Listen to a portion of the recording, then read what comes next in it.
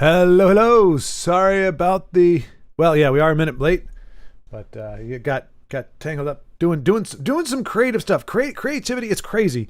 There are times where you seem to have absolutely no interest in doing something creative, and then when you develop the creative excitement, there's a conflict of interest or a scheduling conflict, if to say that.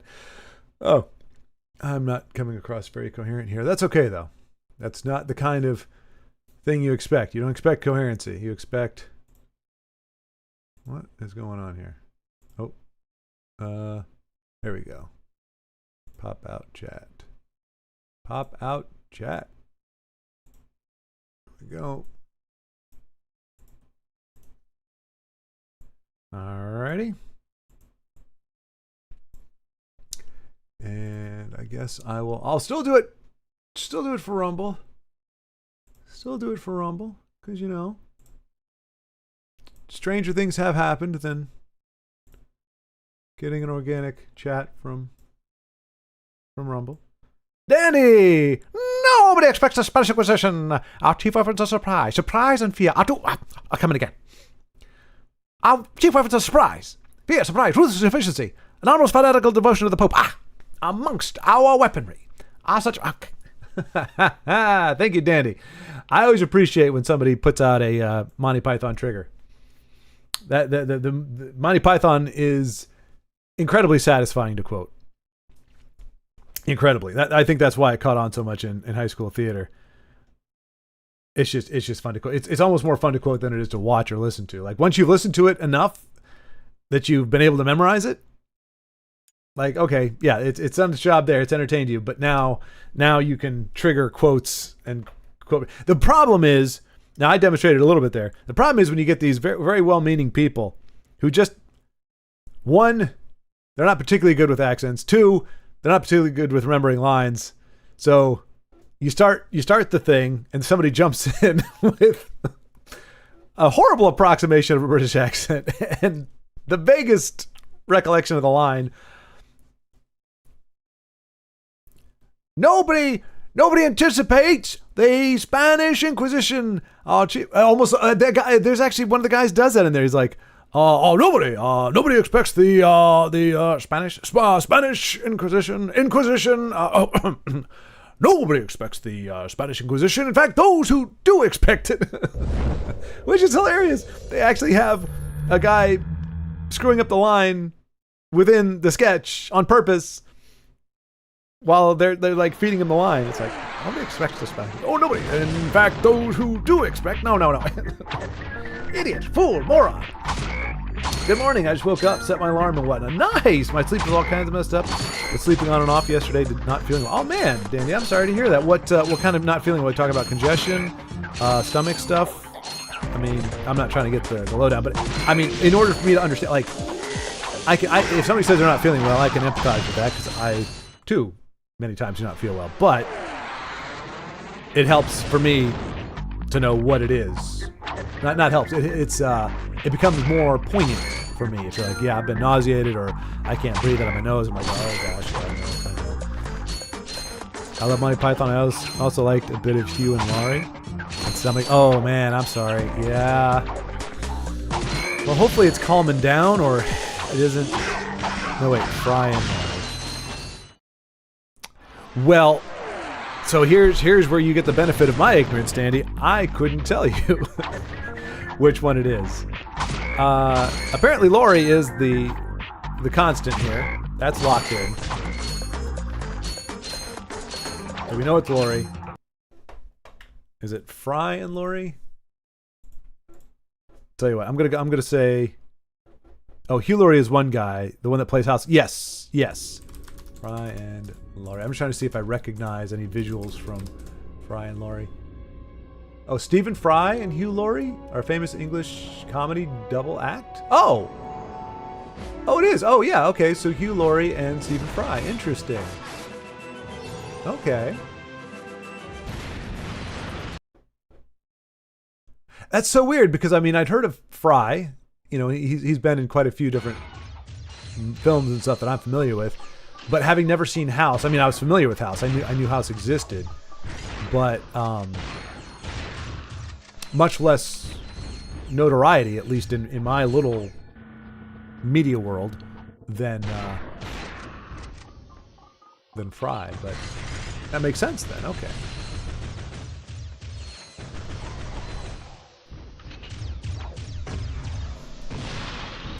But hey, I appreciate you. I mean, it is obviously not something I'm proud of, because I just don't go there. But it is like an awe moment that, like, literally somebody set their alarm for the stream. Now, understanding Ratchet and Clank is doing most of the heavy lifting here. It is more about these scrappy heroes than it is me personally. But I still think it's pretty nifty. Somebody set their alarm to be able to watch some Ratchet and Clank.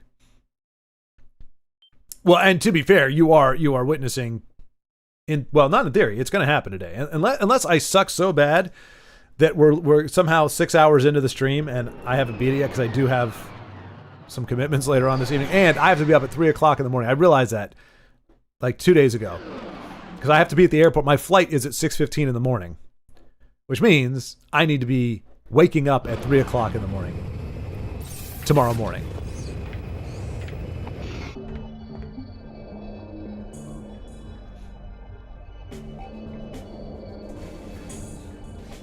So that's going to be fun. They have one skit where Laurie goes to the police to file a report or something, and he's trying to give him his name, but his name is the sound of dropping a block on the desk, and it's just dumb and fun. Okay. So kind of like the symbol known as what is it? The symbol known as Prince or something?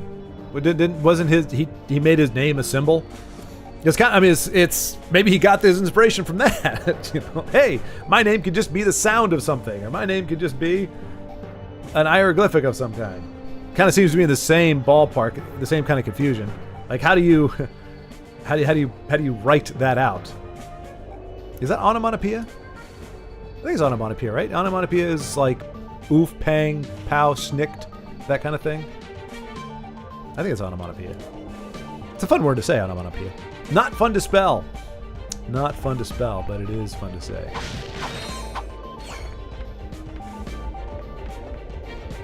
Alright, we know where we're going, thanks to some last minute coaching. But you know, I was vindicated. I felt bad because at the end of the stream I started going meh, meh, meh, meh, meh. But that was why I said I needed to stop, because I could feel that for whatever reason, you know, like whatever the source of it is, I don't know. But sometimes I can go for like 5 or 6 hours and it's no problem. But sometimes I start hitting a wall. It's usually no earlier than 3 hours. Sometimes it's 2.5. I feel like I got there with a few of the Sonic games, where whatever the grind of the game is, the mechanism of me indulging in, you know, playing the game, there's something that's happening, or some things that are happening during that time that accumulate, and it becomes just something I can't maintain that long. So I did get sour, but it wasn't like at the beginning of the episode. It was a little bit later on, and I now know what I need to do. Oh, that felt good. Oh, let's go. Let me go through here. Oh, wait. Oh, yeah. Oh, yeah.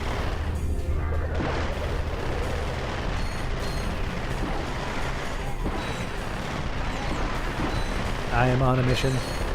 Destroy. Whoops. Could have gone better. It's alright, we got some bolts. We're getting close to that 150,000. No, you should definitely be able to beat this today. Just got to do the hypnotic part here and then one last level. Okay. Yeah, I think that's right. Words that are sound. The knights who say, Eki, Eki, Eki, putting the boing ground.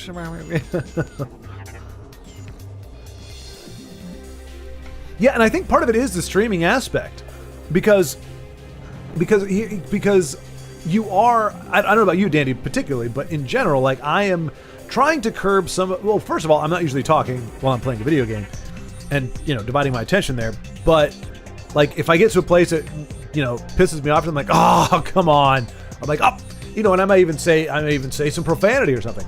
But that's me in my own little world. I try to curb that when I'm playing a game because, like, people that, I mean, I have thought about doing a series called I Hate This Game and Now I'm going to play it for the first time.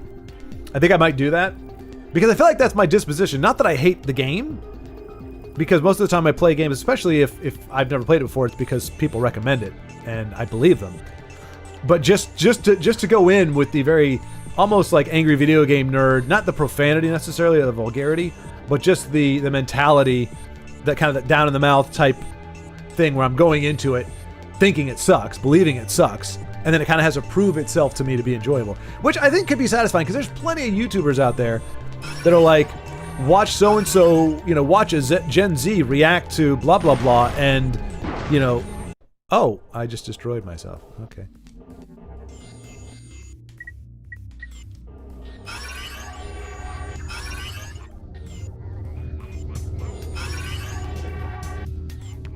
Can I just go through here without shooting? No, they're, how do they know? How do they know to shoot me? I did nothing. I came in peace. They opened fire on an innocent robot. I love the fact that some people pronounce robot as robot. It is hilarious to me. It's a very, it sounds ridiculous to me. Same thing with crayon. I'm sorry, C-R-A-Y-O-N. Phonetically. Crayon. Crayon. Cran. The hell is crin? It's like not, that sounds like a Marvel, some kind of Marvel creature like Skrull. Or the Crim. Or even worse, the Crown. I'm sorry, no. C-R-O-W-N. Crown. C-R-A-Y-O-N. Not C-R-O-W-N. Same thing with robot. R-O-B-U-T. That's a robot. R-O-B-O-T. Robot. Of course, I'm prepared to be humbled by some historic Phoenician that actually is, well, technically, the correct way to pronounce robot by the Greek pronunciation of the vowels, which actually weren't vowels back then, they were blah blah blahs, would actually be robot. So those who say robot are actually the accurate ones, and you're the inaccurate one. Meh. And I would accept it if they talked just like that. Oh, dang it, I keep blowing myself up. Living in PA and people saying water. Oh, Winda. Yeah. My granddad, the only one I can remember, I'm sure there's another pool of words that he would pronounce differently, but like the big one was Washington. Anytime he would say Washington, it was Washington. It took me a little while to get used to that. And now I always think of Worcestershire sauce. Worcestershire sauce. You got to Jean Grey it? Just keep hopping from robot to robot? I think that resets the timer. Oh, does it? Okay. And please, Dandy, keep her name out your mouth. We are not going to Jean Grey something. I'm not a cackling psychotic whatever. How dare you invoke that name in my playthrough? How dare you profane this place with your presence? I command you, as King of the Britons, to stand... Gosh darn it, it's the wrong... They should not have an auto-destruct button right next to the use this to do things button. Alright, so we're gonna...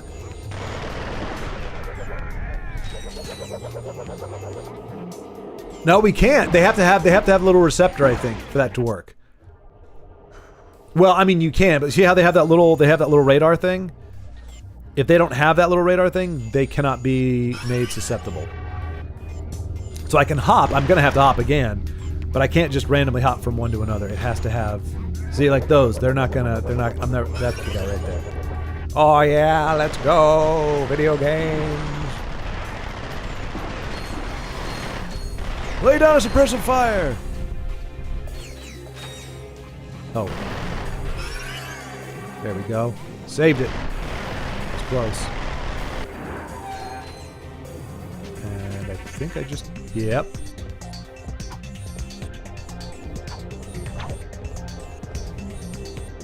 We begin more thought to the next game. Resistance or God of War. Oh, come on! That is so anti-streaming. Screw you guys. It was a checkpoint. Wow. Might I also suggest Infamous? Oh! I do have Infamous. Yeah, I heard a lot about that. There was actually one guy's really, really fun guy to listen to. He says bro too much. He's like, bro, or bruh. What did he say? Bro, man, bro. Like, it's one thing to say it ironically or to say it occasionally. He says it a lot. But he did a playthrough, and so I haven't actually played the game, but I've seen it, and it looked really freaking cool. And the premise is really cool. So, Infamous. I mean, what we might have to do is roll a D20, Dandy, or a D8 or something. Like, come up with like 8 titles, because here's the thing. The great thing about that is either A, they all have equal weight, and so anything I roll, that's what we play, or I roll and then we see the result and you go, how about you roll again? Because maybe Infamous is really the preference. Because right now I'm like, oh no, I actually think I would really like that because it's completely different. But I wouldn't mind playing Resistance or God of War. But I think right now, as you mentioned, I think Infamous actually has a little bit of has a little more prominence. But if they are in fact all equal, then a dice roll will it'll either determine it or it will prove out where the preference actually lies.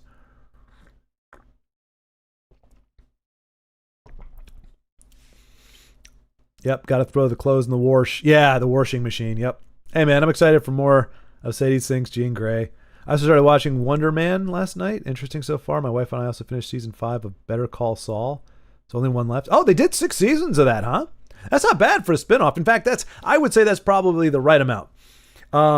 Because like Frasier was a spinoff of Cheers. Cheers went, I think, for 10 seasons.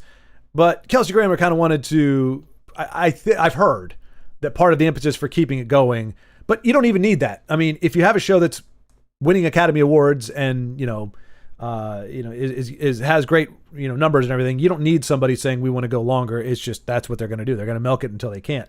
But I would say season 7, season 8 of Frasier was kind of, those were the last really good like seasons as a whole. And then after that you had good episodes, but overall the series was kind of getting a little bit thin. So I it sounds like, I don't know, how many seasons did Breaking Bad have? Like 8, 9, something like that? It makes sense.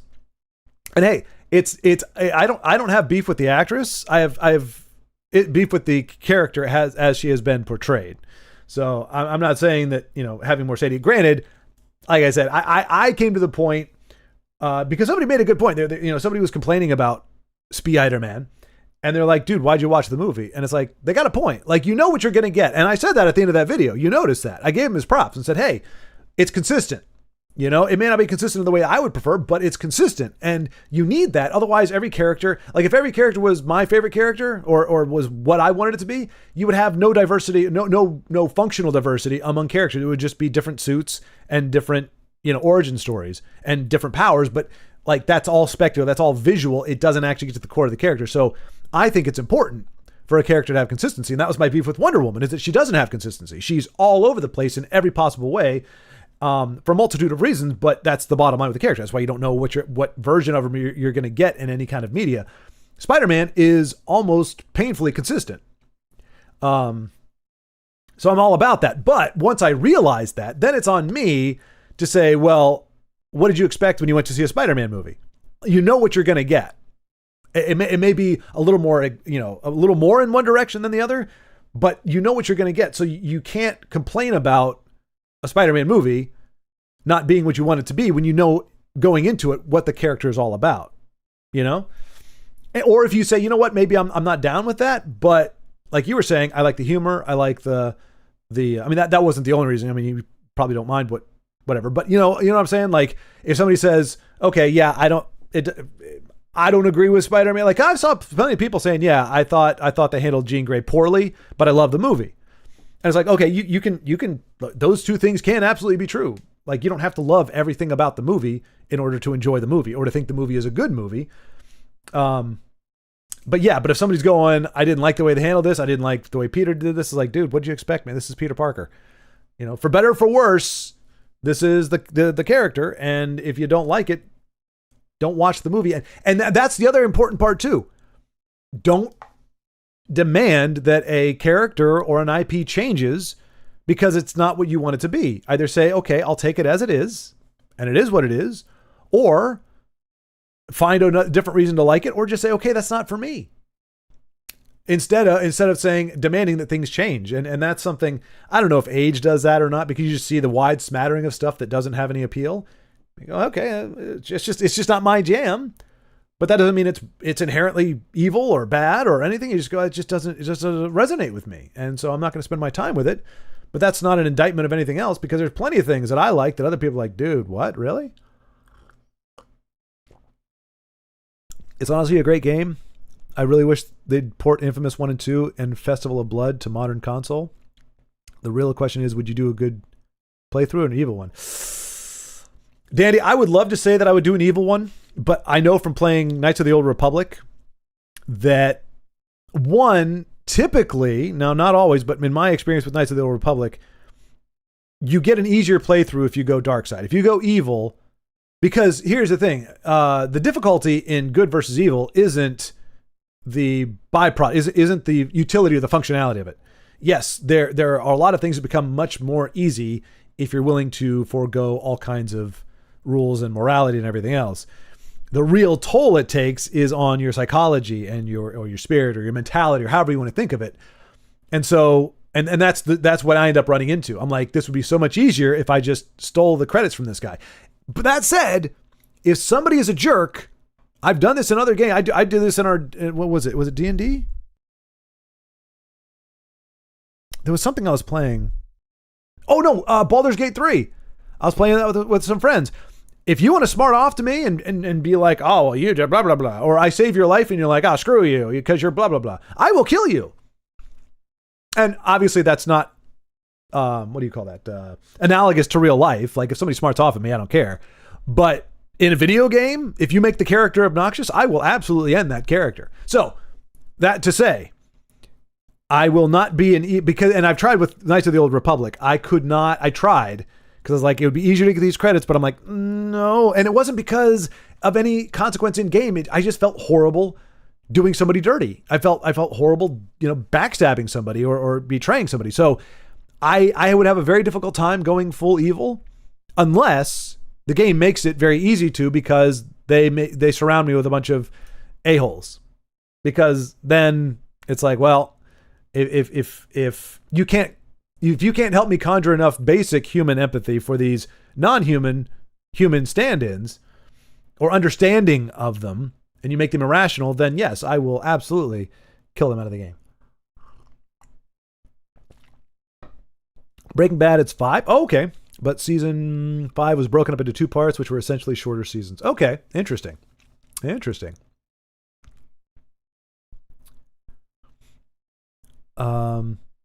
Better Call Saul is actually better than I expected it to be. One of the main characters, Nacho, is the same guy that plays Scorpion in the newer Spider-Man movies. Wish we'd have gotten more of him. He's a good actor. I heard that. Again, you hear so many tertiary things. I heard that the guy is actually really good, that he was kind of underused, which, I mean, you can only have, that this Spider-Man, like many others, has been an ensemble cast, both for heroes and villains. That much I know just from the basic casting list. So it does get hard to give everybody their due.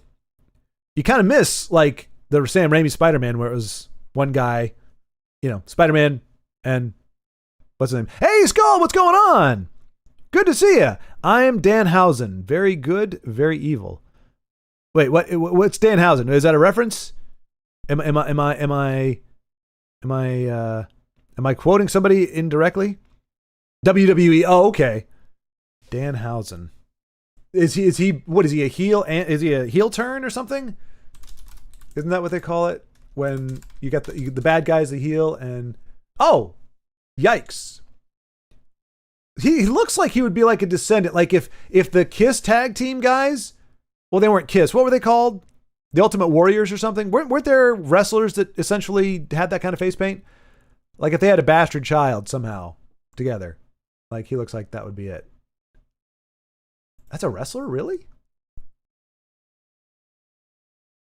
Yeah, professional wrestler. Wow. Fascinating.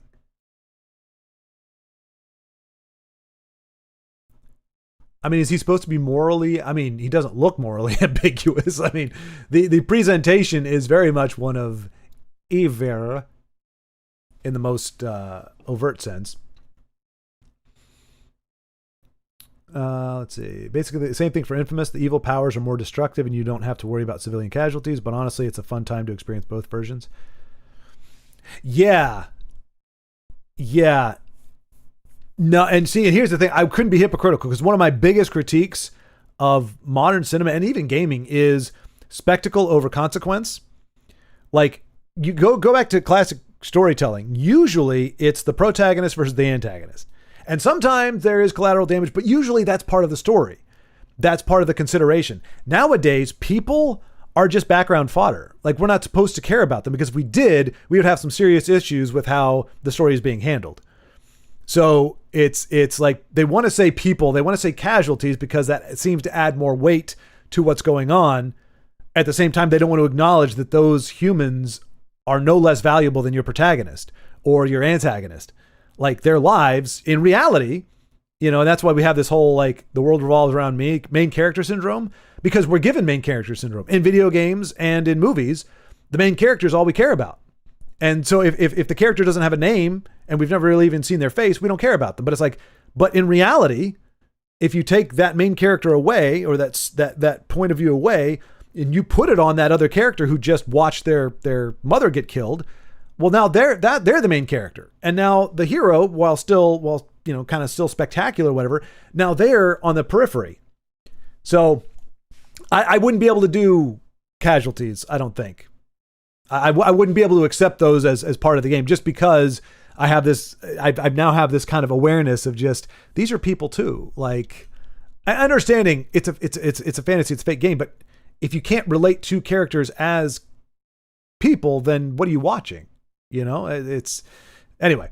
You got to go in all the way though. Yeah, full good. I agree with that, Dandy. 100%. You got to go all in. Watch a video of him, like shorts or something. So you couldn't play Modern Warfare 2, I suppose? Well, now, I have played Modern Warfare. But, wait. Is it the scene where you're walking through the airport and you're supposed to... I didn't kill anybody. If that's what you're talking about, I did not kill anybody in that... Or I didn't kill innocent, they said to shoot somebody or to do whatever. I just ran around and hid. I didn't actually shoot at anybody until I was getting shot at. Yeah, no, you can get through that level without actually shooting them. It's not easy. Like, I don't do pacifist runs, but I'm not just going to start popping off innocent people. Like, now, again, the security cop started shooting at me. I got to shoot, otherwise I'm not going to get through the game. But no, I don't.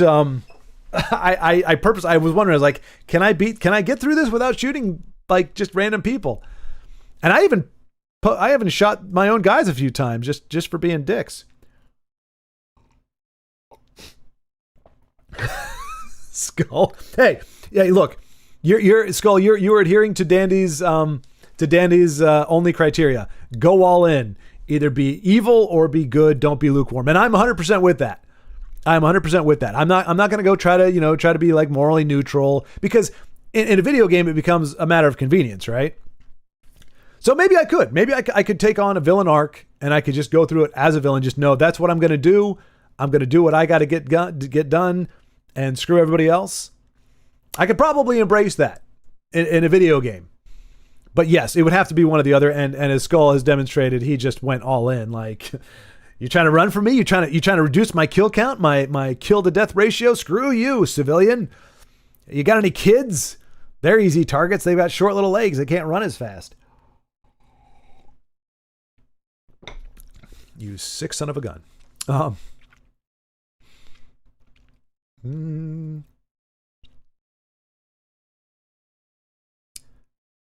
was also wait. I was also wondering, but okay, that makes more sense, but not too bad. Still trying to wake up. Fair enough. That just means you got to be more careful of civilians when you do a good playthrough, because some of your powers have quite a splash rate. Yeah, and that's, to me, Dandy, there's a difference between what do you call that? Oh gosh. Not proximal damage. It's casualties. Shoot. What is it? I can't remember the term. It's completely evading my brain right now. But like unintentional casualties or whatever. Those are going to, and that was something funny. I was actually reasoning through it, because somebody actually was saying, oh, well, Punisher, is worse. I'm like, no, you got to understand, every superhero, just about, like Captain America, I think I did a research on it, roughly about 100 like intentional kills, collateral damage. That's it, collateral damage. But over 10,000 collateral damage. If you think, okay, he took out this big ship or whatever, how many people were on it and everything, you're going to have collateral damage. Like, and the thing is, because superheroes, everything they do is magnified. So if they throw a villain into a wall and it happens to be a load bearing wall, it could come down on somebody's head. Like, I don't think you can eliminate that when you're fighting superpowered villains. If you have a choice of venue and or you're fighting somebody that you can control easier, I think that's when you can reduce collateral damage. But if you're fighting for your life as a hero or in the game, as we most certainly would be, if you're fighting for your life, collateral damage is going to be a thing. But there's a difference between collateral damage and like ignoring the fact that it's collateral damage. I think that's the big thing. And what is reasonable to presume, because like Megamind, I mentioned that before, we knew the building was empty when he blew it up. Like, they made that clear. They established there's nobody in this building, so we didn't have to wonder, oh my gosh, did somebody die? But if it's a building during the day and you just see an explosion on the side of the building, that's a huge chunk of office space. So unless that just happened to be vacant for convenience, there was collateral damage. But it needs to be acknowledged, is my point. I will say the full evil lightning by the end of the first game looks dope. Well, now that's going to make it hard for me not to go full evil then. They give me opportunity, I'm going to run with it, Skull. Skull, you scare me. No, but that's the, that's that really bad argument. Baby with the bathwater. Anybody who says video games brainwash people, that's bonkers. The problem is what gets lumped in with that is the understanding that, one, and I can vouch for this because I lived it and I'm living it right now, there are different levels of susceptibility.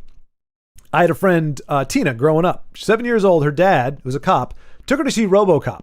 RoboCop, the rated R movie, the original. Her dad took his 7-year-old daughter to watch RoboCop. Didn't faze her at all. She could talk about Murphy getting his arms blown off and everything. Didn't bother at all. Me, I had nightmares after watching Superman 3 because the lady with the glowing red, yellow eyes is freaky as hell. But I could watch Aliens, Predator, eventually RoboCop, and not really bother me. My nephew watches Star Wars and starts whacking cats with a broom. Like, he runs around hitting them with a broom, thinking he's using his lightsaber to kill whatever creatures. So you have different levels of susceptibility. Now, I am taking it on good faith, Skull, that you are not one of those people. But so you can't, it's not a matter of brainwashing. It's just a matter of how impressionable somebody is. They see somebody do it on TV, they think they can do it. There were kids that would jump off the roof of their clubhouses or their houses to fly like Superman, because if they just believed, because that's what the movie says, right? Just believe in yourself. So I believe in myself. I can fly. Well, no, you can't. Not every kid does it, but there are kids that do it. And there are kids who see things and are very strongly influenced by them. And whether they directly act them out or do some facility of it, it can be a problem. That doesn't mean you can't have movies that show that kind of thing. You just have to understand not every child and not every person is identical in terms of how impressionable they are to media. So it's like, so just saying, oh yeah, people say movies and video games brainwash people. No, that's not true. It doesn't brainwash people, but there are different people who will intake what they experience in a video game in different ways. And it doesn't mean they become killers or anything else. It just means there is something, you are intaking information, and that's not a net zero effect.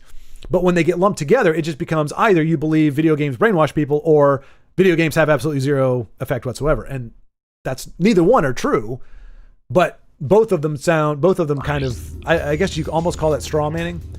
Both of them kind of can do that to each other, which is a bit of a bummer.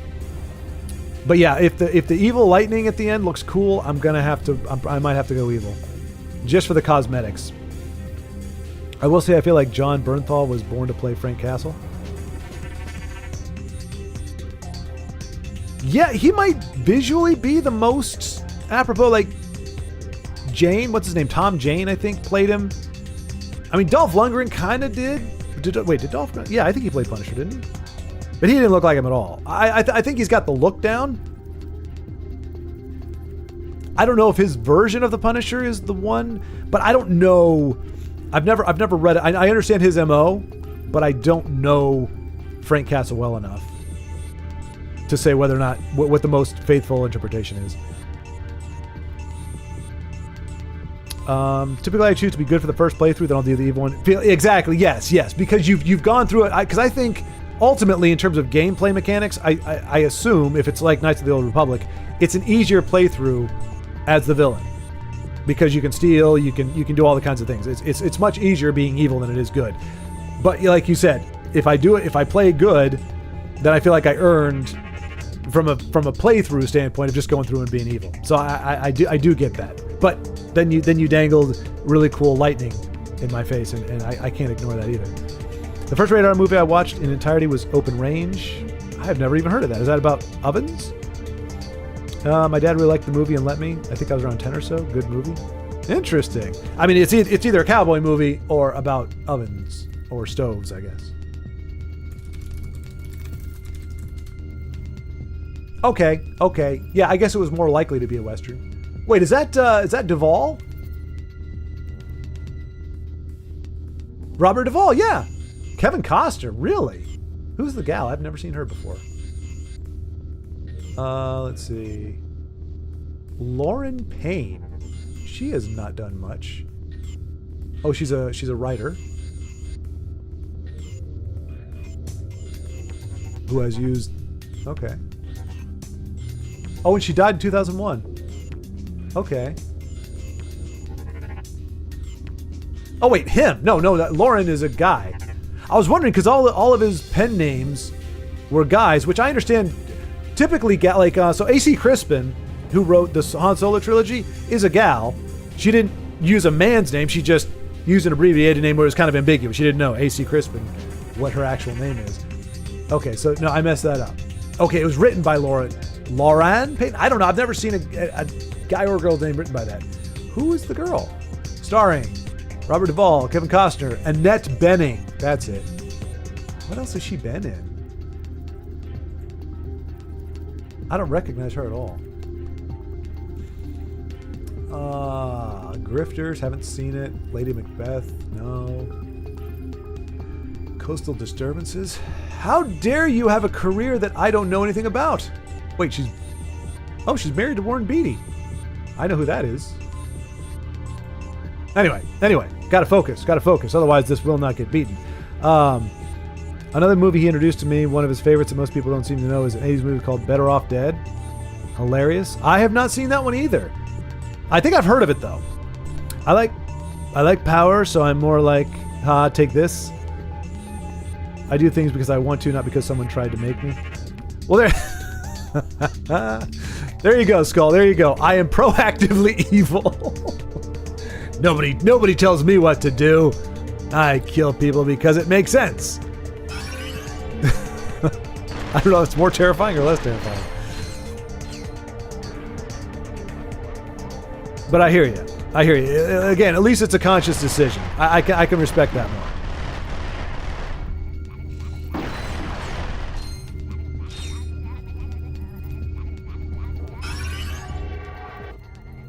I love how he does a little vibrate thing. Oh my gosh. Look at me strafe. All you anti-strafers out there, people say I never strafe. Look at this. You can't strafe better than I do. I am Sir Strafes a lot. I am Strafey McStraferson. Almost killed my future target. Oh, strafing. Oh, strafe. Oh, the strafe. Oh my gosh. Nobody strafes better than I do. Nobody!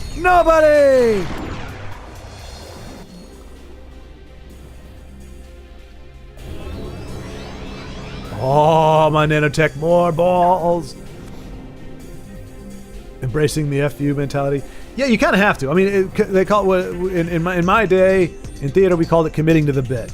If you're gonna go in, you just got to go in. If you do it half-hearted, it's not gonna work. It's not gonna be fun for you. It's not gonna be fun to watch. You just got to go ham on it. Doesn't mean it has to be like melodramatic and like mustache twirling. But wait, you're not gonna let me go down? I probably have to freeze this. No, there we go. There we go. All right, don't I have my little? Yeah, I do. Ow. Okay. We're doing this. It's alright, I'm good at this. I'm really good at this. I have my cool helmet on. I could probably breathe longer if I had a better helmet, but... How do I go up? Go up, up, up. There is no up. Oh, wait.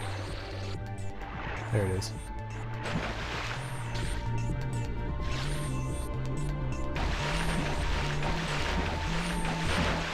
No! I said up! Fool! Oh no, now I'm under the... There we go. Easy peasy.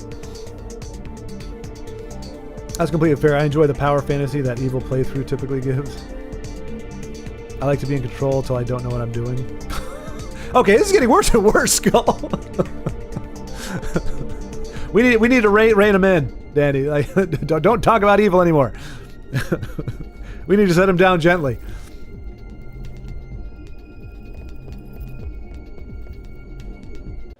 Have you played Skull? Have you played what are we talking about? Infamous? Is it Infamous? I think that's what it's called. Have you played that before? Because you've done the PlayStation escalation, right? But if you didn't have PS3, then you couldn't play it because it is locked on the PS3. That's one of the reasons I bought it. I actually, when I bought the PS3, like the first games that I bought were ones that I looked at that were locked onto PS3. Because in this day and age, that's really rare. Usually, it gets ported onto PC, or there's a PlayStation 4 or 5 version or something. But apparently, Infamous is one that is still physically locked onto the PlayStation 3. I'm sure that'll change. It has to. But, okay, my one comment got deleted for some reason. I tried telling you to get the Gigawatt blades from PS Store. They're free. Gigawatt blades? Wait, what? Is that for this game? They make melee combat better?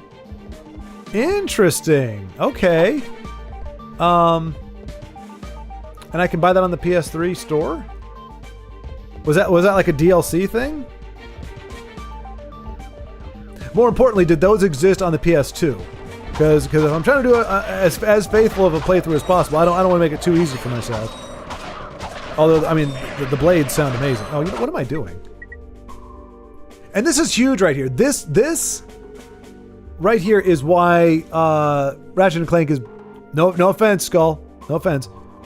But no, no offense, because you said the same thing I did. This is what we needed in Resident Evil 5.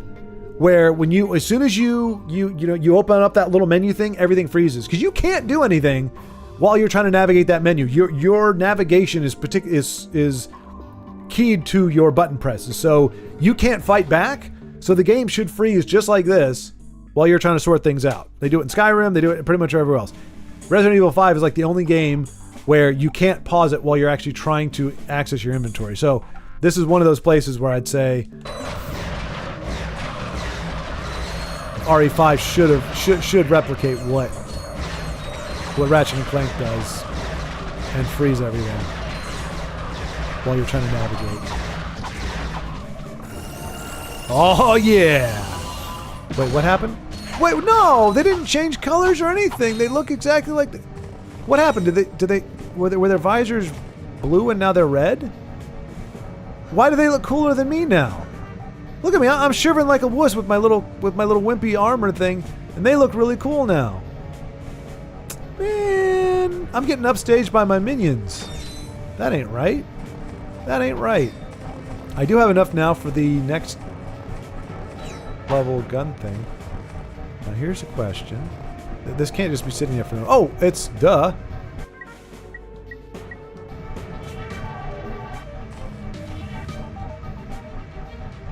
Oh my gosh, you know what I look like? I look like Pyko. I'm Pyko. He drives the... This looks almost exactly like the wild goose. Y'all know what I'm talking about, right? Because y'all aren't a bunch of Philistines. You know what F-Zero is. And you know this looks like the flying goose. It's missing an engine. If it had a third engine on the top, it would be like almost a spitting image of the flying goose from... Or the wild goose, I'm sorry. The wild goose from F-Zero on the Super Nintendo. One of the greatest games of all time. You ever notice that when people make YouTube videos? Everything has to be of all time. You can't just say it was the greatest game or it's one of my favorite games. It must be the greatest game of all time. The thing of all time. Do I have a gun on this thing? Oh, well, there's that third. Oh, there it is! Oh, wait, there's the third one. It's just not elevated. Okay. What's going on? What's going on? Get back in the ship.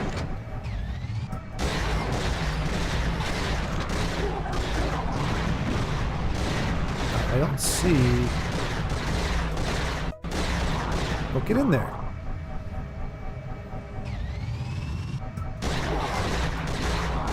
Oh, wait.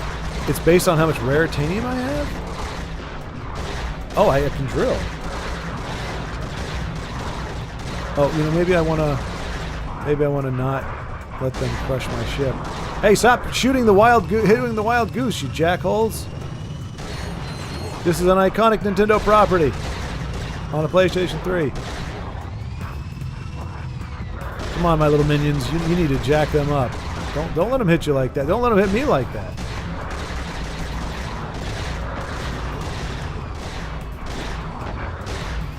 Do I not have any guns on this thing? I don't think I have any guns. I don't.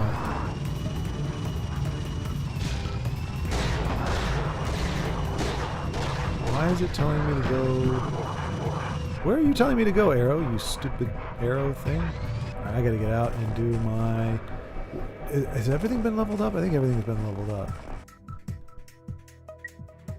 Not my shield yet.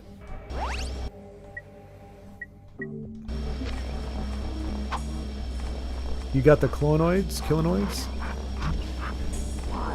That's my robots.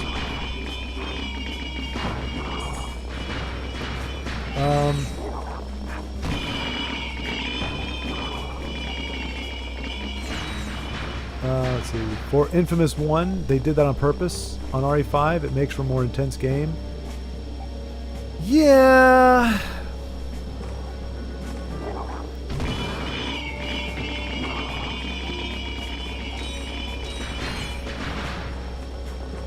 I don't know. To me, that almost, I'm not saying definitively, but to me that kind of skirts that line we talk about when it's like, you can either make a bad guy harder by making him a bullet sponge, or you can make him harder by making him more intelligent, or by giving him an extra form, or giving him a different pattern or something.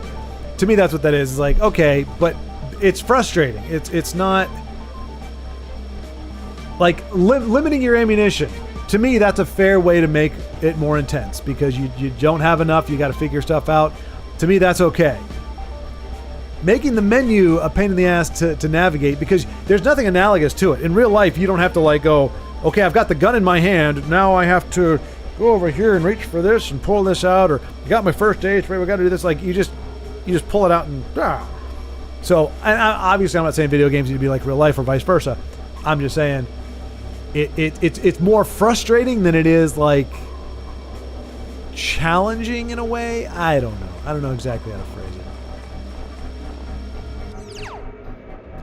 it. This arrow is obnoxious.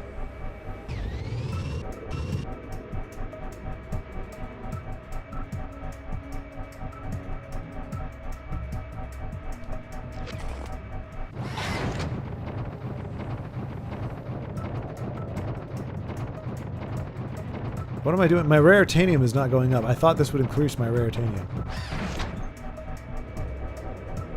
It did not. Like seriously, what is that? What is that arrow? Oh, I'm retrieving something. Oh, yeah, I'm pulling something up. Okay, so I'm actually gathering Well, now is that helping me? Hang on. Is that helping me or is that just helping my ship? Because the raritanium just went up. Is that just giving me more power, or is that actually giving me raritanium? Like me, Ratchet.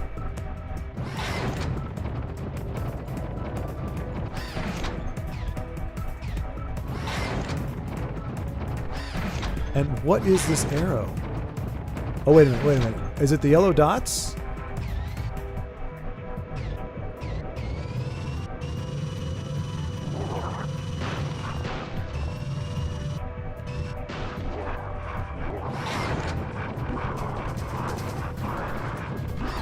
Okay, they're getting on my nerves. This sequence is getting a little bit ridiculous here.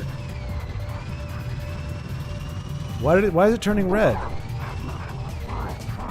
Oh wait. Where's the explanation? You know what? Just kill me. Kill me. Let's see. Walk up to the door. Damn, now you're gonna have to walk all the way back just for a cutscene so you can finally leave the planet. Oh.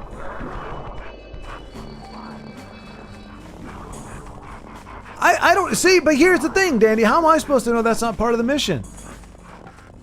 I don't know what I gotta do. The game isn't telling me nothing. I'm just trying to figure stuff out on my own. Hang on a second.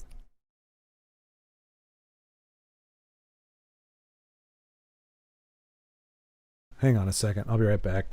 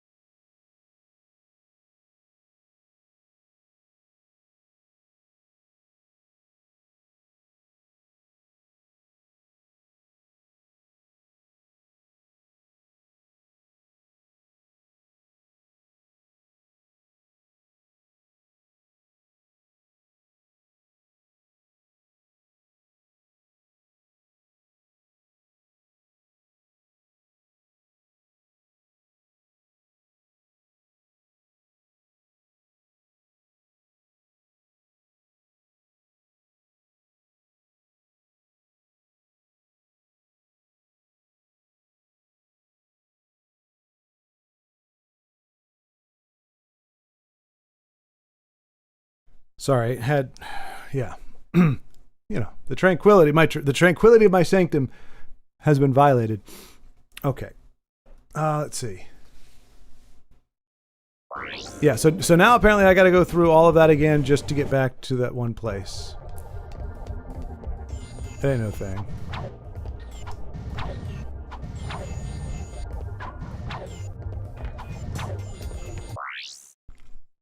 Let's see.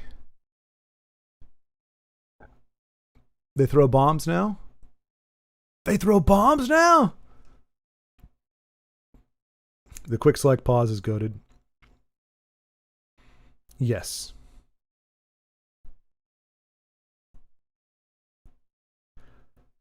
I agree. The vehicle is to get raritanium. No, that thing is just to try to mine raritanium.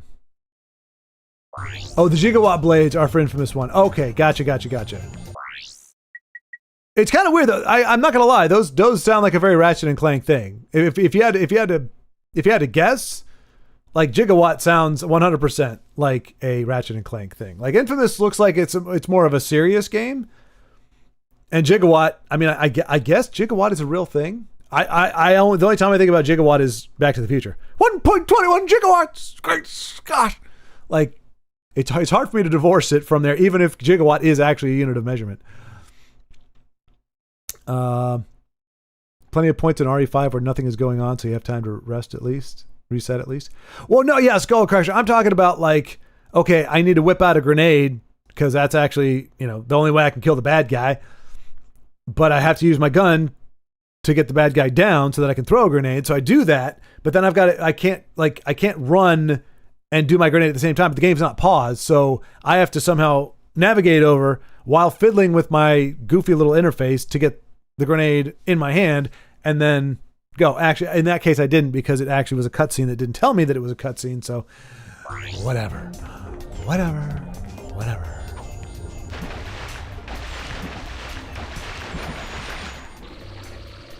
Oh, I guess we did have that one part right here.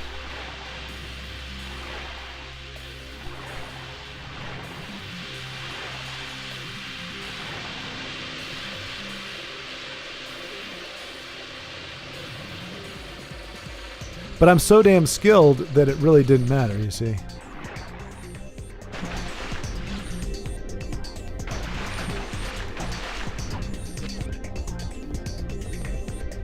So was that going to be my raritanium? Like for me? Because don't I need raritanium? What do I use raritanium for? I mean, I've got 58. Raritanium ore is a valuable resource that can be found. Oh wait, this is for my spaceship, isn't it? Yep, ship parts. Okay. So yeah, if I was going to upgrade my ship, which I don't even know that I need to, but if I did need to, I might need to get more of this. But right now, probably platinum bolts are more relevant to my need than anything else.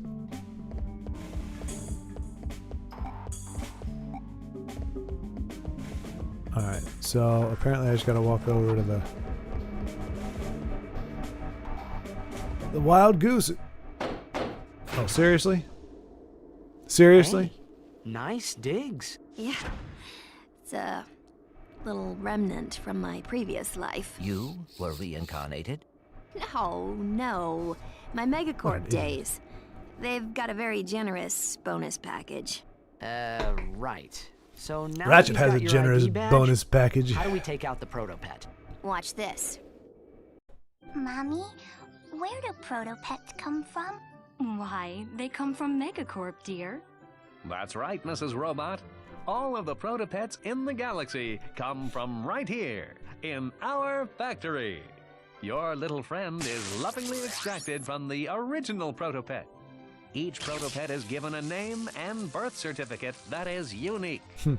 Our training system helps mold your pet into a wonderful friend that you'll cherish forever. So the next time your child asks, Mommy, where do protopets come from? you can answer with confidence. They come from Megacorp. That factory is using the original protopet to produce all the others. Exactly. If we can take out the original protopet, that'll shut him down permanently. 20% off a complete service at Groovy Lube? Oops. Wrong one. This will deactivate the door. It doesn't look anything like that. Oh, she's an idiot. There. Sure, She's you such wanna a split up? blonde, Well, whatever that Megacorp's creature is. orbital defenses are nasty. With 2 ships, there's a good chance at least one of us will get through. Good thinking. Just be careful. And she's clumsy too. Right. That's funny. All right. Wait, can we not? We don't get to see the inside of the dish. She didn't even invite us in. She kept us out there in the cold. Look, I'm not looking for a what ramen? Like ask me in for ramen or something. In Korean dramas, asking somebody in for ramen apparently is like come in for coffee or something. I don't know. What is the line? Come in for a drink or something? I don't know. Apparently, there's a secondary language that I never got when I was growing up, or if I did, I didn't recognize it. But apparently there's different ways to ask somebody to come inside that implies some kind of sexual act is anticipated. I'm not asking for ramen. I'm not asking for coffee. I just want to see the digs. And she kept me out there in the freaking cold. What a jerk. And this actually becomes important now. Skull or Dandy, probably Dandy. I think he probably... am I going to need some upgrades on my ship to make this next mission... like not like incredibly painful, and if so, is 58 raritanium enough to get them? I think you're about to die. This is completely optional. It has optional missions throughout the game. I understand that, Skull, but I don't know which ones are optional and which ones aren't.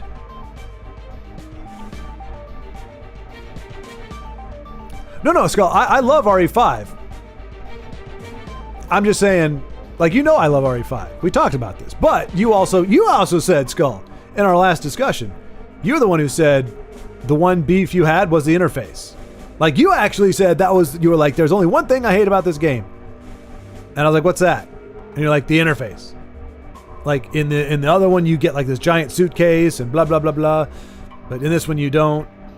So, I was effectively just agreeing with you.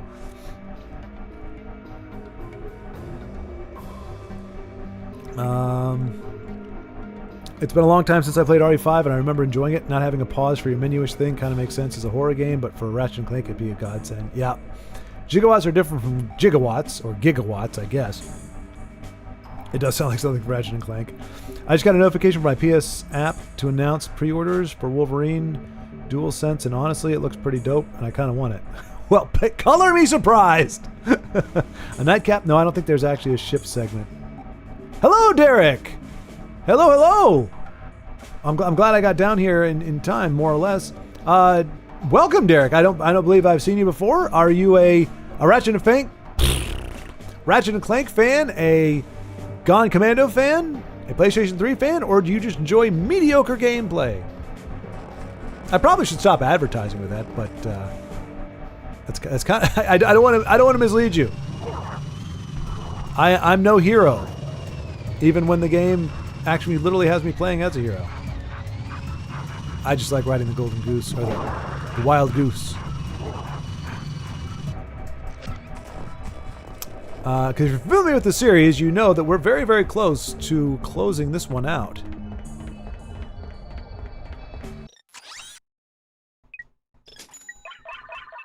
Oh, I can buy the thing now. Where is it? Plasma coil, right? Dandy, this is good. This is aces right here.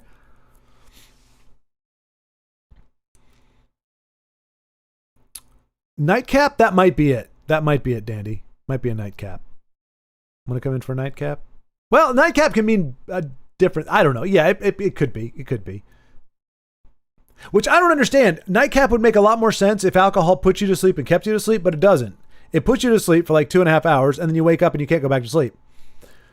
So it's like, why? Like I used to think that was so cool. It's like, oh yeah, have a little bit of sherry or something like that before bed. You know, a nice little nightcap like adults do. And then I did it, and I passed out until like 1 o'clock in the morning, and then I woke up and I couldn't go back to sleep. I'm like, what was the point of that?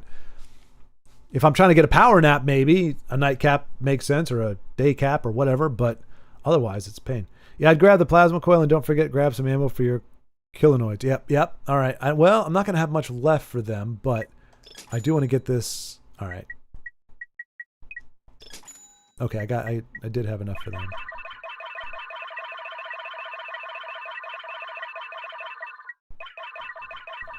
All right, we got all the things. We're loaded up. All right, I'm gonna go ahead and save this real quick.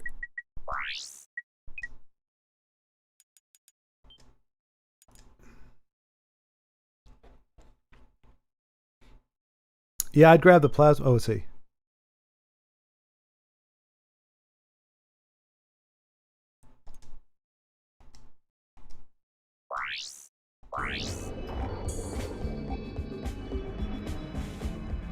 Ninja, hello! Ninja, I believe we've talked before. Have you added the lock-on mod to your weapons? Not all of them, Ninja. Hello, by the way. I could have sworn I've seen you before, but I don't recognize the little... What do they call those things? The little circles by your... with the things, PVPs or PNPs or something. Anyway, either way, welcome, hello. I've added it on to, we added it on to what, the ball buster, the ball gun thing, and the thing that shoots out 3, and they kind of just chill and like, ooh, the AK-22, I think it's called. We've done it to a few, but not all. I only have one platinum bolt right now that has not been used. So I do have a few that lock on. I think I did that to my missile as well. I think.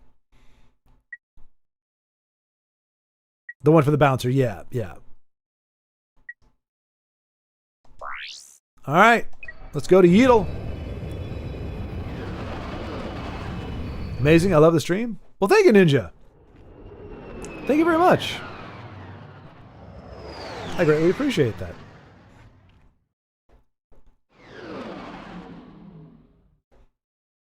it's you know, I'm not a gamer, but I do love to play games. That's the true of a lot of things. I used to think when I was growing up, I wanted to be a whoa, what's going on with that? Oh, that's my plasma thing.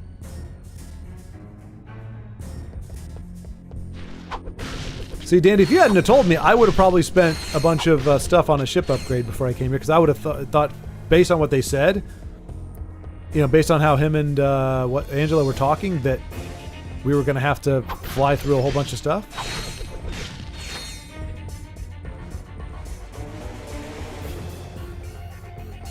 As Doctor Strange would say, we're in the end game now.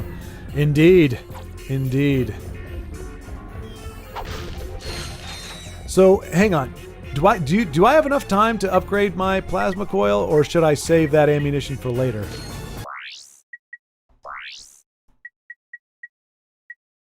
Let me see. I'm going to get rid of that for now. Already got those. The volcano.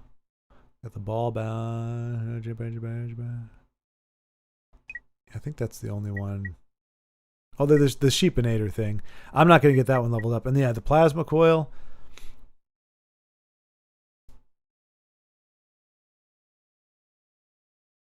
Okay, gotcha. Ironically enough, well, they probably had two different teams. One team working on the cutscenes and the animation and stuff. The other one working on the actual game. I was going to say maybe the irony that they're like, we spent too much time on the cutscene that tells us that there's going to be something that we had to cut. Don't save the ammo, but you probably won't upgrade it before you're done with the game, but it'll help you deal good damage. Okay. All right. So I will probably... That's probably better than the lava gun right now, right? We'll put it there anyway. I want to try it a little bit. Oh, it's got to be good if there's only 15.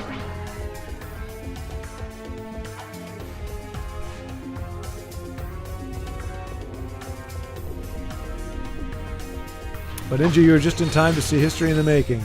I will be the first person in the world, or at 12:30 on the 19th of August, to beat Ratchet and Clank going Commando. Well, maybe.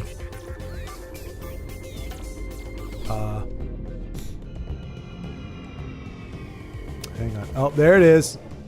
There it is. I thought I wasn't going to need this anymore, but I guess I do. Silly Billy.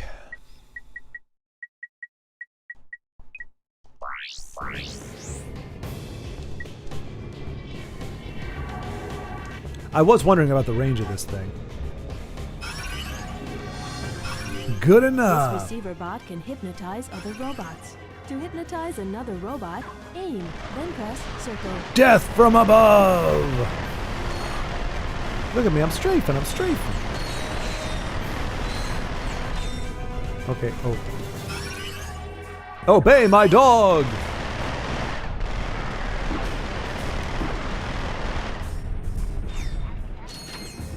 Hey there, buddy. Want to do some carnage?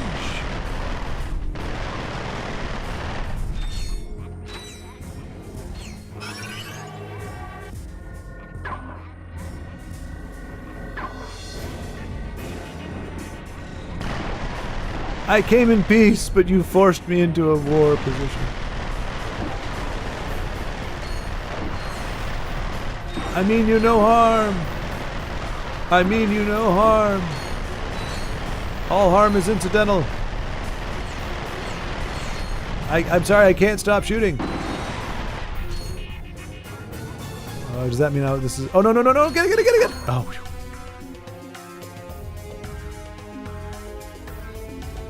Well, yeah, they're separate teams' apartments, but this game shipped like a year after Ratchet and Clank. Very limited turnaround.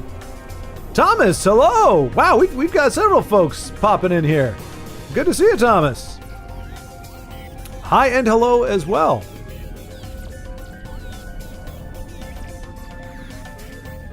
Yep, trying to stop the prototype menace. Oops, what happened? Did it? Oh, it gave me my little grappling things. But yeah, welcome. Are you a Ratchet and Clank fan, a Going Commando fan, a PlayStation fan, or a fan of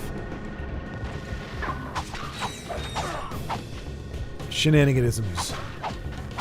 Or just had nothing better to do at this particular time. Oh, I think you want to eat a missile, don't you?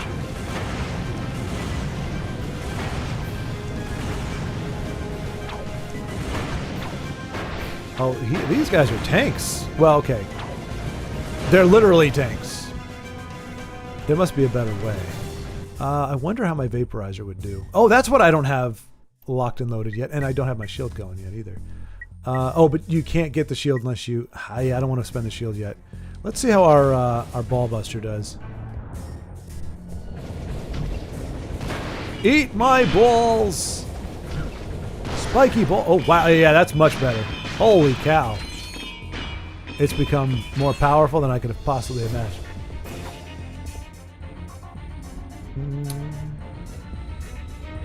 I'm a fan of all platforms of PlayStation. Nice, okay. Alright, fair enough. That works. Well, this is the PS3, I guess widescreen makes it obvious. I'm guessing the original Ratchet and Clank on PS2 was full screen.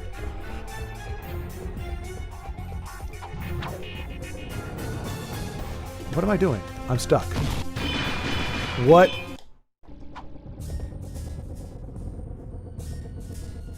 I mean, hey, I'm glad it didn't soft lock the game, but I'm still like, wait, what?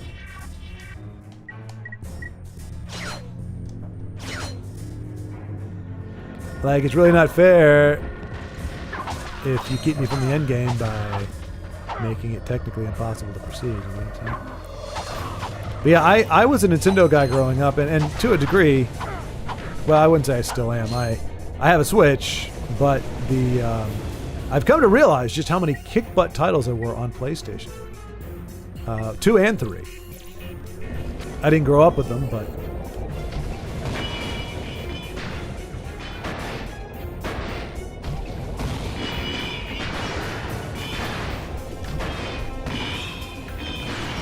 Get wrecked, son. Get wrecked.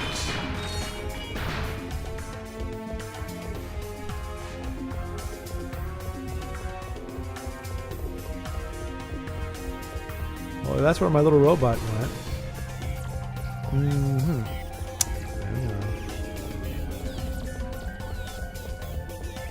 Maybe there's something in here?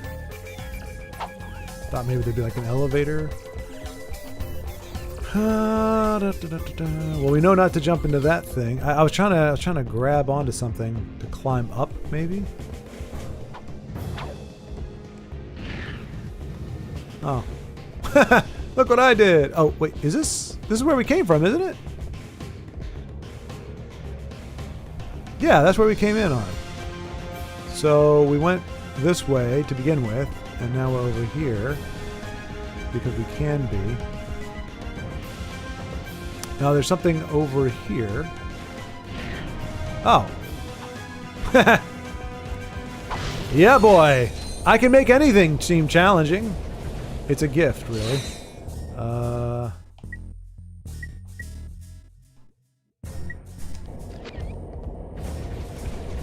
Lock on, darn you. Lock on. You can't lock on, can you? They're too far away.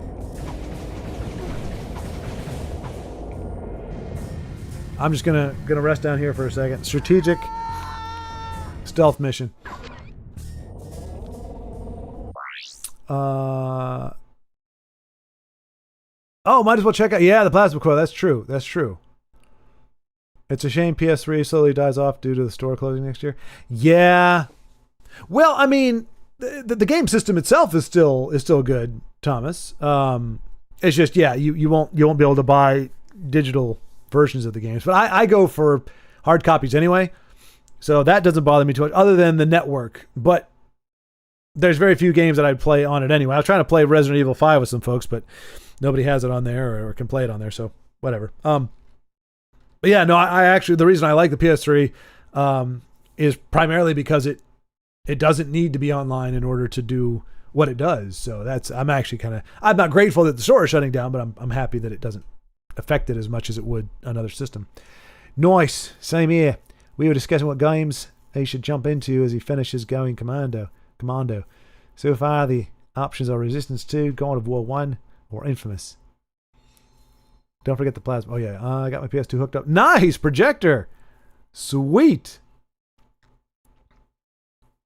About how big is are you using a wall, or are you using like a special screen for it, or you just got like a white wall or a sheet and you just blast it on that? That's pretty cool. As long as you're somewhere like a basement where you can turn the lights down, projectors are by far the way to go. I think maybe the newer ones don't even require that much, but you still got the light thing. But I mean, you can definitely have the biggest screen in the world. Ton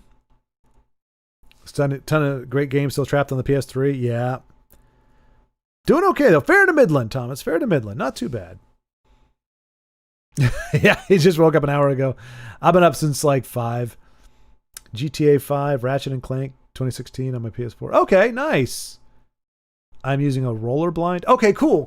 So that's just like a pull down.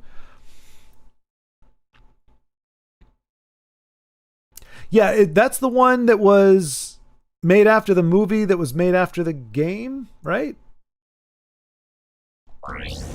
Oh, yeah, let me do plasma coil. Wait, no. I replaced it with hypno gun. That's why I don't have it. Let's do... our missile is not really being all that great right now. So let's go... Plasma thingy blooper. Coil, that's it. Alright, hang on.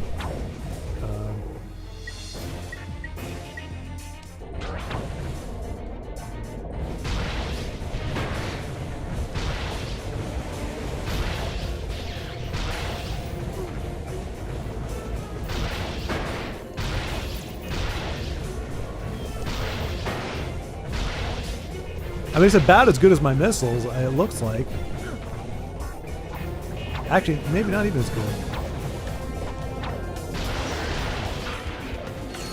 Good against smaller targets. Yeah. Oh, no, wait, I can't. Oh, yeah, I can refill those. Okay. No, wait, no, I can't. Can I? The shield can't be, and I don't think those can be. Man, I'm getting wrecked right now.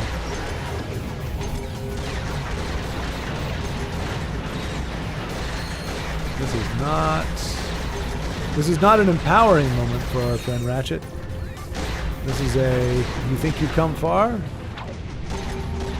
not come far enough. Where did you come from? The room was empty.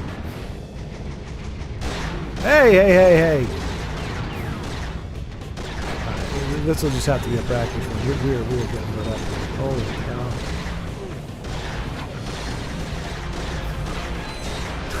cow. It's almost comically bad.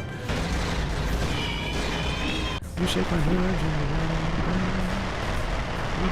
Oh, I think those were my extra bodies that I'm getting rid of, actually. Probably should not have killed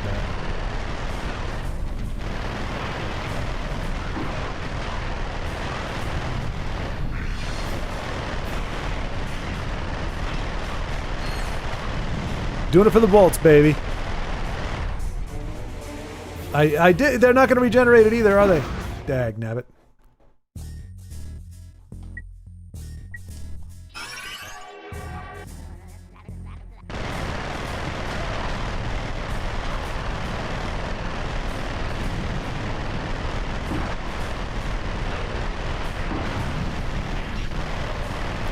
Why is my little robot doing better than Ratchet did?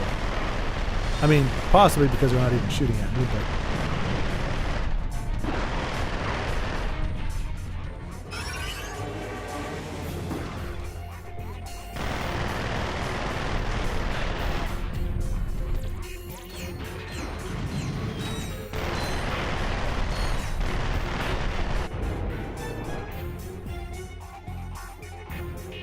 Is that behind me? Maybe? Yep, there we go. And to Megacorp! Haha, we're almost there. Whoa, we're halfway there. Yeah, game based on a movie based on a game. The D Planet Disser in that game reminds me of the Death Star of Star Wars as you go inside to destroy it, and Dr. Nefarious in that game is weird to see as a human. Oh, they're just teleporting in. I got your skull. Yeah. I guess the little blue circle. I thought I was standing on the blue circle, but I guess I was a little bit in front of it. Good call, though. Yeah, I didn't like squishy Dr. Nefarious in that game. Is Dr. Nefarious Is he going to be a bad guy in like upcoming games? Especially looks so different than what we saw in UYA. But the deplanetizer in that game was massive and pretty. Definitely done better. Yeah, that was better than OG one. There's probably a button somewhere. Nice. Oh, thank you. Yes, yes, indeed. We're rocking it right now. Okay. Let's see. What are we going to use for this?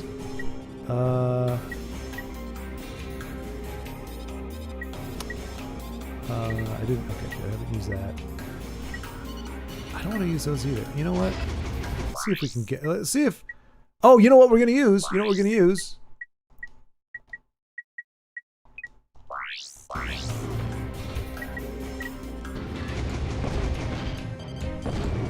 What the heck? What is the rain? What do we do? What do we do? What is this? Oh, this is horrible. Oh, this is horrible. It's worse than, it's almost worse than the Lancer. Maybe that's why they give you 200 shots with it, because it's garbage. Holy cow, why am I... No, I mean, granted, it's a cheap weapon. Look, I shouldn't complain too much. Maybe it's better against non-metallic things. Give me my purple ball. Oh, I got my purple ball. Oh, that was still an abysmal outing. Why is it... So I really only have the ball bouncer thing, the HK-22, the mega turrets. Really, everything else is kind of gimped at this point. Like even I mean, this was probably okay, but the ammunition makes it kind of crappy.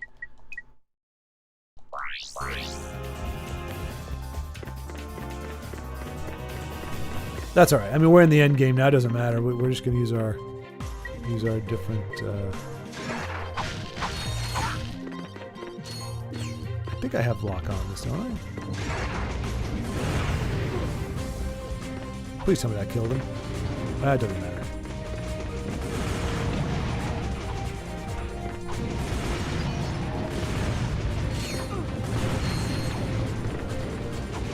Whoa, I'm getting shot from behind? You jackholes. That ain't right. Man, you think this is like the end game or something with all it's hard and fast they're shooting. Alright, I'm gonna stealth. We're going stealth now. Oh, you can't go down there? Oh man, that was my plan. Oh, my brilliant plan did not work out so well. Oh man.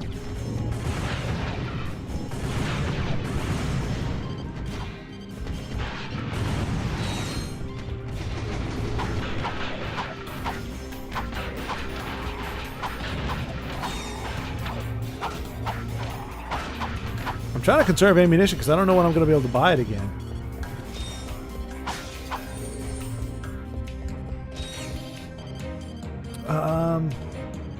Whoa, Squidward in a chair. Wait, what? Whoa!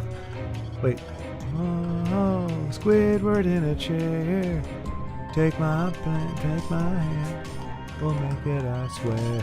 Whoa! Squidward in a chair.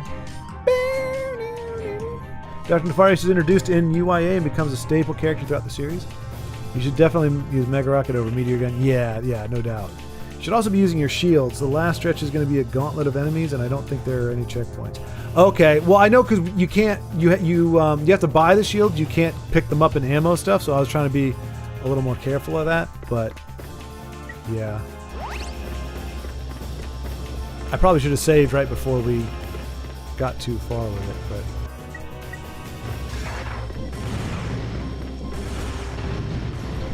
I don't think I have the really good lock on for this.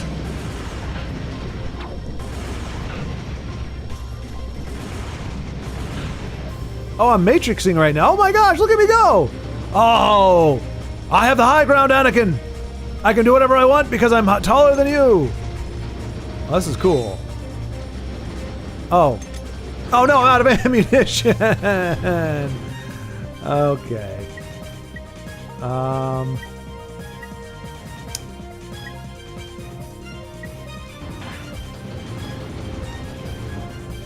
This isn't locking on either. Let's see if it goes anywhere. It does not. That was a waste of ammunition too. I mean, all I've got is the vaporizer, really.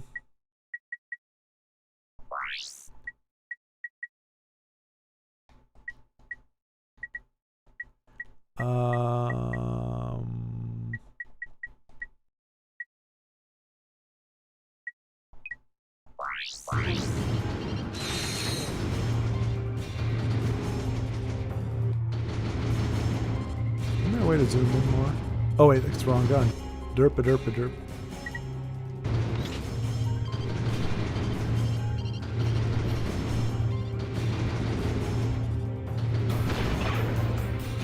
Oh, I didn't know. I didn't realize that splash damage, or it doesn't.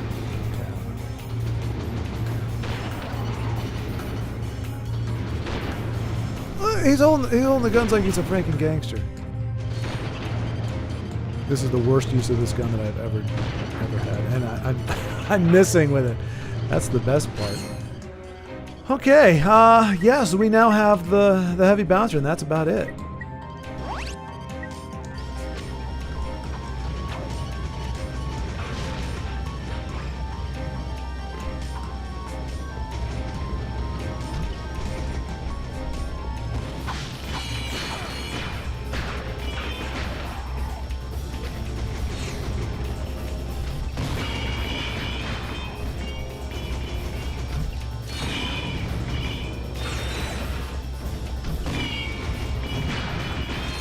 I mean, in terms of effective weapons, I guess we still have the Ratchet. What are these guys like? Why are they so? Ugh, you're so spongy. I don't like spongy bad guys. All right, you know what? Screw you, dude. I'm not wasting any more ammo on you, scrubs. I'm moving on.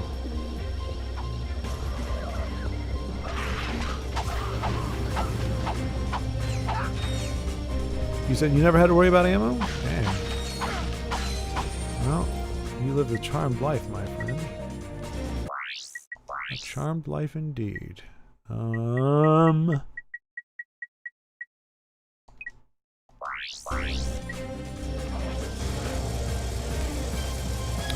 is that your game, huh? I'm sure I'll be fine. No way this thing's gonna deteriorate. No, no, no, no! And... okay. I'm just gonna go on stealth mode. Look at the jackhole! He's following me down to the freaking abyss! I might need to go back. But Dandy, I don't have any. There are no good weapons here. Like, we've got the only ones that works. We've got the Lancer is garbage. Mini Nuke is garbage. Chopper is garbage. HK-22 is pretty good. Blitz, I don't know how to use it, but the last time I tried to use it, it was garbage. Mega Turret's good. We've got that equipped. Vaporizer's good, out of ammunition. Killanoid, good, but limited. Meteor Gun's garbage. Heavy Bouncer's great. Mega Rock Cannon, out of ammunition. And Plasma Coil, underwhelming. Sheepinator, maybe that's the good one. Or maybe our good old buddy the Walloper might bail us out of this. But we really don't have a lot of great options here. Like, the weapons in this at the end game are incredibly underpowered. If it takes me 5 or 6 shots, especially if the weapon only has 25 to kill something, I can't really endorse it as wholeheartedly as a viable weapon.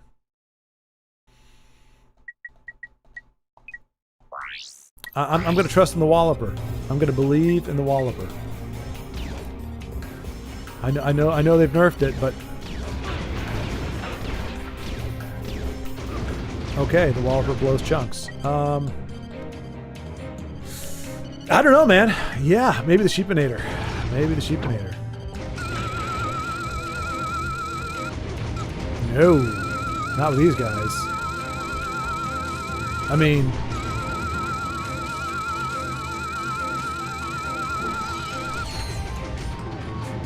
nah, that's not feasible either.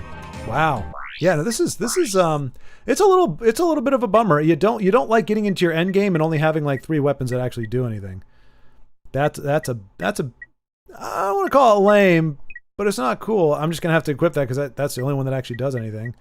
We'll try the shotgun.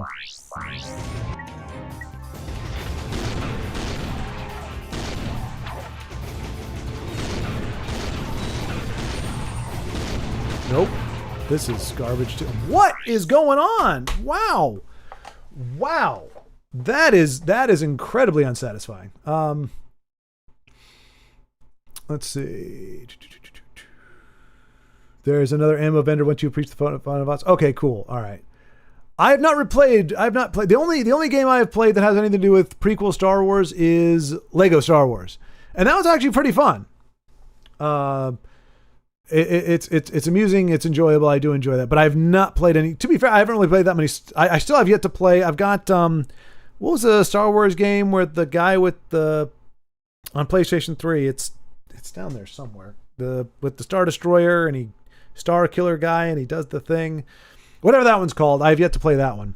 Other than Knights of the Old Republic, I haven't played anything Star Wars beyond the Super Star Wars series on Super Nintendo.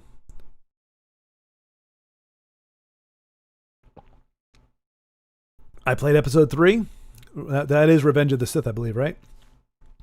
I'd replace the swing shot and hypnotic, even if they're garbage, their ammo's... Even if they garbage, their ammo, use them. Well, but that's a problem though, Skull. If I have to shoot them 25 times, I'm getting shot at that whole time, and they're look at that. There's 3 shots right there. Like, you need all weapons equipped. You're not utilizing your support weapons, but put Mega Rocket and Vaporizer in quick select. I'm out of ammo on those though. Equip shield, equip Killinoids, throw turrets, use bouncer all at once. Use your gold guns and shield. Yeah, what he said. I mean, I'm just saying. Like from an overall perspective, the amount of gimpy weapons you got at this point. Like the first one didn't even do that. The first one, I don't remember a single having any problems until we got to the villain. If I didn't have the claw thing, the Tesla claw, I would have been hurting. So thank you for that, suggesting that. But everything else, I don't remember ever being like, oh, these things take like 50 shots to die. It was like they didn't make most of your weapons just completely irrelevant. I had the vaporizer, but I'm out of ammunition on that one, I think. But yeah, we'll stick it on there because it's better to have something that you're out of ammunition on than to have. We got those guys. We got the bouncer. We got that. We got that, I guess. Yeah. Revenge of the Sith game was pretty cool. If I remember, there was an alternate ending you could unlock where Anakin jumps past Obi-Wan on the high ground and kills him. It was a fun alt-universe scene.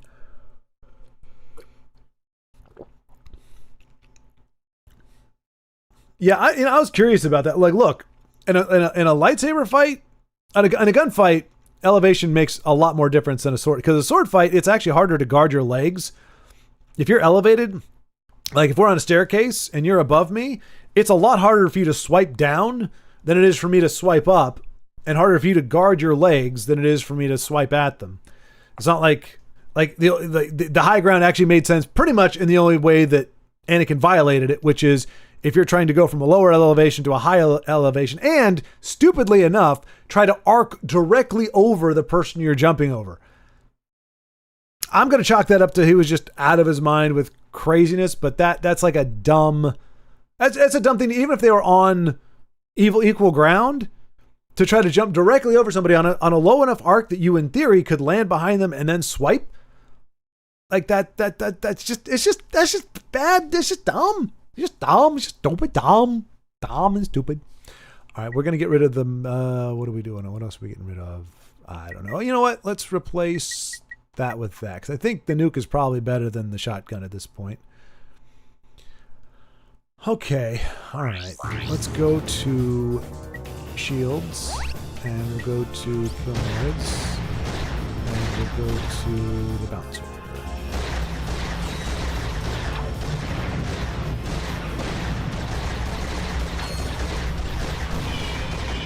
It does not help when I'm shooting at the wall. Oh, you know what? Where's the... Yeah, that's it.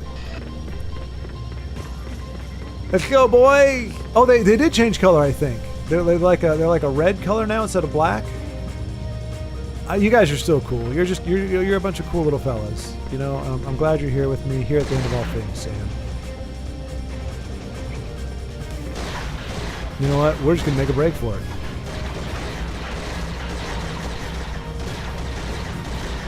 I mean, why not, right? If I don't need the doohickeys anymore. No, I don't want quick select. I want gizmos and gadgets galore.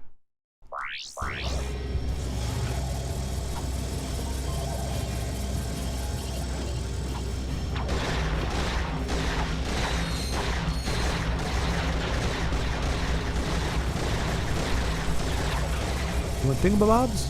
I got 20. Yeah, I think the game would almost be impossible without the kill noids at this point.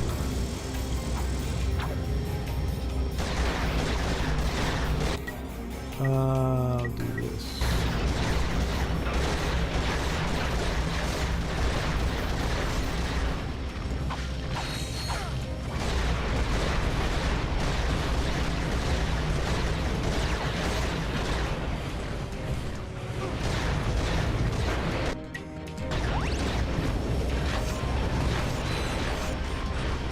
Oh no, not the infiltrator, not the infiltrator. Anything but the infiltrator. Why? God, why?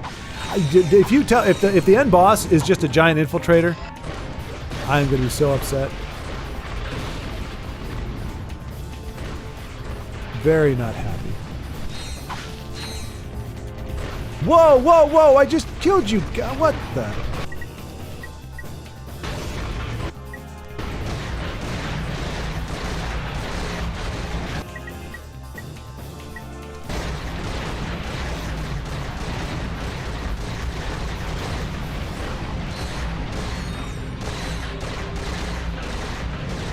Oh, they just keep spawning in. Apparently.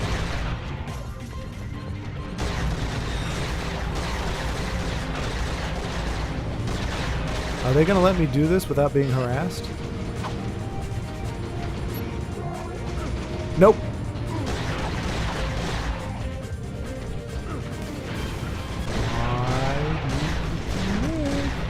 Is there a spawning thing that I'm missing out on? I don't think so.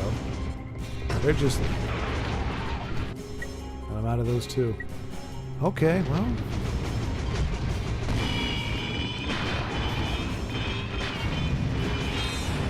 I guess we're just going to do this song and dance for a while.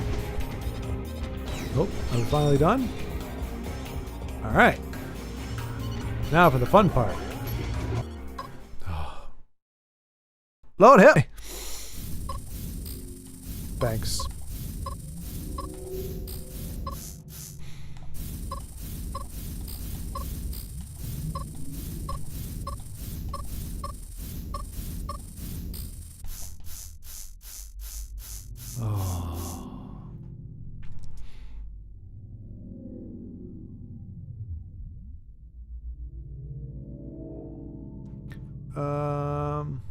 Use a set of kill noids. Oh, let's see. Go buy ammo. Throw turrets and switch back to bouncer. You save ammo in the long run if you utilize multiple weapons at a time. Yeah.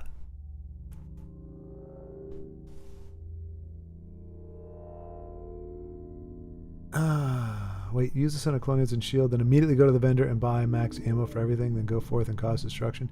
I mean, do I still need to do that now, or have I gotten past... Or have I just effectively... Oh, just get me to a continue. Oh, dear. That's alright, I got it open. They're not going to make me open it again, right? Oh my gosh. Yeah, we got to go back. Return to ship.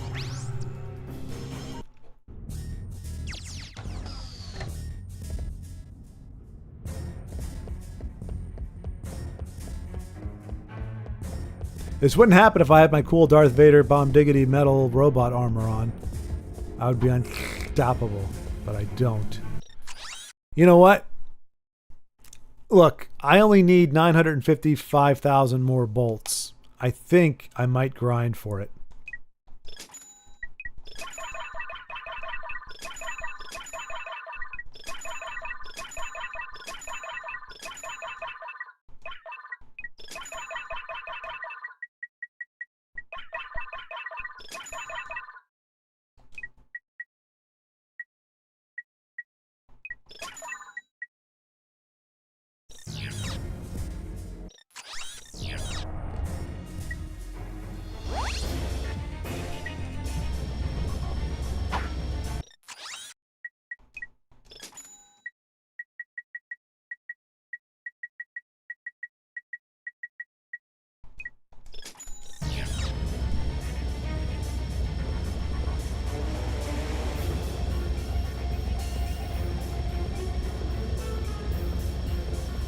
Wait, there's a vendor right beside the teleporter?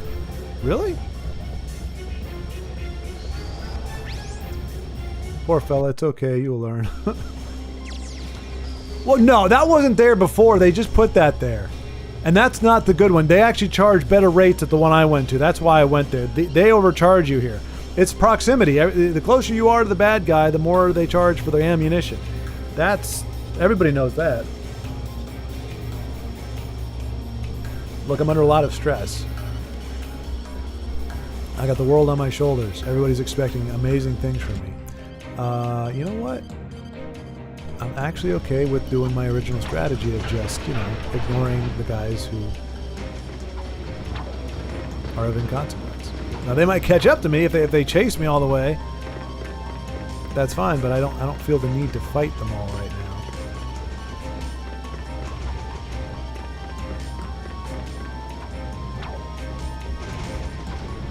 The best offense is no offense or defense, as the old saying goes.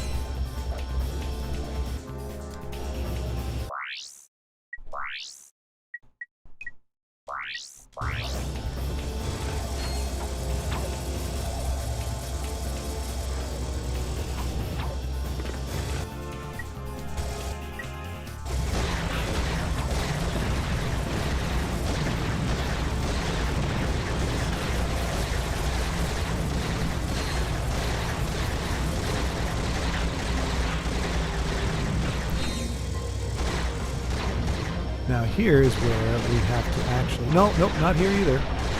Not here either.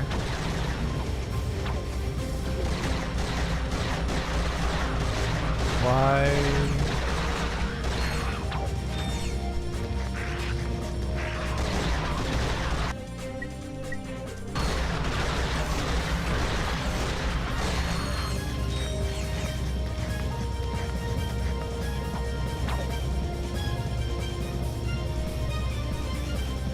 let's see.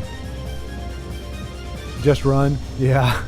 It's giving, I don't know, officer, that light pole just jumped out in front of me. Look.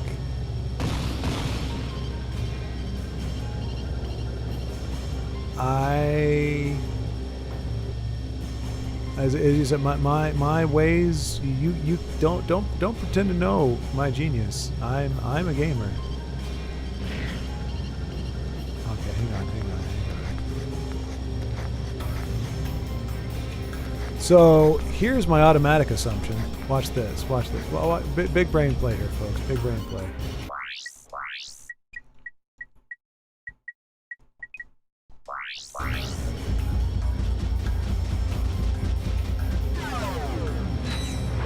Bam! Look at that. I turned ice into water, baby. It's a miracle. And you know what this means? Now I can do this. Wait, what? It's just shallow water?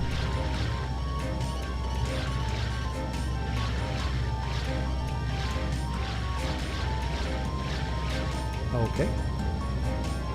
You gotta just double jump.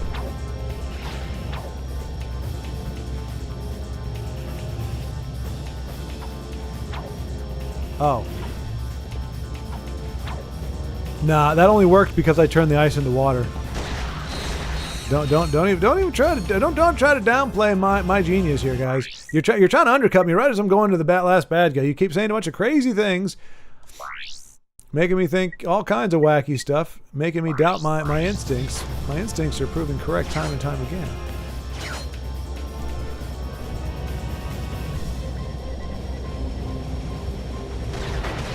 What's going on here? I'm just gonna go on stealth here.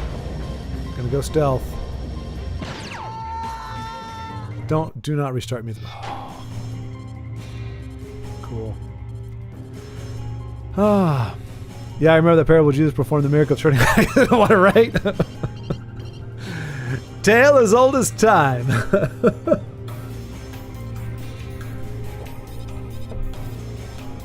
And lo, the water became ice. Or even the more impressive miracle, turning ice into water. I've done that miracle myself a few times. I literally just, all I have to do is put my hand on it and hold it for a minute, and I can turn an ice cube into water. All right, let me. All right, I'm going to use a more expensive vendor. Okay, I'm going to use a more expensive vendor.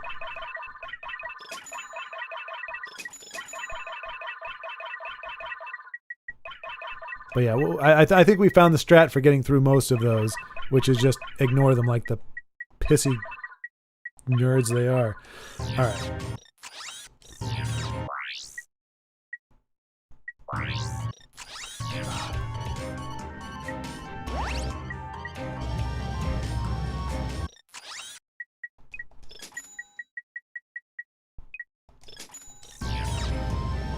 Exactly, Tails of the sign. Then the beast showed up and told you to just go ahead and starve? Wait, what? Which one was that?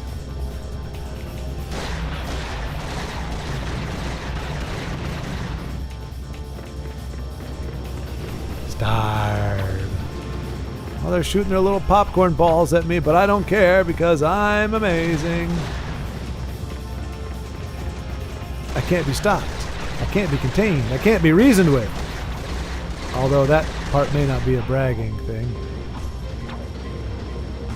That would be a rough brag, wouldn't it? I can't be reasoned with. I can't be convinced by reason. I think I can make a... Okay, no, not... when this one's moving too quick, but I think the other ones you might be able to... The question is, do I want to try them? I just went counterproductive. That was incredibly counterproductive. I thought I could... Never mind. I know what I was trying to do. Come on, minions. To the double jump area. I'm going to try to see if I can possibly do this double jump without freezing the water first. I don't think it's going to work, but I'm going to try it. Okay, I was able to get it done that time, but only because I used more skill than I did before. Yeah. Yeah. Oh, yeah! Oh! Right, what am I doing on this? Oh, for crying out loud! Oh, okay.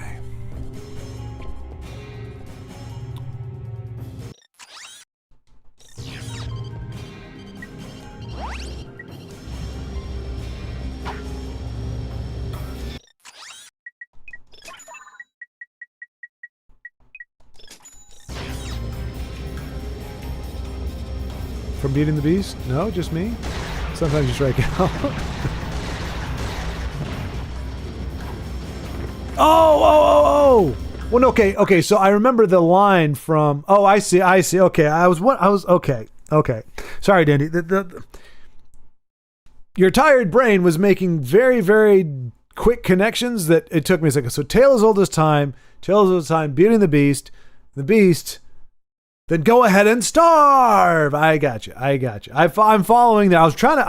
I needed the. I had the tendrils. I needed the sinews, as to how we jumped from freezing ice to beating the beast, and there it is. Tale as old as time, song as old as rhyme, Beauty and the Beast. And the beast said, "Starve!" And she's like, "Man!" Oh, that was so insufferable. My goodness gracious.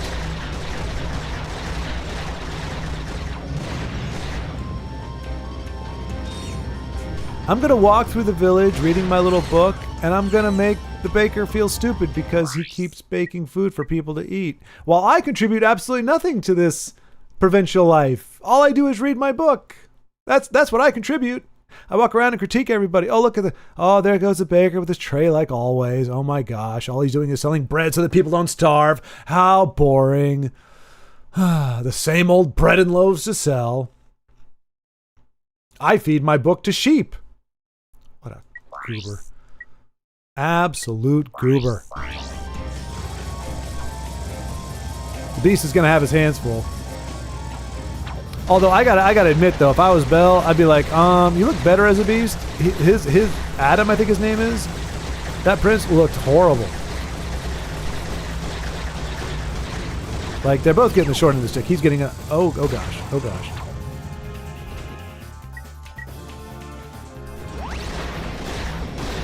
He's getting a gal who was spoiled simply because she could read. And she's getting a guy who looks like the animators and designers spent about 3 seconds on his character.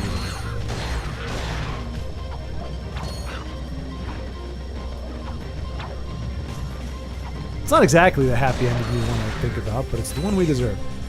And Skull, did you say you're confused? I'm confused too. So I'm trying to breach this chasm.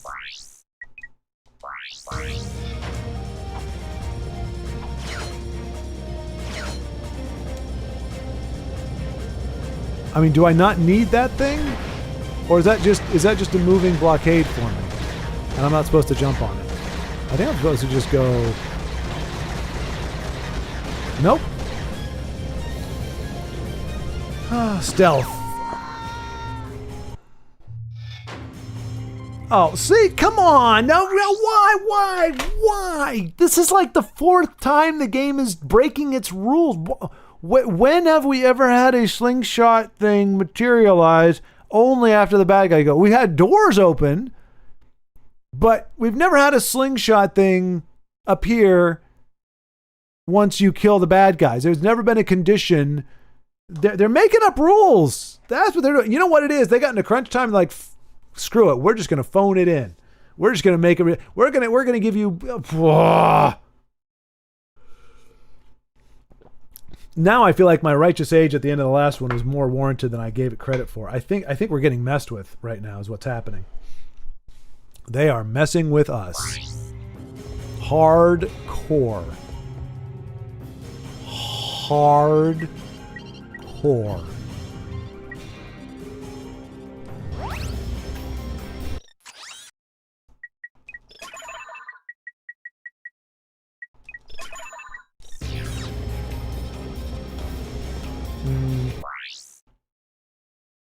Scene where Belle refuses to come down for dinner. Beast's like, fine, then stay in there and starve.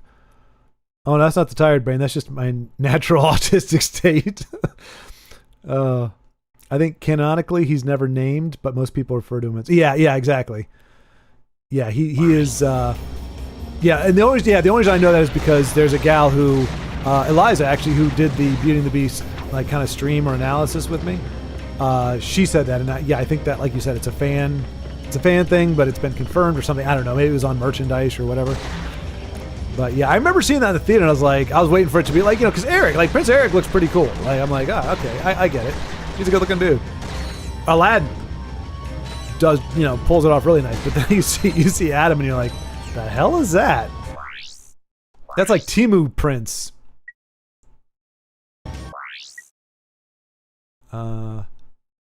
Which, Belle, when she's putting his picture together, before he yells at her for being somewhere that he said, look, he did the same. He did God in the Garden of Eden. Look at this.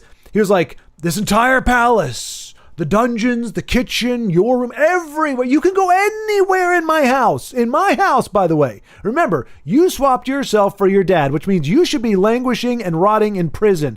But my animated candelabra and wardrobe and whatever let you come upstairs. Fine. You can eat. My entire house is yours. The only exception, I need my space. Leave the West Wing alone. And what does she do? First thing, she can't enjoy it. Everybody else is singing and having a good time. And she's like, no, all I can think about is the one place you told me I couldn't go. I can't stand this provincial life. All I have is a bunch of animatronics dancing around me. This is not good enough for me. I'm a princess. I'm going to go to the West Wing. But when she's like looking at the painting and she's putting it together, and she has this weird look on her face. She's like, ew. I don't think that's because she was trying to figure it out. I think she figured it out and was like, oh God, this guy's ugly. Luckily I got this beastly guy that I can think about. What am I doing? Oh.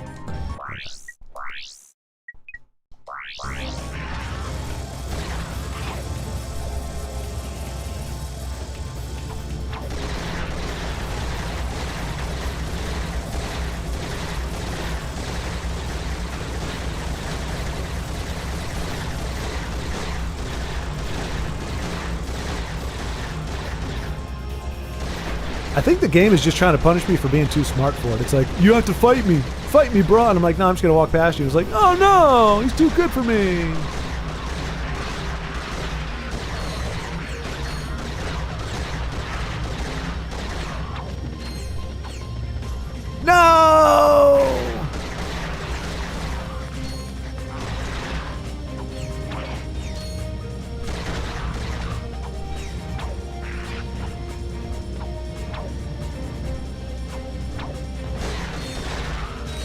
Okay.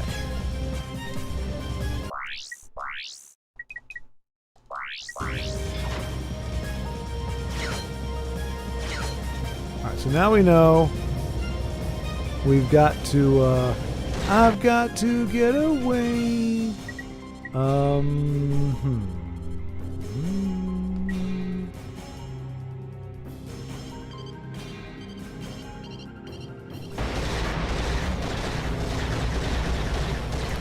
I don't think that's gonna work. Nope. Nope. Big ball just falls right down the hole.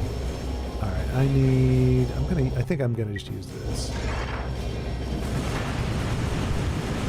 The rate of fire is... Oh, I got more balls! I got more balls!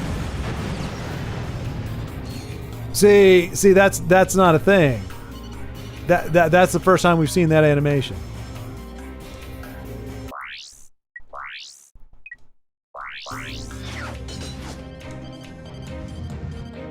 Alright. Well, thank you, Dandy. You probably saved me about 16 hours of trying to figure out how in the world I'm supposed to get across that. There. Oh, are we almost here? Oh no, not an infiltrator. Oh, the electrolyzer. That doesn't look safe. Why am I plugging into this? Okay, this is good. How do you flip connectors? Okay.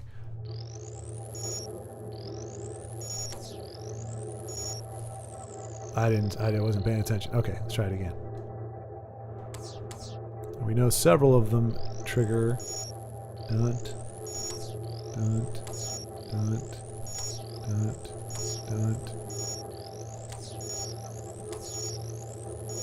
No, I did. What did it hit? Oh, there it is, down at the bottom. Nut bunnies. I don't know about Hercules. I mean, he's an acquired taste. It was a very stylistic choice. Like Eric, like you had like all your 90s Disney, early 2000s Disney. They all kind of had a certain look. Hercules was a very stylized. I mean, you had the girl with the hair that did the thing, and it was a very stylized look. I don't know. Kind of, maybe. I don't know. It's hard. I don't know.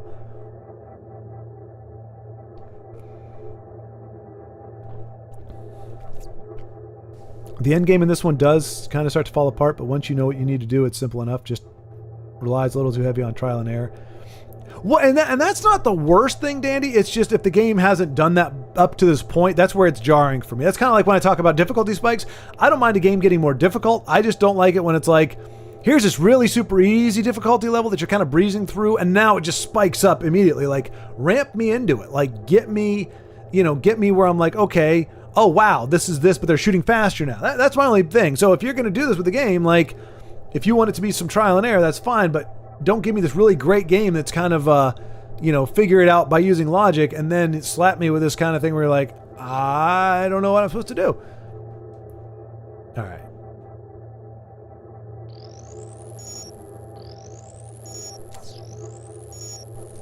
Dagnabbit.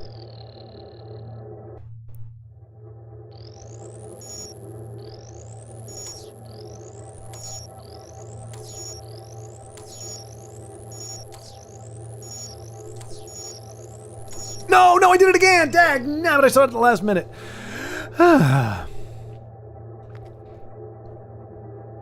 Let's see. I blew through the game. I don't know why, but I did. Yeah, Skull, I mean, and that's the thing. Like, you see this all the time in forums. Somebody will say, like, this game is so hard, and somebody else says, nah, it was easy. But I like the way you phrase it, Skull. I think it was I blew through this game. I don't know why, but I did.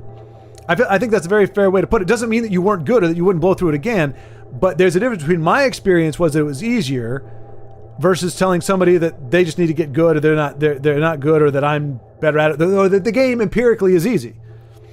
So, because there are some that like people say Donkey Kong on the Super Nintendo and Donkey Kong 2 were hard. I didn't find it hard at all. But I have found like Tropical Freeze to be difficult. But overall, the consensus seems to be that the Super Nintendo games are like, everybody knows Donkey Kong Country was hard. I'm like, I beat it in 2 days. I got it on Christmas. I beat it 2 days later. I mean, now granted, I played it a lot, but like, and there were definitely places where I got stuck, but eventually, it was like 2 or 3 levels that gave me a hard time. Everything else was pretty easy. But I'm not saying the game is easy. I'm just saying I had an easier time with it. So I appreciate the way you phrase that, whether you meant to or not. I don't know. Let's see. Going Commando was my first Ratchet and Clank experience, and I'll always hold a special place in my heart. The nostalgia is strong with this one. Da-na-na-na-na-na. I think I played Sly Cooper first. Was way harder. Oh, really? Yeah, I do have the Sly Cooper collection. Because everybody, anytime I start playing this, people are like, have you played Sly Cooper? I'm like, no, I didn't even know it existed. But now I do, and I do have it, and I do want to play it. Because I've heard good things.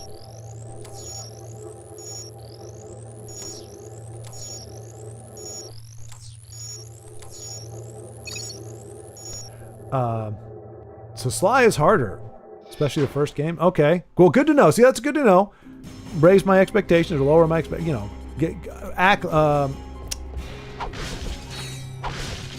Look at it. Did we lose any balls at all? We didn't lose any balls. My pacifist method allowed us to get to this point. Oh, you know what? We're gonna do the same thing. No, stealth, please. Don't you dare. Oh, for.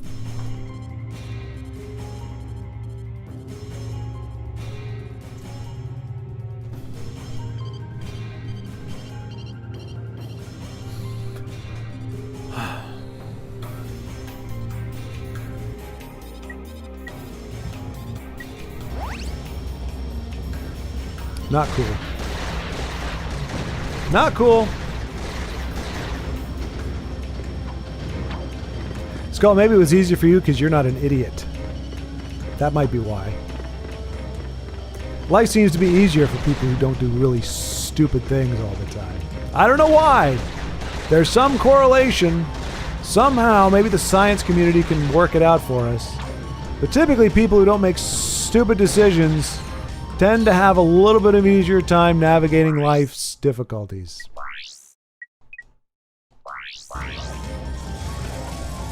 It's not fair, it doesn't make a lot of sense, but that's the reality we're faced with.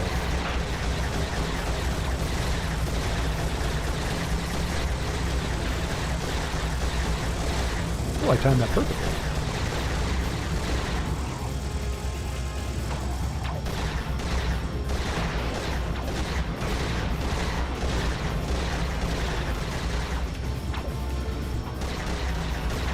Game is salty as heck because I didn't lose any balls.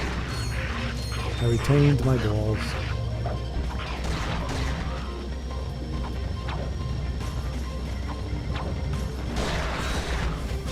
Is the oh, you got to be kidding me! I thought they would have had the because usually when you once you do something they it's like unlocked. I would have expected that third one to already be out for us since we already beat this part. But you know what? It don't matter none because I got, oh gosh.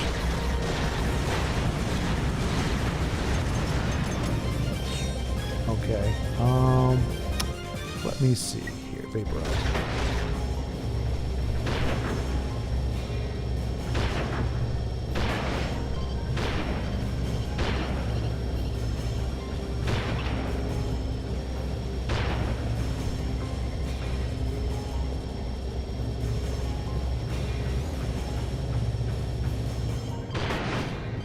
Dagnabbit.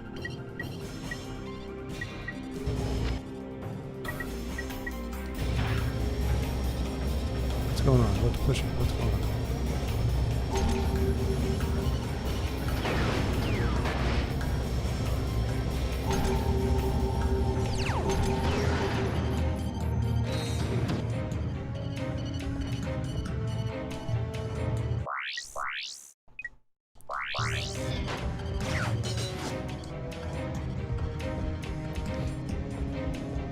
Womp womp.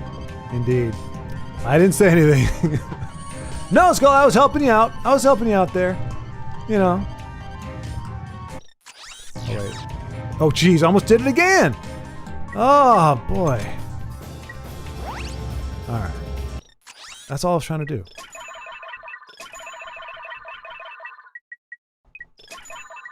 I'm guessing this is it, right?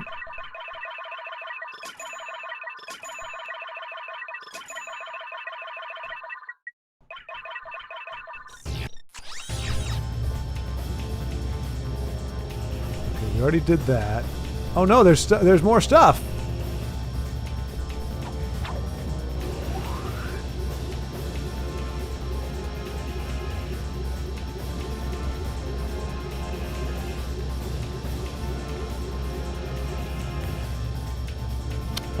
To quote Sean Connery, our situation has not improved. What? But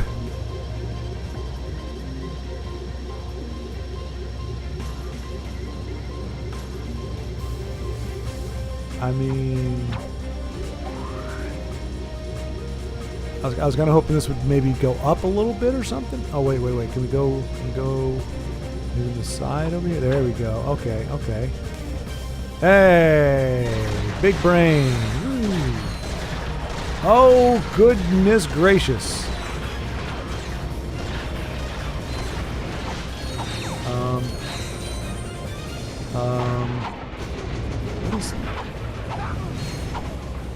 What are we doing? What are we doing?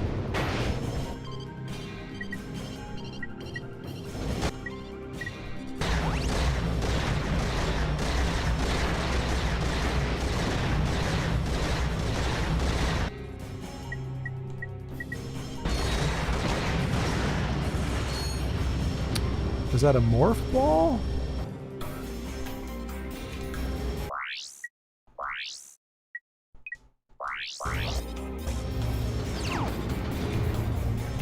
No. Is that a... That's not a slingshot thing, is it? It is. Oh, right. It's not to swing, it's to bring that down. Okay, I gotcha. That is precedent. It's just been a while since we've had the... This is it, the protopet duplication room. I'm sorry I'm late. I had some trouble with the guards. I didn't.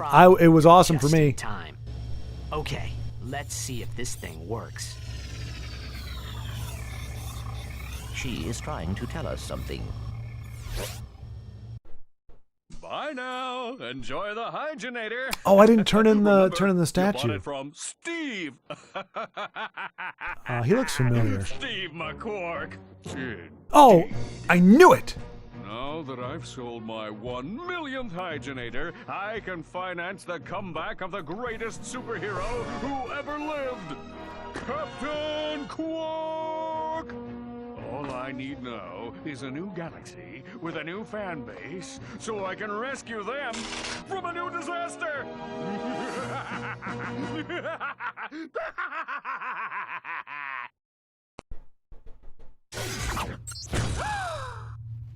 But Sir, I do not understand. Mr. Fizzwidget?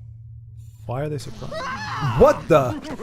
Oh, I was like, dude, this game just got rated Alright, R. just what the is going on? Well said, Angela. Allow me to explain. I'm about to save the galaxy from the protopets, and you are about to become public enemy number 1. Oh, and 2 and 3. Guards, seize them!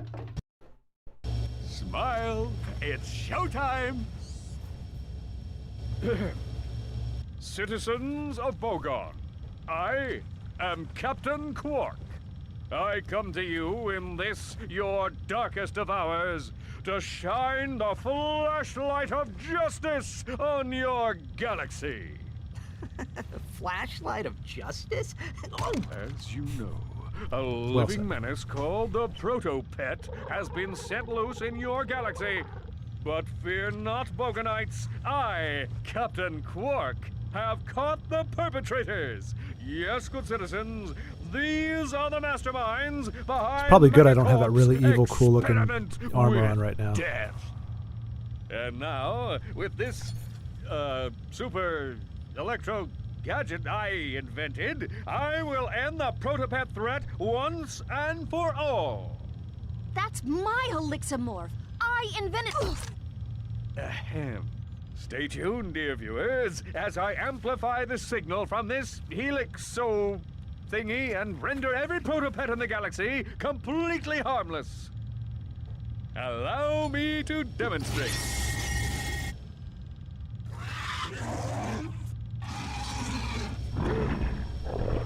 Oh my. Oh. Well, that was unexpected. Does that Helixomorph actually work? It used to. I could probably fix it. Come on, Clank. Let's get it back. Okay. All right. Bouncer time, for the love of God, don't die again. You haven't seen the blue one since early game. Yeah. Steve McQuark, indeed. Yeah, I the mustache gave it. I was like, I'm pretty sure I've seen this guy somewhere before. And yeah, he didn't pull a fast one over on me. All right.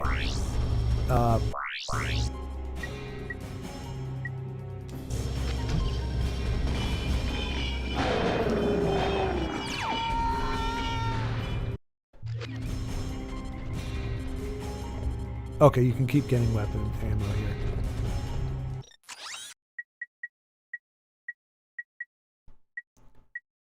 Have fun with this guy? Okay. I will, Skull, I will.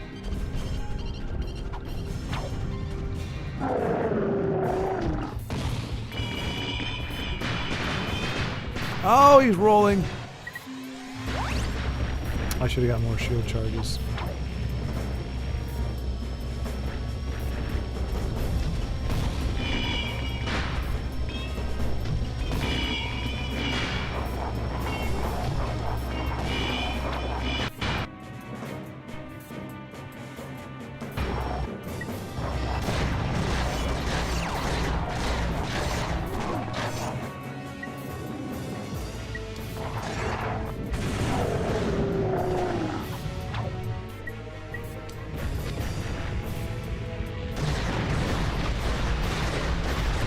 He isn't taking a whole lot of damage.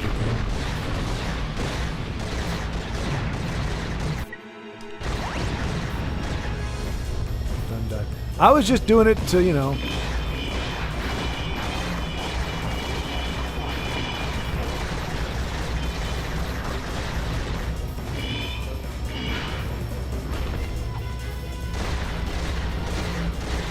Oh wait, now it's okay for me to fall down here? I was just ahead of the curve. I was going down to the second stage. I wasn't trying to mess with that first stage. I'll get him out of the way.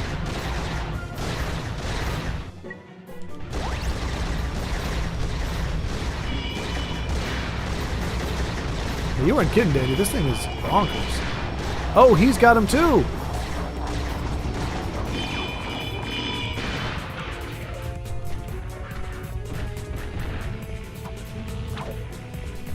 I'm out of shields. Gun got dead and he's eating your ammo. Oh, is that what's happening? Oh, I see. Can you eat it from behind?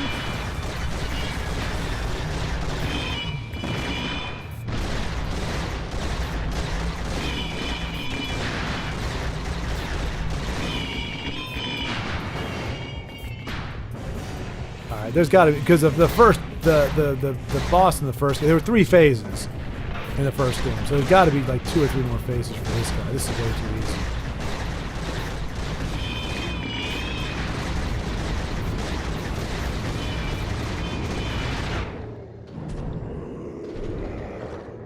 I mean, that's not it. We have to fight like Captain Quark, merge with him or something. You did it! Hello, Arkham Kratos. Wait, what's going on? Ah, it's okay. This is the real Mr. Fizzwidget. Quark had him tied up in a supply closet all this time. Gentlemen, No, you really? have my most profound gratitude. It was nothing, sir. I'm just sorry we couldn't get the Helixomorph That was it? back.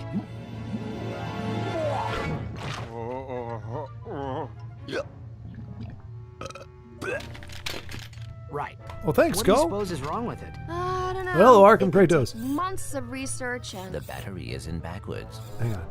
Oops. Imbecilic Okay, to if the the battery was very backwards, it last. wouldn't work at all. It wouldn't change the behavior of it. This game is so whack. Oh, Boy. so unrealistic. Just have to amplify the device with Megacorp's TV transponders, and that should cure the other protopets. Alright, that's very Clank? sound science right there. Oh, Oh no. it's okay. I can fix her. I Whoa, whoa. promise.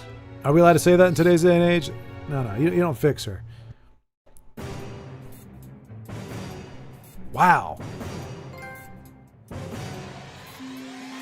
Okay, I mean, look, I'm not going to complain about not having to spend an hour and a half on the final boss, but I was expecting a little bit more of a battle than that. Now, granted, if you didn't tell me the bouncer was, you know, super crucial, I might not have gone hard in on it. So, and I'm guessing it would have been much harder. But, I mean, the impossible thing that we did was harder than that. But cool, man. Yeah, let's go, Cracker. I think I showed us all just now just how good I really am. But welcome, Arkham Kratos, which is a heck of a name, by the way. Converging so many different IPs together. But yeah, this is my first time playing. And yeah, this is a PS3.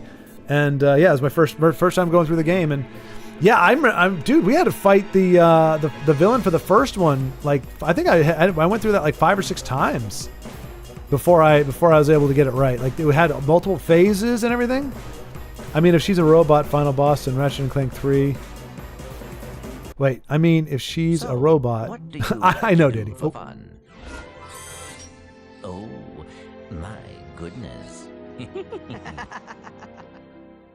So, whatever happened to Quark? I heard he was working at Megacorp. So, you fellas new here? Hewboy should sign up for the new Probomatic. That little baby cleans you something fierce. I just got done testing the full body waxinator. I am personally sporting a smooth chassis, and there are no tags on my luggage. All right then. Catch you later. Subject 23A. Failing up. Please report immediately for crotchetizer testing. Well, duty calls. I mean, he's got a heck of an attitude, you know? Now that's the can-do attitude we need in corporate. I know, I was just joking. Because actually, the I can fix her or I can fix him is not actually like a taboo as far as I know. That's just more of a, really? Like, it's the delusion. Like, neither, whether guys or girls, if you meet somebody, they can change, but you can't fix them. Even if they admit that they're broken in some way, you still can't fix them. You can try to help them, but whatever. So it's more of a goofy saying than like a thing. But final boss in Ratchet and Clank 3 will be more challenging, but not as annoying as Drek from Ratchet and Clank 1. Okay, well that's good. Like, you know, yeah. I mean, to me, like the happy medium would be kind of a mix. Although the first one wasn't that bad. Like, I had more problems with, like, what's his face? Sigma from Mega Man X. I struggled with him a lot more than I did the first boss of this game. Or the boss of the first game. So the first one may not have been that bad. It was just... Yeah, it was a lot. It just wasn't that bad. For a final boss. This one was a little... Like, we could maybe if there was one more phase of some kind, like, you know, like if Quark had somehow, you know, morphed with it or something, and I don't know. I'm not gonna complain though. I'd rather have it be a little too easy than a little too hard. No, I know it's not a good relationship of any kind. Yeah, exactly. But it is funny though. Like, there's a guy who does videos on Mortal Kombat, and like he actually has like a video that's called like I Can Fix Her, and it's ranking like the bad guy and gals of Mortal Kombat and just how likely it would be that you could actually change them somehow. Like, how bad are they? Our patient spouses, children, parents. That's actually good. No sheep were harmed in making this game for the most part. The one that was had it coming. Damn straight. That's a good qualifier. All right, fellas, nice and tight now. So you tested this, right? Oh, wait, that's why I'm here. Oh, one more thing.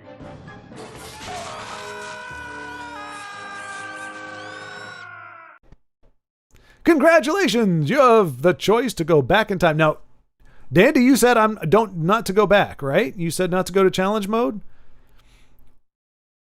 Because you told me it would be good, but then you were like, don't do it. And I know that was because in the first one, if you do challenge mode, your weapons don't transfer over.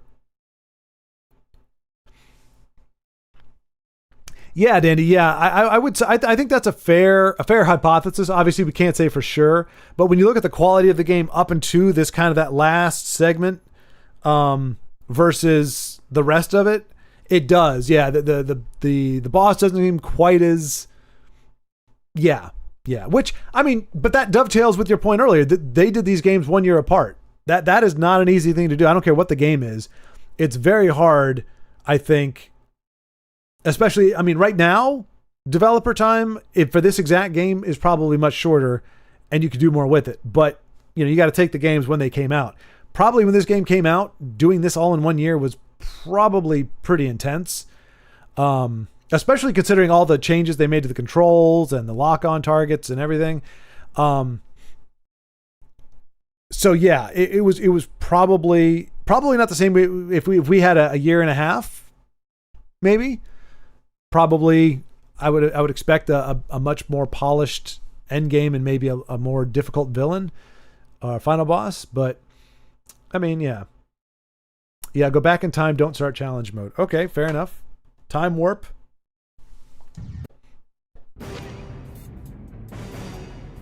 All right, and it did take a little while, but we also had some conversations as we were going. And I spent about 5 to 10 minutes, if you were to put it all together, of bitching and whining. So that takes its toll. If you're interested in all and more info on these games, I suggest checking out the videos posted by the Golden Bolt. He goes into a lot of behind the scenes and developer info. Oh, okay, cool. Cool. All right. The Golden Bolt.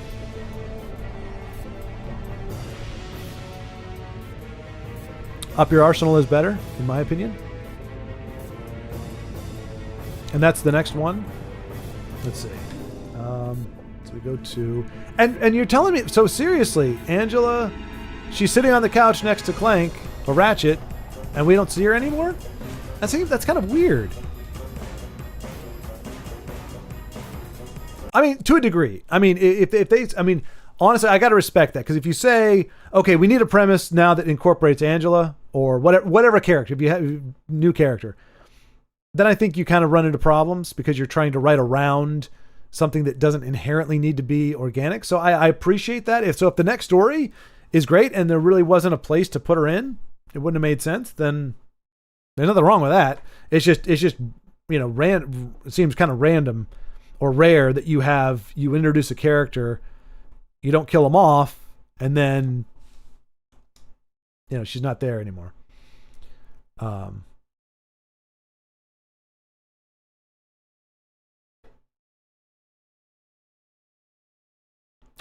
All right. Well, so we have a few things. So we still got about a half hour or so before technically the stream would end. So you were saying, Dandy, what was it? We got, gosh darn it. Infamous, Resistance 2, God of War. So right now that's 3. If we have one more, I do have a 4-sided dice that we can use. And we can actually roll for it. Or if there's one where you're going, because, I'm curious about Infamous. I'm very curious. But I imagine, though, out of those 3, Infamous is probably the longer game, if I'm not mistaken. Just by the way it seems. It's a lot more story, it's centered around a story, whereas like Ratchet and Clank has a story, but it's still a platform puzzle game by nature. Yep, UYA is the next game. Yeah, Angela just kind of disappears. We get some explanation later, though, offhanded conversation, but most people don't know about it. I'll explain when we get there to avoid spoilers. Okay. I think it was a different teams on every game. Oh, so that would explain the difference, but I'm not sure. That would make sense. Yeah. Yeah, different teams, different vision, different things they want to do. Roll a die for Resistance, Infamous, God of War, Sly, Jack, or Uncharted. Well, I don't have Jack. Well, I know. I think I do have. Actually, I think I got Jack. I think I got that when I bought my PS2. Like 6 games came with it, and most of them were trash. But I think Jack and Dexter. But I had that one on PlayStation 2, but that's the only one I have. I have Sly, the Sly collection. So wait, we got Infamous, Resistance, God of War, Sly, Uncharted. Ooh, Uncharted. That's another one I would like to play again. Or Jack. So Jack can be included if we allow that Jack is on PlayStation 2. Give me 1 second. I will get my 6-sided dice. And we'll do best 2 out of 3 just to make it a little more solidified. Maybe. I don't know if that works.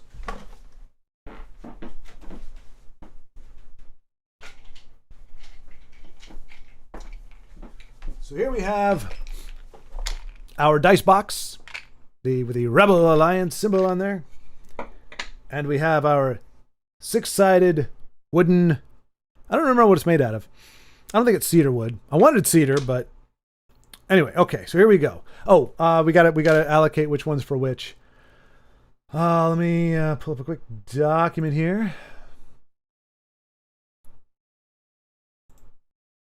Okay, so we'll just go in order that you listed. So, we'll just do it in the order you listed.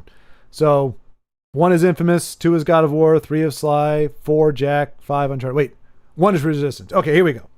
Rolling, rolling, rolling. We got number 3. 3 is God of War. Okay. Are we good with God of War? That's what the dice said. We can do... Tell you what, we'll do 5 rolls and see if any numbers duplicate. That's the second 3. It looks like it's God of War. There's a 5, another 3, another 5. Okay, maybe the dice just sucks.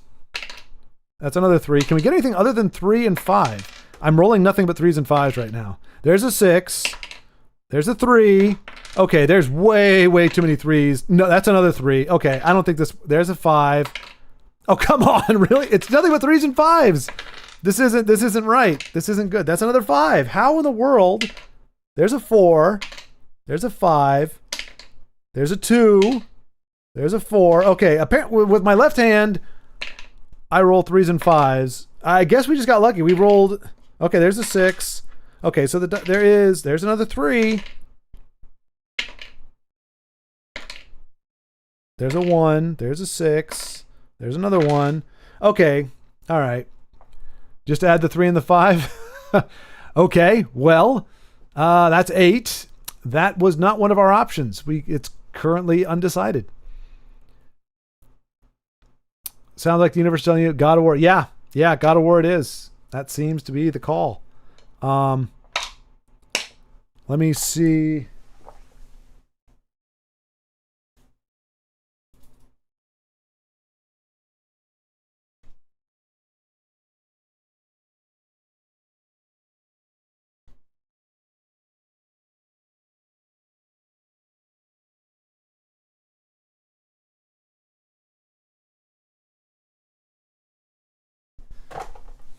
That's interesting.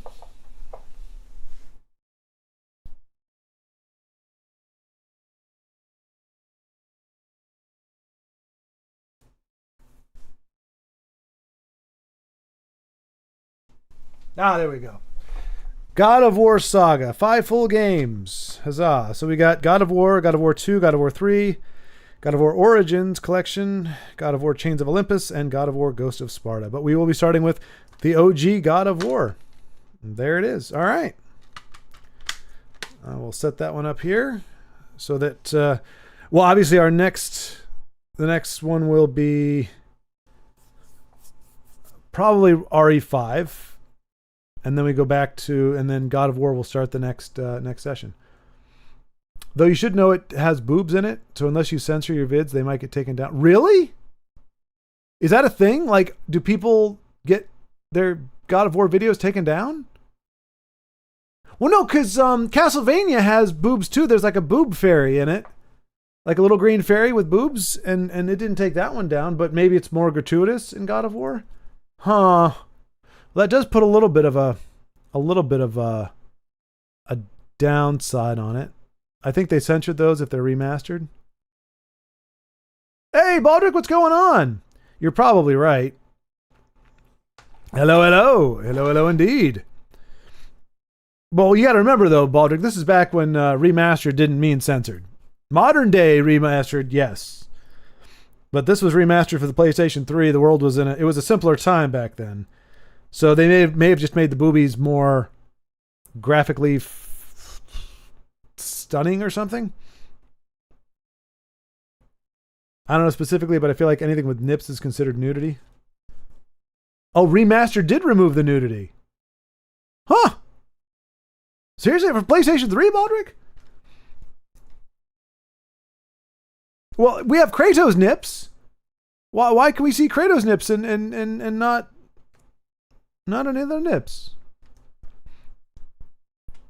All right, I trust but verify. I believe that you know what you're talking about, Baldrick. I just want to, let's see.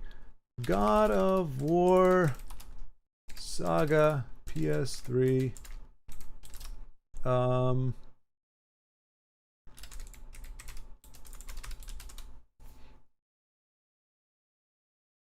It says the God of War Saga on PS3 features frequent partial and full female nudity, including topless non-player characters, enemy statues, and interactive adult minigames.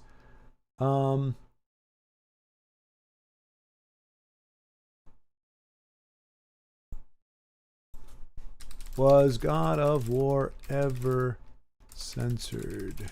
I want to know maybe if they did. The God of War series has been censored in several international regions, primarily Japan and Europe. Well, there you go, Baldrick. There you go. For you, no boobies for you, but booby for me. I can have boobies. Boobies. It's many nips. Those are kosher. Manly nips. Manly nips. I don't think they removed it. I don't know, man. I'm just trying to forewarn you so you don't get blindsided by YouTube. Well, yeah, now that brings the other thing. Does YouTube strike God of War playthroughs due to nudity? No, YouTube generally does not issue community guideline strikes for standard God of Nudity War playthroughs featuring non-sexual, artistic, or contextual nudity found in the classic Greek-era games. According to YouTube nudity and sexual content policy, the platform makes exceptions for in-game fictional nudity and mature content when presented strictly within the context of regular gameplay or narrative walkthrough. Because the brief toplessness or mature scenes in God of War titles are a part of the official commercial game software and not real-world pornography or material intended purely for sexual gratification, they are usually permitted. Monetization limits, that's a genuine thing. Age limits, that's fine. The newer games feature virtually zero nudity, meaning those playthroughs carry zero risk. So yeah, I think I have to qualify for the monetization. It'll ask me anytime I want to monetize something, it'll say, does this have profanity, nudity, whatever. So I would have to say, for monetization purposes, yes, there is partial nudity in there. But yeah, I don't know. It might happen. We'll see. It's good to know, though. Oh, wow. I had no idea it was censored in Europe and Japan. Yeah, I didn't either. But, I mean, it's still a good thing to keep in mind. Baldrick, no! Yeah, you guys were ahead of the curve. Like I said, I would imagine the newer versions of it in our day and age, yeah, they're going to censor it. But, yeah, back PlayStation 3 era, I would have been surprised. But like you're saying, Danny, it is good for me to know. Like, so I should be prepared if there is a cutscene or something with that in there, maybe. But I think also, you know, PlayStation 2 graphics are good, and obviously 3 is remastered, it's better. But you're still kind of talking partially polygonal. I think it's the spherical round nature that makes it stand out. Europe, homo the nudism has censored nudity. Yeah, I know, right? Statue of David now has a pair of jeans. No, but yeah, no, it's a good thing to be met. And I had no idea there was nudity in it. I've never actually seen any cutscenes with it. Although I haven't seen much God of War, period. So, but the little bit that I have, I just see those chains of chaos or whatever they're called. I see him swinging those around. I don't see any boobies, but I'm ready for Ares. I guess that's something he says at some point. Hopefully, not just randomly. Hopefully, Ares is somewhere in the vicinity when he says Ares. Otherwise, that's going to be weird.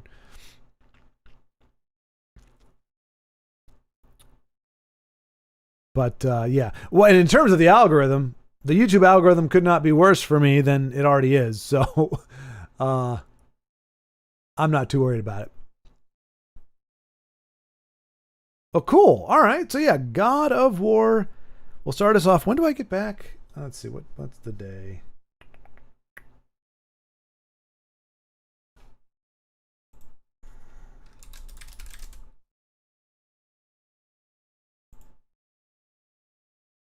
All right. There it is. Okay. Yeah, Wednesday. One week from today is when I'm back. Depending, because I'm going to get back late on Tuesday, like really late, like 11 o'clock at night. And I got to drive an hour and a half to get back home. So it might not be until Thursday. Wednesday or Thursday we'll start. I don't know which one yet. You know, sometimes when you take a vacation, you need a little bit of time to, you know, do laundry and kind of settle back in. So we'll see. Great story gameplay. Normal should be fine, but it'll offer you an easy mode too if you die too often. Oh dear. Well, I will probably get offered, but I won't take it. I don't like playing on easy mode if I can help it. We often had it the other way, non-censored. It was probably the opposite day when they chose that, right? That's the only way I can explain it to myself. Well, Baldrick, you got to remember though, man. Now again, I am not inherently besmirching Europe censorship and everything, but remember, y'all couldn't handle the Ninja Turtles. They had to be the hero turtles. And nunchucks, probably the least effective out of all the Ninja Turtle weapons. Nunchucks are probably the least lethal, least effective. When you've got the katanas effectively, I don't know if that's what they were called, but freaking swords, a bow staff, and sais. Now sais are more of I think they're more defensive. Like they don't have points. They're not actually stabbing weapons. I think they're more bludgeoning. They're very heavy. Even so, I've seen a lot of videos, and that's trust me, bro. I've seen a lot of videos. Nunchucks are probably the least effective and offensive, but they were the ones that were censored out. And y'all didn't have Lance and Brian or whatever their names were for Contra. You had robotics, Probotics, something like that, because human violence. So at some point, Baldrick, somewhere between the 70s and 80s, apparently Europe decided naughty. You could play Dante's Inferno and get all the boobs and penises. What? That's not a draw for me, Dandy. I'm actually a little, I actually get a little flummoxed when gamers, like developers, take time out of the development schedule to put genitals in games. I'm like, we don't need that. Like there's really no, it's one thing to say, okay, topless or whatever, or to have a scene. Like I think in Witcher 3, there's like some nudity in there, but it's like he's getting out of the bathtub and they just don't go out of their way to cover the stuff. I don't know, or maybe they do. But that's one thing. It's another thing to be like, here's character creator. We actually took the time, because it doesn't exist naturally. It's not like, oh, hey, look, here's genitals. You say, okay, we're going to take a week out of our dev time to make sure we've got anatomically correct genitalia on a video game. Really? I mean, if it's virtual porn, sure, but on a video game, I think the loincloth was fine. That's true. Britain was the offender there regarding the TMNT. And my country had Vienna instead of Moana. Really? Wait, no, you're kidding, right? Well, Moana was like the little girl, right? Who talks to the ocean or something? Yeah, yogurt with probiotics. Probiotics. No, probos. It was because it sounds kind of silly. I'm not going to lie. Like the character designs for Contra, like the UK Contra look cool, but what was Contra called in UK? Probotector. Yeah, Probotector. Sorry. The graphics look cool. The name sounded horrible. Probotector. Fighting the devil and watching his massive satyr dick swing around was definitely a choice. Yeah, that's what they did that in Baldur's Gate 3. Like, you go in and there's like this dude or chick, I don't remember, it didn't matter, like reclining, wearing like BDSM gear with like, look at my stuff. And I'm like, I mean, I just don't know that it's a video game. Like, right? We're supposed to be playing like, I mean, it's what you call the, I use the word all the time now. Optimization target. Like, if you're focused on gameplay and you're focused on these things, stuff like that really doesn't find a way in because it doesn't make sense. Like, you have to have somebody sitting down specifically and being like, we need to see genitals in this video game. Which, to be fair, Baldur's Gate has a lot of sex. Like, it's rampant. So I guess if you're going to have sex scenes, which again, okay, it's a choice. But if you're going to have them, I guess you got to have correct genitalia. I don't know. I told you the story. You did? Vaiana versus Moana? You told me that? Really, Baldric? Or are you talking about the Probotector thing? Moana censorship seemed crazy when I found out about that. Did you really? I totally forgot, Baldric. Resident Evil is Biohazard in original Japanese. Now, I will say, here's the crazy part. Like, Resident Evil, I think, from what I know about the first game, made more sense for the first game because it took place in like a house or something. But then every game since then has had almost nothing to do with Resident. So that's weird. Why would you? So Resident Evil sounds worse than Biohazard. Biohazard just sounds like, toxic waste or, genetic stuff like that. That sounds fine. Resident Evil sounds demonic. Like, or it implies, like if I saw Resident Evil and didn't know anything about the game, I would imagine it had something to do with demons in somebody's house or evil in somebody's house, like something. Regarding an obscure vintage adult movie from Italy having the name Moana, so we decided kids should be reminded of that. Oh, wow. Okay, yeah, I think I might remember that now. Yeah, I think maybe it was so mind-numbingly silly as a concept that I forgot about it. Like I wanted to pretend human beings didn't have the capacity to make that kind of a decision, but clearly they did. Like anyone except the kinky censors here knew about that movie. Well, right. And it's incriminating. Like seriously, let's just say you're walking down the street and you're like, oh my gosh, that's Bridget Kinker, or I don't know. Well, Bridget, whatever. You're just like, oh my gosh. And the person's like, who is that? And you're like, she's a I think I saw a YouTube video. She has a YouTube channel, I think. Maybe, or I mean, it might have been OnlyFans. I don't know. Like, you can incriminate yourself by how familiar you are. So yeah, I think that's more of an indictment on the censors than it is on the populace, because it's like, how did you know that movie existed? That's not part of your job description. You don't have to know that this particular thing existed. That means somebody watched it and then was like, oh no, my secret shame. But then RE7's subtitle is Biohazard, so in Japan it's called Biohazard 7 Resident Evil. What? Well, that's all kinds of confusing. Wow. Oops. And Isaac was here too. Jeez. Yeah, I don't know. Okay, I might have been immersed. I mean, because y'all see when I focus, when I hone in, I hone in. Like, so it very well could have been that I was very focused on the task at hand, and maybe it was just so absurd that I just assumed it was a sketch or something, because it does sound ridiculous. Like, what, you're gonna change? How do they? So they just translated it, like the entire movie. The subtitles just said, or did they have that awkward censor thing where it's like, look out, Fiona, it's so and so. Hey, Fiona, how are you? It's all right. We're doing our best to unfocus you. I know. That the games are exponentially harder, but that's what makes them worthwhile. You see, I probably would have been done with the trilogy in like a day if it weren't for you guys. But that's the beauty. Now it takes longer, which is good. It still makes sense because Resident Evil 7 also takes place entirely in a large manner. Yeah, I think I heard that. Yeah. But yeah, I mean, like Resident Evil 5, I think some of it takes place in a mansion.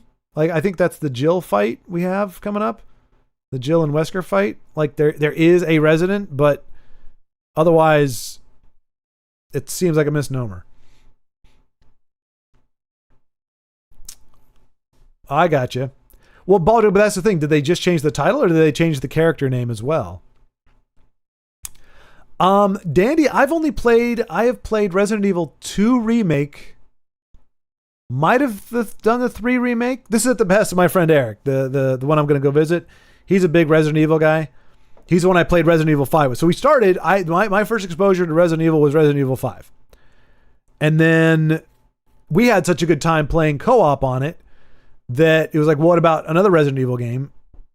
And unfortunately, those options aren't there for the 2 and 3, but we play them together, like at the same time. So we got on Discord, we were both playing the same game, but so we had that in common. We could talk about the game, but we weren't literally doing a co-op on it. So yeah, we played 2 and 3 remake, and then I think that's it. So I played 2 and 3 remake, and I played 5. They changed the character name as well. I mean, how is that? I don't know. Just some decisions, like I just don't. Like I can imagine a child making that kind of thing.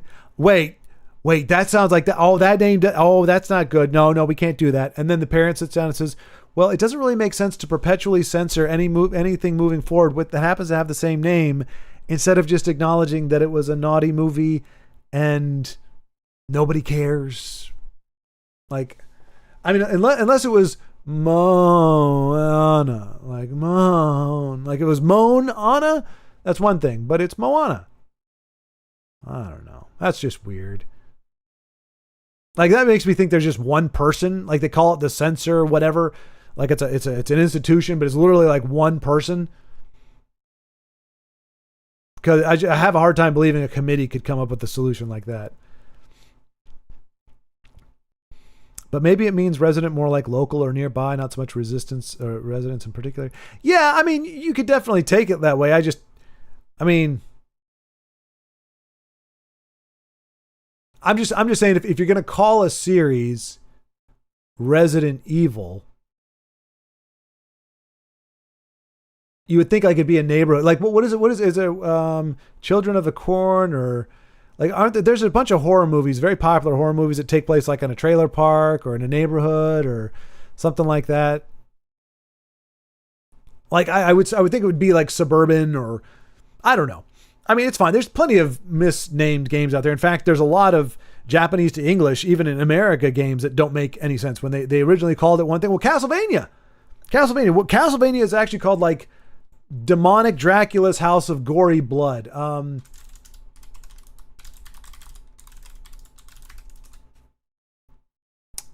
Demon Castle Dracula. Okay, let's be fair. You're gonna have some friction, even if you're not talking about Satanic Panic. Demon Castle Dracula in the 80s, when anime is still pretty obscure for the most part. We're not quite used to the Japanese interpretation of demon and evil. I mean, Dragon Ball Z, Mr. Satan. We call him Hercule because having a guy named Mr. Satan with a car that says 666 on it, for Japan, it means nothing. It's just it's a reference, because that doesn't, their culture doesn't intersect with Satan and 666 at all. They just know what Americans talk about, or the East or the West or whatever. But in America, hey mom, I was watching Dragon Ball Z and Mr. Satan stood up for the good guys. Wait, what now? Who's doing what now? What, Mr. Satan? Why? So, yeah, I would say that was probably a pretty good call. And Castlevania, I don't know. My nostalgia is so heavy. I don't think I can think about Castlevania as a name without the familiarity. So it sounds normal to me, but I don't know. Does Castlevania sound retarded? Does it sound like gumpish, or like, oh gosh, what, like an obvious mashup of something? But then after that, we got Metroidvania, which is,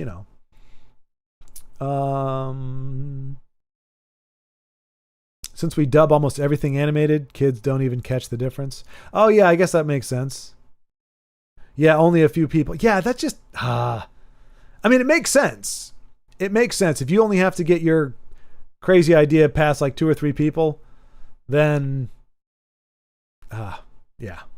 Okay, so you haven't experienced 1, 4, and 6 from, no. And those other ones like 0 and Code Veronica are definitely fun and interesting. 7 and 8 are the first person horror as opposed to third person. I do like first person better than third, but I heard that some fans of Resident Evil were not happy with first person. They say there's a lot you lose a lot of, like, because you can't see your character, you lose a lot. I don't know. I can't compare the two, but I have heard people say that. I personally, from a control perspective, prefer first person. Like being able to jump out of it for a second might be nice, like in Elder Scrolls. Skyrim.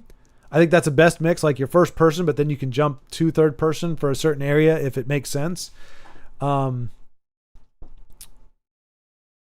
I've heard people actually say the opposite, that they prefer the third person for games like Resident Evil. I'll tell you what gets me though, Dandy, is that even Resident Evil 5, as much as I appreciate it, as much as I enjoy it, the cutscene, the dialogue, and from what I've seen, I don't know about the later installments, but the earlier it goes, the worse the dialogue. We're talking like Mega Man X4 levels of cringe dialogue. Oh, Mr. Satan was the best. Him and Boo are such a pure bromance. Yeah, and honestly, I think it's much funnier when they say Mr. Satan. Like to me, it's funny. But at the same time, it would be like if you had a character named Jesus. Like, I mean, in Spanish, I was on a soccer team with a Jesus and another Jesus that I knew of. So it's not there. But in America alone, I have not met yet anybody who's named their kid Jesus, and it would be a bit jarring. It's like Adolf. You don't hear characters named Adolf. Maybe in Japan, I'm sure there's an anime where they've got a character named Adolf. But there's just certain names, regardless of, they're just too distinct to really allow the character to blend in. And I would say that for a lot of people, regardless of how even an atheist, like Mr. Satan is going to be like, wait, what?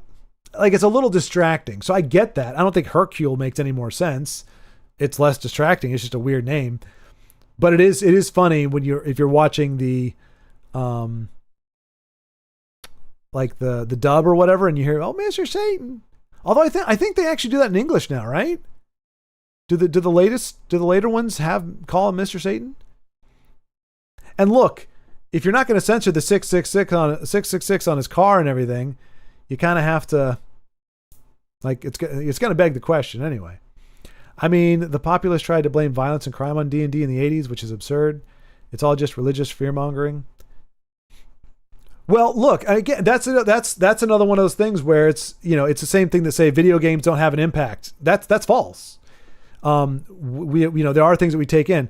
It doesn't mean that you're being brainwashed by them, but it does mean that they can impact people, and there's varying degrees. And same thing with D&D, not D&D specifically, but role playing. There are people that can role play, and they're fine. They engage with it, they act, or they do whatever, and it's totally fine. Then there are people who become obsessed and try to actually start doing what they're doing in the game, and they start getting themselves and their character, they start merging them together. So to say it's completely harmless, but not by virtue of the game itself. Like D&D itself is not inherently wicked. It's rolling dice and it's role playing as characters on effectively an invisible game board with a lot of numbers and everything. It's not inherently wrong, but to discard any possible potential issues with it isn't genuine either. But again, that depends on the person. There are people, it's the same thing. I would say method acting. I do not, one, it's not necessary. Two, I'm not saying this is not a conspiracy. I'm not hanging my hat on this. Jim Carrey, pre and post, Man on the Moon, very different guy. Like Jim Carrey post Man on the Moon starts to get a little weird. Method acting, Andy Kaufman, who himself was a bit weird. And I'm not saying weird as in not normal or abnormal or outside. I'm using that as a euphemism for possibly some serious mental stuff going on. Not saying he's crazy, not saying he's out of his mind, but I think when you go method and you try to embody the mentality and mindset of a character, especially if it's a sick SOB or somebody who's kind of, already blurring reality and everything, I think you can. Heath Ledger. Now, again, I'm not saying he committed suicide because he was the Joker, but he was method acting Joker, and and Joker is not a character you want to get inside of his head. So I'm not, and again, it was a drug thing, if I'm not mistaken. So I'm not saying, it did, he became influenced by it. I'm just saying our interactions with the world around us is not a net zero impact. What you absorb, what we hear, what we look at, what we see, all those things do have an impact. Doesn't mean they brainwash us, but they do have an impact. It's not a net zero thing. People who watch, if you're exposed to profanity, vulgarity, all that kind of stuff, somebody's gonna produce that. Not because they're brainwashed, just because that becomes normal. That becomes they think and start talking as they think and hear. Now you have to be saturated pretty heavily in order to do that, but so I think that again, that's the problem. It's saying, okay, that's an extreme view. That's ridiculous. Throw the whole concept out instead of going, you know what? Like, check in with your kid, see exactly how they're playing this game, because it does fling wide the doors for a kind of unfettered imagination that when you start blending reality and everything, you can start having issues. But again, it doesn't mean the game itself is inherently bad, but it means that you're engaging fantasy in a way that doesn't keep the two separate. And that can be problematic no matter how you do it.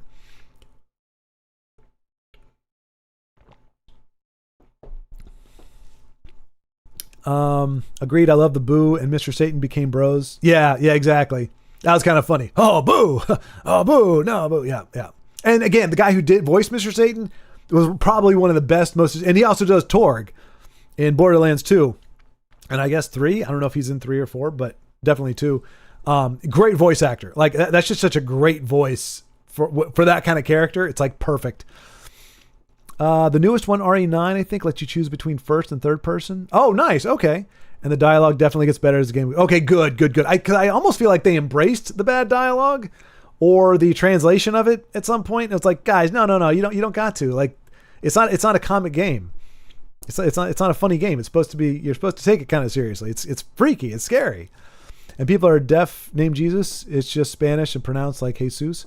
That's what I was saying, Danny. Maybe that was before I said that. But yeah, like I know many people called Jesus, but they're Hispanic. It's Hispanic. It's pronounced Jesus. They don't call him Jesus. So it's that English part. Like I haven't met anybody called Jesus. Not technically the name, but no English speaking person named Jesus. Like I wouldn't call Jesus Jesus. His name is Jesus. But yeah.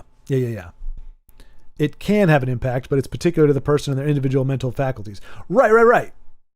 That's what I'm saying. So, but when people say, oh, this doesn't have an impact, or because essentially it's not a straw man. I don't know if I can't remember what it's called, but when you take something and take it to an extreme and say that concept is ridiculous, 99% of the time, yes, you're right, that's ridiculous, but that throws everything out.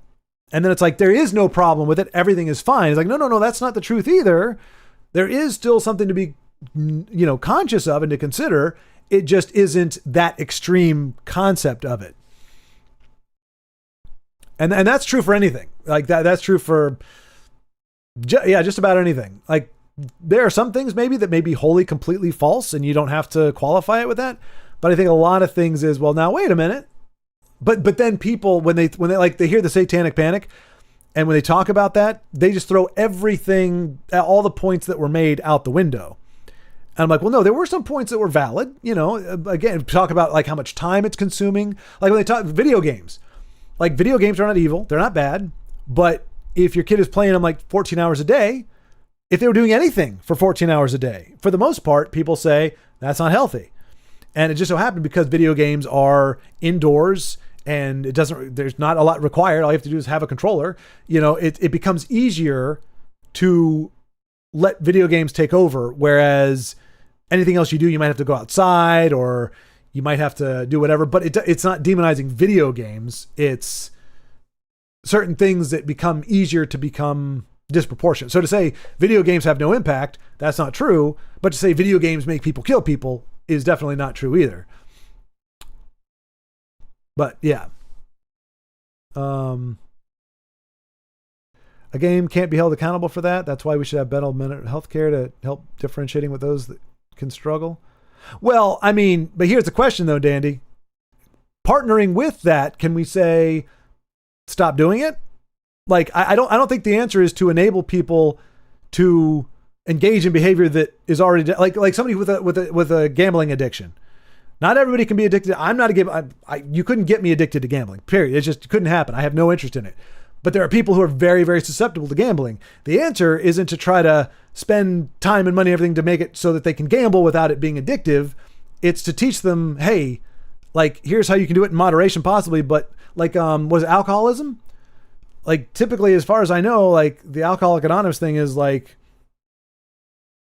it's always there. You don't cure alcoholism. You just don't indulge things that draw you in. I don't know. It could be different in different methods or whatever. But the idea is, if we're going, okay, we need a way to solve this problem, and you go, well, that's a genetic thing. Like, it's the person is very impressionable or they're very whatever. I don't know that going that far with it. I think people need to recognize if they're highly susceptible to something and be able to say, okay, I can't do, if I can't engage in this responsibly, I just can't engage with it.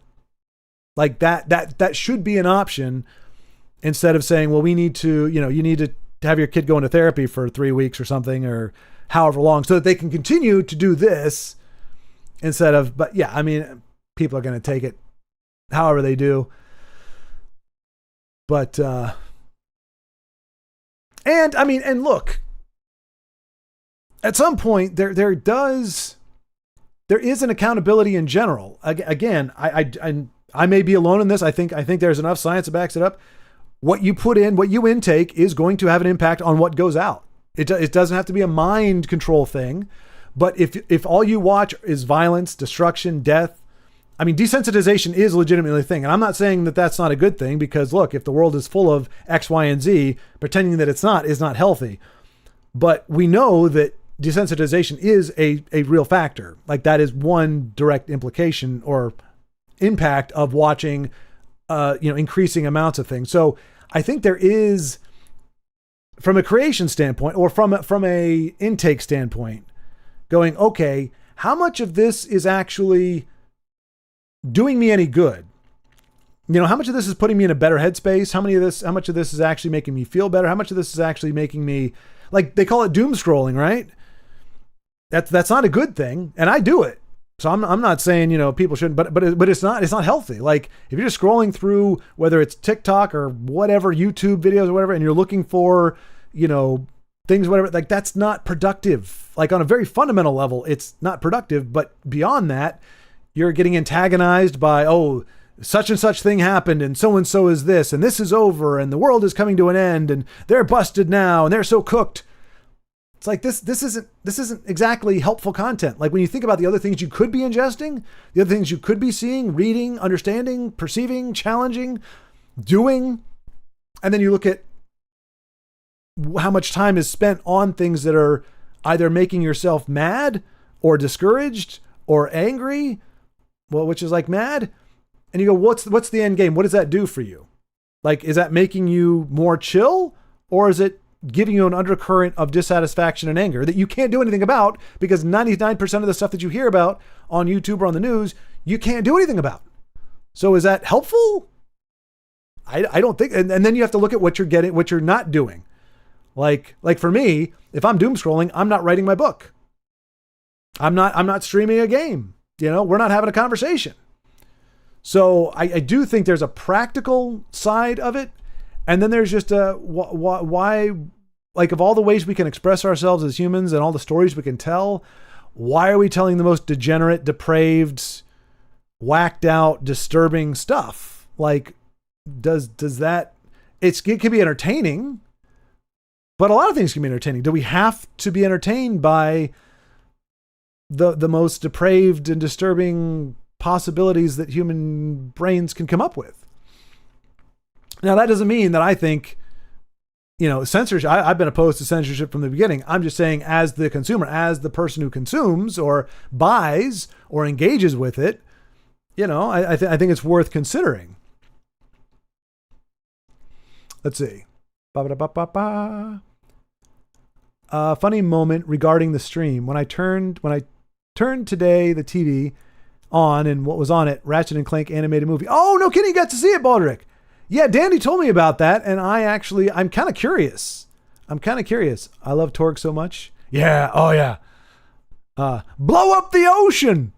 Now, part of it is the writing. To be fair, that's when Borderlands, to me, Borderlands writing was at its peak. It teetered a little bit, but a lot of times, like especially the way they wrote Torg, whoever wrote Torg had his character down pat. Like they understood how to make him sound absurd and say ridiculous things that were still hilarious. It wasn't just he was being stupid, but like blow up the ocean. To me, that's hilarious because like it's a ridiculous concept. Blow up the ocean. Oh yeah, it's great. It's great. Especially, yeah. And he's in, Torg is great. The movie was okay. It's not as bad as some would say, but not great by any means. And see, that's the only reason why I don't pursue the movie, because I know Dandy. And if Dandy is saying the movie is okay-ish, Dandy, okay-ish, I don't think I could watch it. I don't think I could. Dandy is a connoisseur of all things entertainment. So when Dandy says, nah, it's a little weak, then I go, okay, I probably need to pump the brakes on that one. Now, Baldrick says it's entertaining enough, but Baldrick also, Ralph Bakshi, see, I got to filter all my friends' recommendations and thoughts based on what I know they enjoy. You see, I got to sort that out. But not something I add to my DVD collection. Okay, there you go. I do own it on Blu-ray. I think you saw it 3 times, Dandy. You watched it 3 times? I do own it on Blu-ray. I had to support it. My love for Ratchet and Clank transcends even the worst parts of the franchise. That's okay. I did similar with IPs I love too. Yep. I bought Little Britain PC game, which was considered at one time the most awful thing to ever come out of Britain on PC. Little Britain.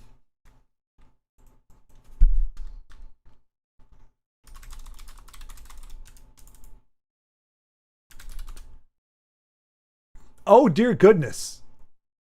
Okay, just from the screenshots alone. Now I do recognize, it looks like Matt Lucas, I guess. I recognize him from an episode of Community and Gallivant, actually. But holy cow. Yeah, Baldrick. I'm not going to feign surprise. I'm just, again, this brings me back to the Mighty Boosh, man. I look at that and go, how? You like, splitting a hair is the analogy that comes to mind. I see that and I'm like, so that's funny, but I don't know. Again, and that's speaking from complete ignorance because I've never seen Little Britain.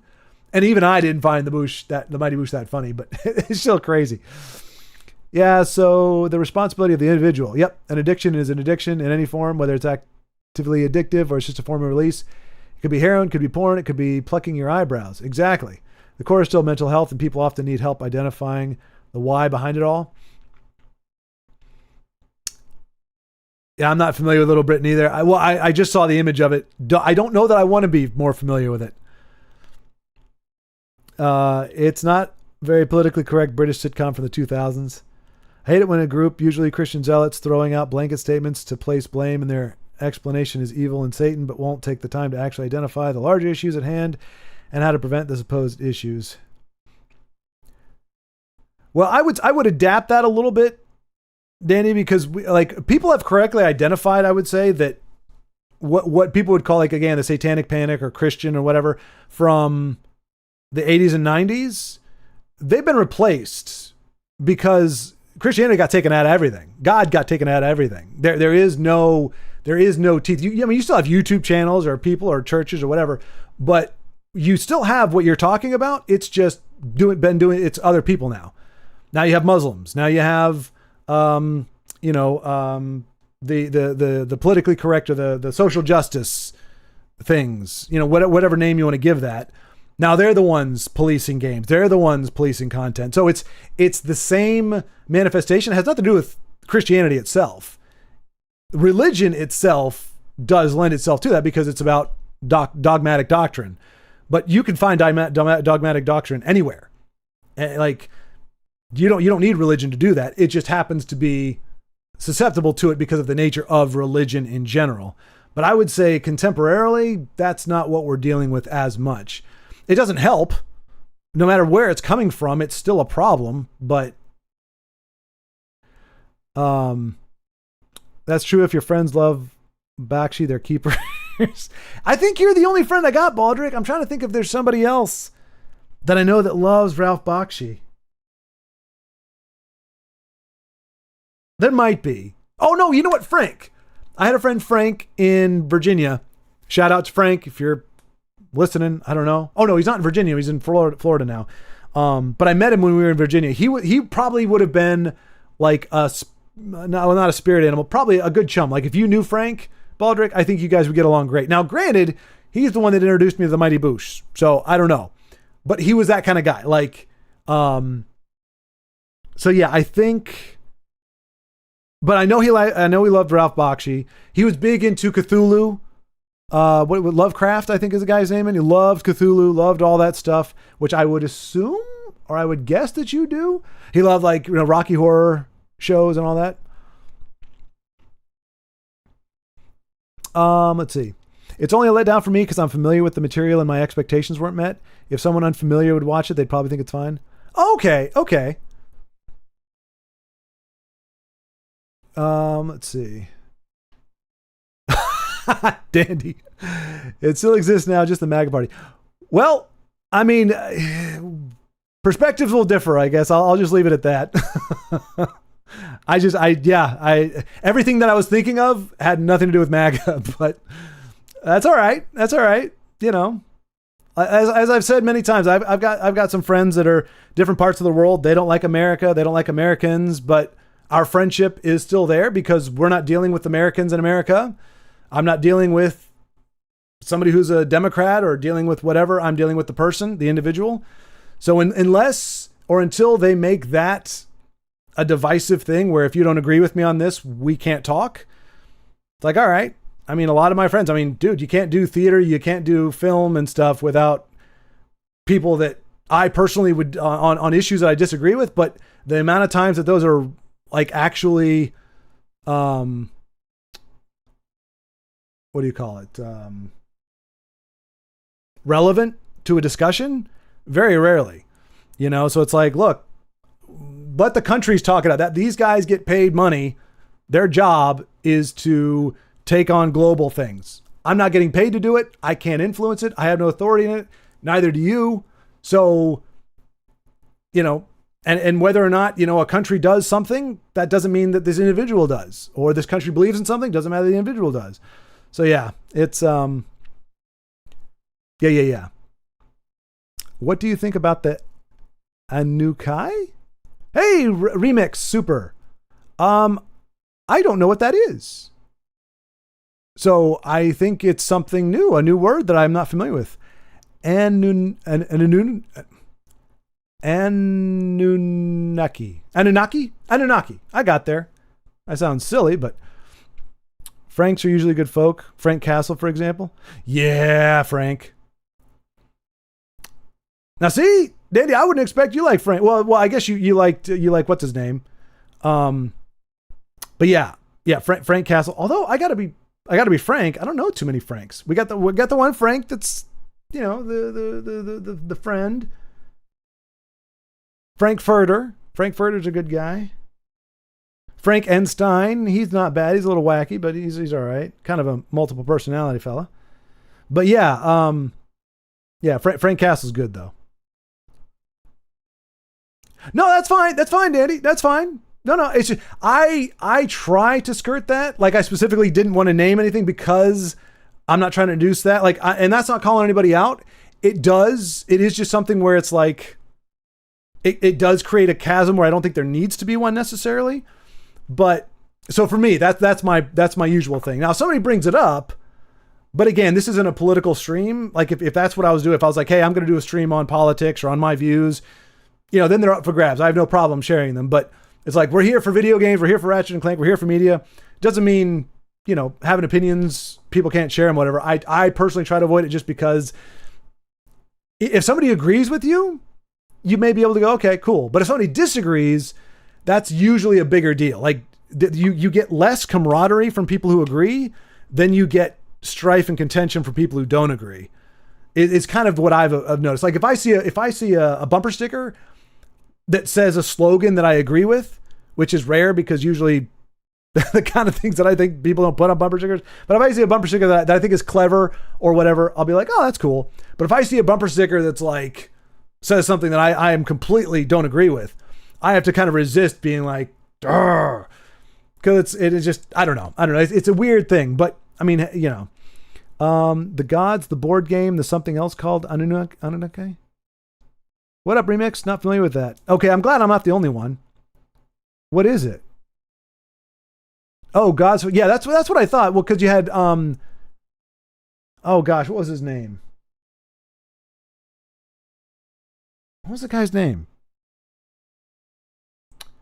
But yeah, well, so one, that sounded anime to me.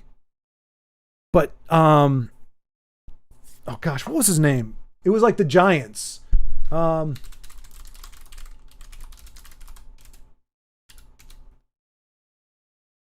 Anak, that's it. Anak. That's what I was thinking of. Prominent giant, and descendants were known as Anakim or sons of Anak, and they lived in Canaan. That's where that was the only close. I don't think it predates them. I mean, it does. There are some connections, some theoretical connections to the Nephilim. They existed during the, if you want to call it the Abrahamic religions, but like in the land of Canaan, that was apparently where they lived. But apparently like Goliath was a descendant. I didn't get too much into it. I just know that those were the references that I'm familiar with. But it's funny because the Anunnaki, that to me, that sounds very like Naruto. Like I'm thinking of giants with like all kinds of stuff. Possibly even ancient Greece or Norse pantheons. Interesting. I'm not sure. Let me see. Is Anak or Anunnaki in Greek or Norse? The Anunnaki belong to ancient Mesopotamian mythology, Sumerian, Akkadian, Assyrian, and Babylonian, not Greek or Norse. They're a group of deities linked to the sky god Anu, and the earth goddess Ki, functioning as creators, judges, and decrees of fate. So, I guess, Dandy, to answer your question, they are featured in, like, the Bible. So, they're featured in those things, but they are in no way, shape, or form, apparently, connected to it, or expressly, just like Rome. You know, Rome is in the Bible, but Rome wasn't invented by the Bible. So, these are giants or mythological beings that show up or exist in some form in biblical context, but they are themselves separate from it. They don't just exist within those pages, apparently, because none of that, like the goddess Ki or god Anu, like none of that, as far as I know, is like expressed in the Bible or anything. Oh yeah, yeah, you're right, Baldrick. He might. Macro might actually. It does sound Japanese, yeah.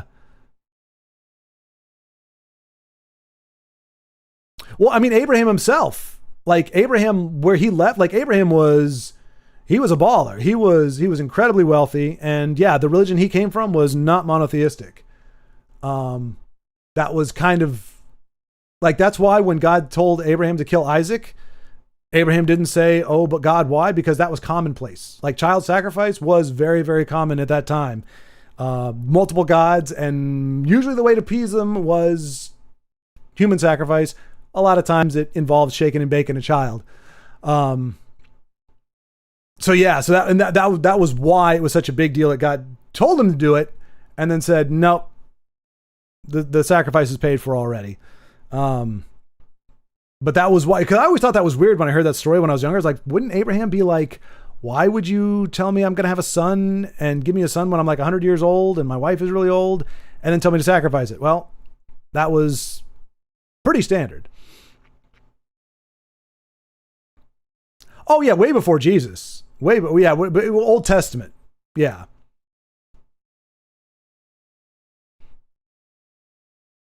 But yeah, they were way back.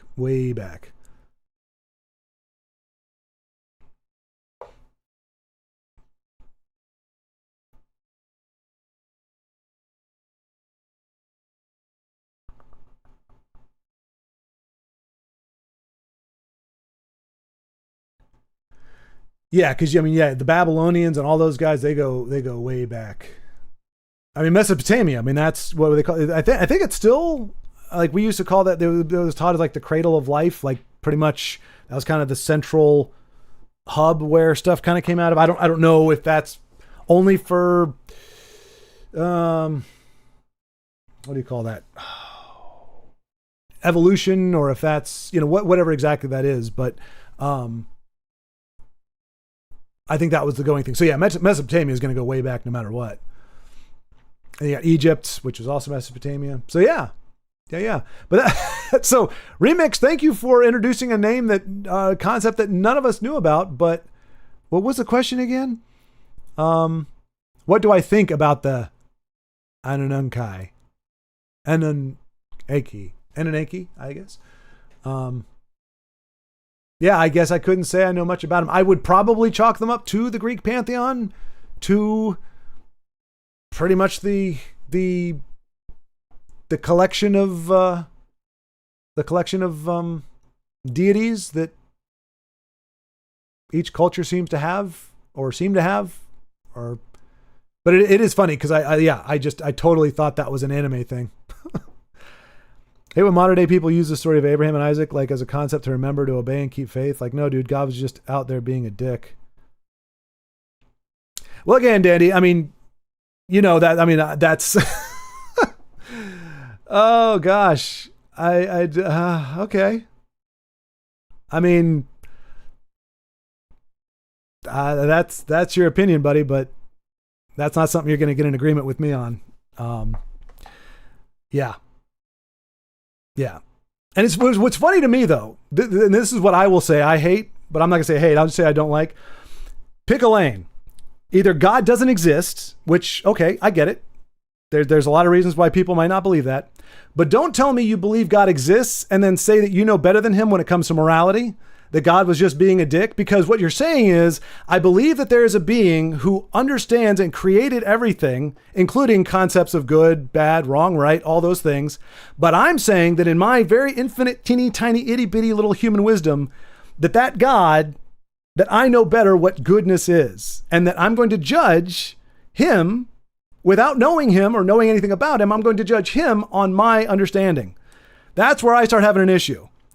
Because it's one thing if you were to say, I don't believe there's a God, that's fair enough. But don't try to tell me that you know there's a God, or you understand or acknowledge there's a God, and then say that you know better than he does what being a dick is.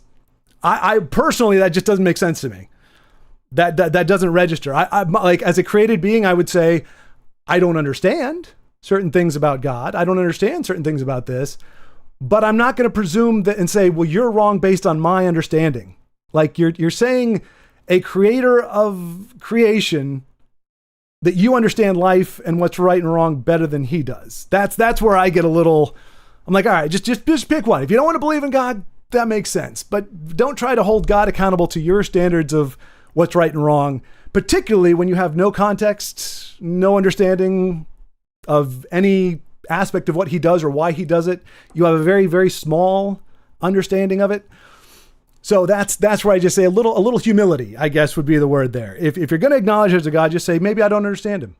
Maybe I just don't get it. Because I don't think your interpretation of God being a dick is any different or any more virtuous than me saying, you look at that story, understanding that there's not a debate on this. Like child sacrifices by other gods at that time, you know, people, pagan gods, they're great. No, child sacrifices were commonplace. Like that's not a debate. That's not something curious. So understanding that was the world that Abraham understood, those were the gods that he was serving, and to say that there's a story where God says, sacrifice your son, and then when he goes to do it, he says, no, that's not the kind of God I am. That's the kind of God you've been used to. Those are the gods that you've been serving.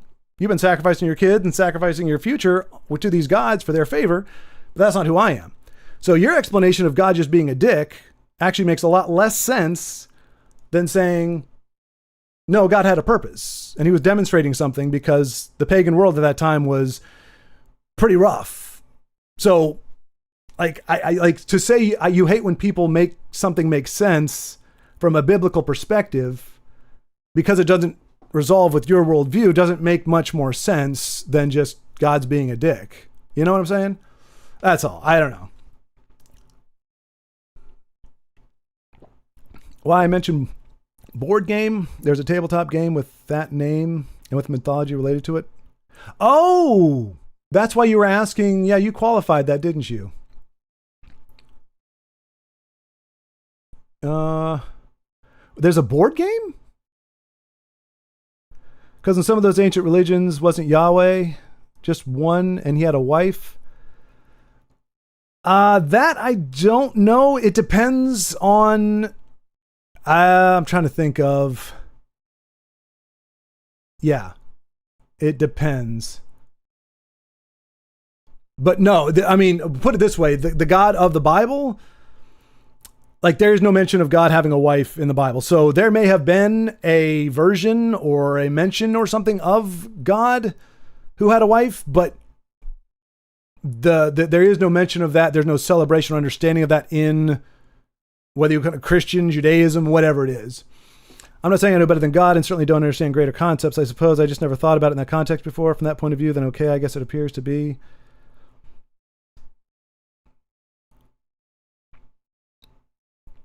Yeah, it's a partner Asherah who probably also had some other names.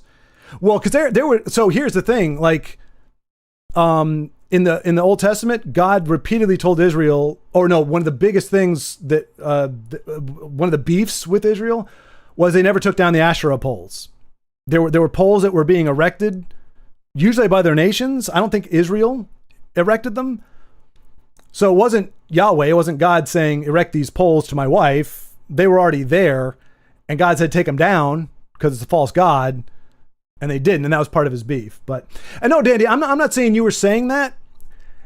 It's just like Stephen Fry. You mentioned Stephen Fry. I just remember there was an interview with him and he said, he's like, he was saying something like, so he acknowledged, or in his, at least in that moment, he was hypothesizing that God was real. Maybe, I think he's an atheist, but he was hypothesizing that God was real. And then he said, like, I would just be appalled at him and, and tell him how horrible he is for letting these things happen and everything. And I'm like, wait a minute. Wouldn't you first, like in any kind of humility, if there was a God, sir, wouldn't you first say, can you explain this to me? Can you help me understand this better? Because this to me looks like injustice. This looks like a horrible thing. This looks like a really cruel and horrible thing to do.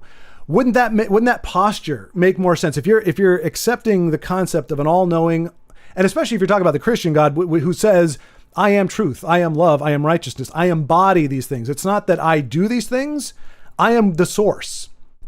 If you talk about a cry for justice, you're talking about something that's implicit to my character. Like, that's why the concept of justice exists, because I am justice, which means he cannot be unjust. So again, that's a belief. Admittedly, that's a belief.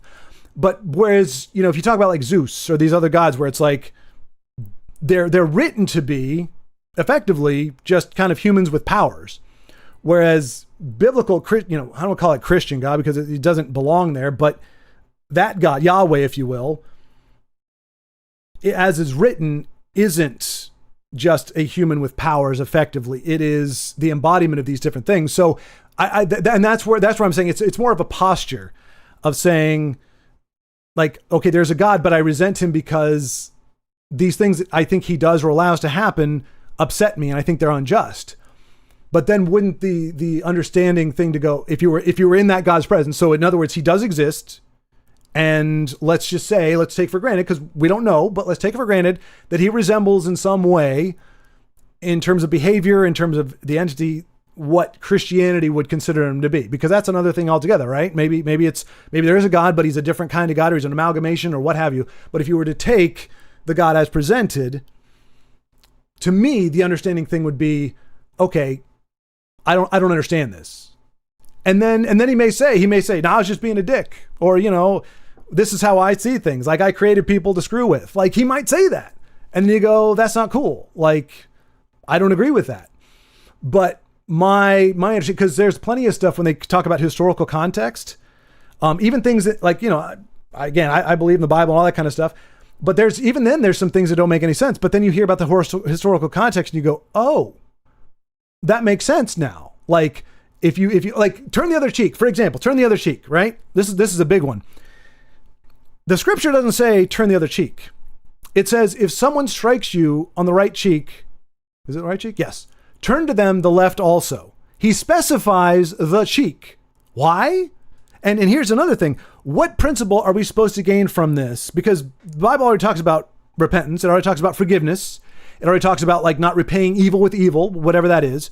It already says those things. So why would he go to the length to say, if somebody strikes one side of your face, present to them the side of the face that has not been struck yet, as if to encourage them to strike that as well, to say, you know what? I am so pious. I am so self-righteous. If you strike me, I will not only not hit you, I will not only run away or tell you not to hit me again, but I'm going to allow you, I'm going to present to you a vulnerable side of me that you have not yet maligned and let you hit that again. That makes no sense. That makes zero sense in any context. None. But as a Christian, that's what I'm taught. That's what we're supposed to do. Metaphorically, of course. But that's not it, because in those days, you had two different hands. You didn't have toilet paper. You see where this is going? The left hand was what you used to wipe your ass with. This was not a good hand. You didn't eat with this hand. You didn't shake hands with this hand. This was I'll call it a poo hand. The right hand was the good hand. That's the hand you did whatever with, which is why, you got left and right-handed people in the ancient world, whatever. So if somebody struck you with the right hand on your left cheek, it was them saying, it was essentially like slapping someone with a glove. It's an insult, but I'm insulting you as an equal to me. Like, you and I are on an equal field. Maybe even, I don't know if they could do it to somebody who was above them, but it was an equality thing. Like, I am striking you with the same respect. I'm addressing you and insulting you, but respecting the fact that you and I are both on the same level. If you struck someone with the left hand, which would be the right cheek, you're effectively saying you are less than I am. I'm not only striking you, I'm striking you and saying you are below me. So Jesus wasn't saying, when he said turn the other cheek, it wasn't let somebody hit you again as a pacifist. It was, if somebody insults you and looks down on you and is saying, I'm insulting you as somebody who's inferior to me, it's a badass move. You turn around and say, no, you can hit me again. You can address your grievance with me again, but you do so acknowledging that I am an equal with you. So that transforms that whole scripture all over the place, and it's historical context. We don't have that now. We don't have a poo hand. We've got toilet paper. But back then, that was how things were done. That was how, the dynamic that was in play. So even that basic scripture, even if you're not a Christian, though, people hear that and they think it's pacifism. It means to forgive. Somehow presenting yourself as a target is somehow a Christian principle, and it's not. And we know it's not, because Jesus is struck later on and he doesn't turn his cheek. He doesn't say, hit me again or whatever. He challenges the person, says, by what authority do you strike me? What have I done? What did I say that was wrong that you struck me? So he defends himself. So that's what I'm talking about. Just on a very basic level, Danny, this is not at you or anything, or saying, what you think or what you believe or how you feel. I mean, there was a little can of worms there when you're saying, I hate when people do what you just did, and, ascribe it, some greater meaning to God instead of just calling him a dick. And I'm like, well, I got my opinion on that too. And while I don't expect people to agree with me or to love God or to seek him or to think that he's real, I do, there's a part of me that goes, well, hey, now let's not dogpile on it, So anyway, merciful still seems a bit far in my opinion, but whatever, just feels like unnecessary trauma for Isaac. And as an Isaac, I relate. Yeah, okay, I get you. As an Isaac, I relate. I see what you're saying. Yep, nope, I get you. The Christian God and Bible are written and manipulated to appear in specific context to further the reach and power of the church. In my opinion, that's not what religion or faith should be at all. And the problem is that most people don't know the larger context, and it's not taught that way, so you get completely different meanings from it. I think it's important to understand the original. And here's a problem. That context and the way that makes sense. Right, exactly. And that's going to be a lot of things. And in fact, But that's part of the problem with a lot of when people look at when God does something, especially if it's wrathful, which again, it's not even in the Old Testament is not nearly as common. If you look at the book, here's the thing. This is hilarious. If you read the Bible, there is nobody who looks good in it. It doesn't make the Jews look good, the Israelites. It doesn't make Christians look good.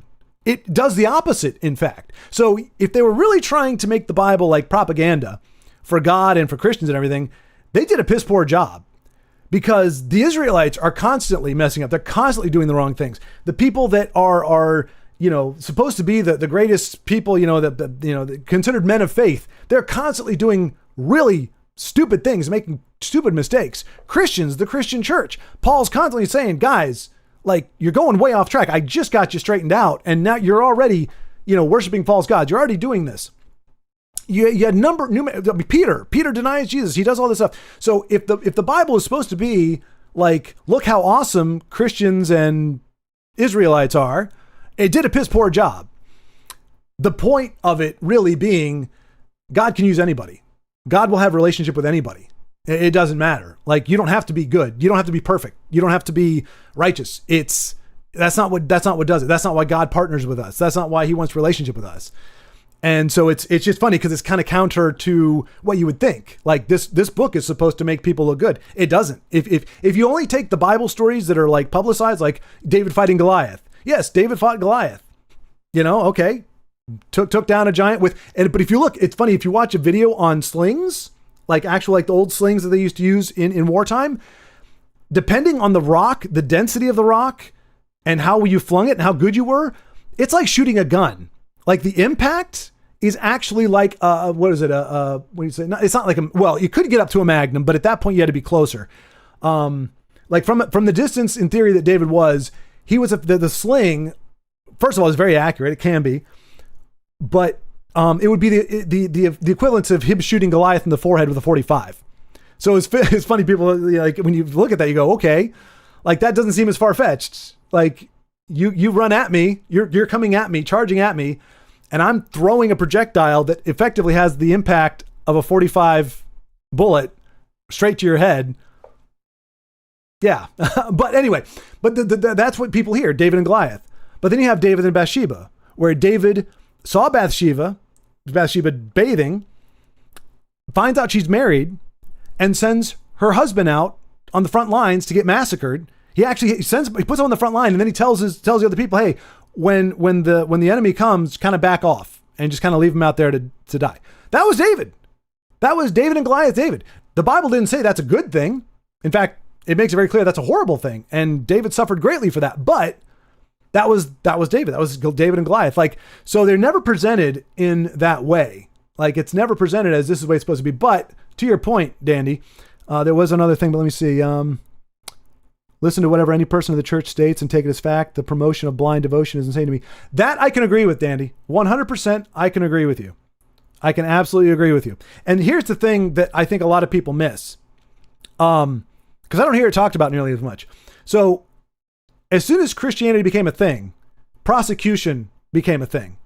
Not prosecution, I'm sorry. Persecution. Most people would only look into it and try to understand on a surface level, that are willing to throw hands for seemingly nothing other than what I believe is true and you're wrong. Well, yeah, and that's the other thing too. Well, yeah. So here's to your point, Dandy. So the Christian church starts, right?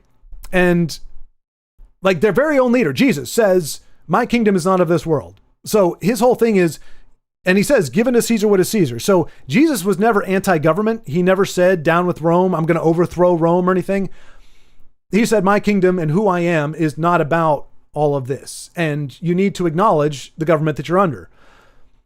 Despite that, Christians were immediately persecuted by Rome, by everything. We're talking, burning alive, fed to lions, all kinds of horrific things. So here's the problem. You have a young faith that is spreading despite incredible persecution, but you're incredibly vulnerable. You are being hunted, you're being persecuted, you're being stoned to death, you're being fed to lions. There's horrible things being done to you, simply not because you're actually trying to overthrow the government, because the core of the religion isn't even about overthrowing the government. It's about something else completely, but you're still being hunted down and persecuted. Then you have Constantine, right around 300 AD-ish, who now gives the church not only a reprieve, but says, hey, I'm going to exalt you. I'm going to give you, prominence, and I'm going to raise you up and do all this other kind of stuff. What do you think the natural thing is? Now, I'm not saying this is right. I'm not justifying it. Justifying and understanding are two different things. The understanding is, if your faith or your group of people, whoever you are, whatever you are, if you have been effectively hunted or persecuted, however you want to phrase it, for an extended period of time, and you are finally given a position of power, what is the natural inclination going to be? It's going to be to use that power to protect yourself. And then the line's going to get blurred. Like, what do you need to do to be protected? And what's now being done to persecute those who disagree with you? And then you take it a step further, kind of what you're talking about, Dandy, where it's, okay, you don't agree with me? We need to beat you down. We need to imprison you. We need to kick you out because your way of life is a threat to us. And it becomes almost the exact inverse of what it was. And that's where I think, and I'm not trying to throw stones at Catholicism, but I think that's where a lot of the rules and regulations and the esteeming of the church, with making the church a governing body, used to be that the church was service-oriented. Jesus was service-oriented. It was leadership from behind. It was leadership to say, here, do as I do. It was not about power. It was not about esteem. It was not about prestige. It was not about, I'm a leader in the church, therefore give me money and worship me. It was, I'm here to help you. I'm here to help you grow. I'm here to help disciple you. He said, make disciples of all nations, not converts, not conquest. He says, make disciples. In other words, relationship. As I have related to you, disciples, go out and relate to other people. And then they relate to other people. Give them an understanding of the relationship with me. That's the early church. But when you give it X number of hundred of years of persecution and fear and all these other things, and then you put them in a position of power, I'm not justifying, understanding. Now you have the opposite. And then you have what you're talking about, Dandy. You don't believe what I believe? You need to die. If I can't convert you to my way of thinking, you need to go, because this is the right way. And if I allow your way to exist, then I might end up being persecuted just as we were before. So that's where I think the Reformation, even though it failed in many ways and pretty much just did exactly what it was preaching against, the point of the Reformation, as far as I can imagine it, is saying, hey, the early church was very different from what we are now. What we are now is a reaction to violence, persecution, fear, and a bunch of other things that don't produce good fruit. So we need to get back to what the early church was, where we're not idolizing people. We're not looking to people. It's not about people down here. We're pointing to Jesus. We're pointing to that relationship. And so that's where I think, Dandy, where, like what you're talking about, where you have that. Now, it has less excuse in modern day for somebody to say, oh, you don't believe what I believe, let's throw hands, or I'm going to beat you down. I was never taught to do that. I was taught the opposite. But there's a difference between not attacking somebody for what they believe and being taught that you need to take abuse from other people. That's where I am. But slingers were used much as archers. Yeah, exactly. Yeah. I think the Romans used training slingers from Mallorca. They were famous for their trade.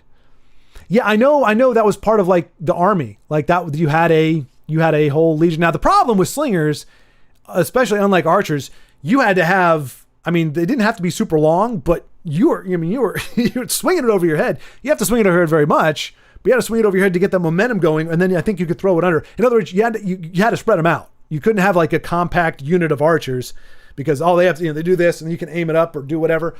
Slinging requires a little more headroom, but yeah, it was still, they actually had elements in there. Most people only look at, let's see.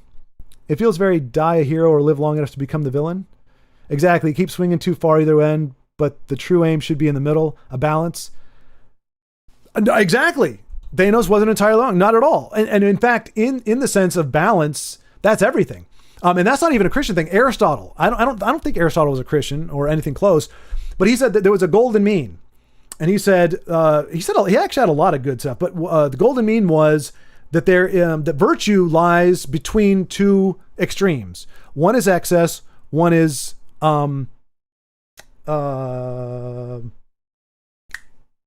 deficiency. To exactly what you're saying, Dandy. So compassion sounds good, right? Nobody says you can't have too much compassion, but that's not true.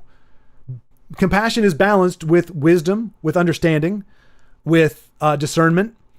So being too compassionate is no better than being not compassionate enough. Those are two extremes. And again, at least as Aristotle would propose, where you want to be is in the middle. So it's not demonizing people who don't agree with you, but it's also not accepting abuse or just, taking shots and being like, okay, nothing. Now, there are certain things that you can do. Like people respond words. To me, people throwing down over words or getting violent over words is the most insane thing to me. So it's like, okay, if somebody's, saying stuff or whatever that I don't agree with or calling me names or whatever, okay, I can try to not respond in kind because that doesn't make any sense. Like using labels on people doesn't do anything. If I just label somebody as an idiot or a zealot or whatever, it doesn't necessarily, it's not a judgment, or it's not an argument in and of itself. It's just a label, and labels can be thrown around. We know we can throw labels around on anything. So I wouldn't use it just because it's not effective. Unless I'm labeling a certain behavior. If somebody has lied 3 different times and I can point to it and say, they lied here, and they lied here.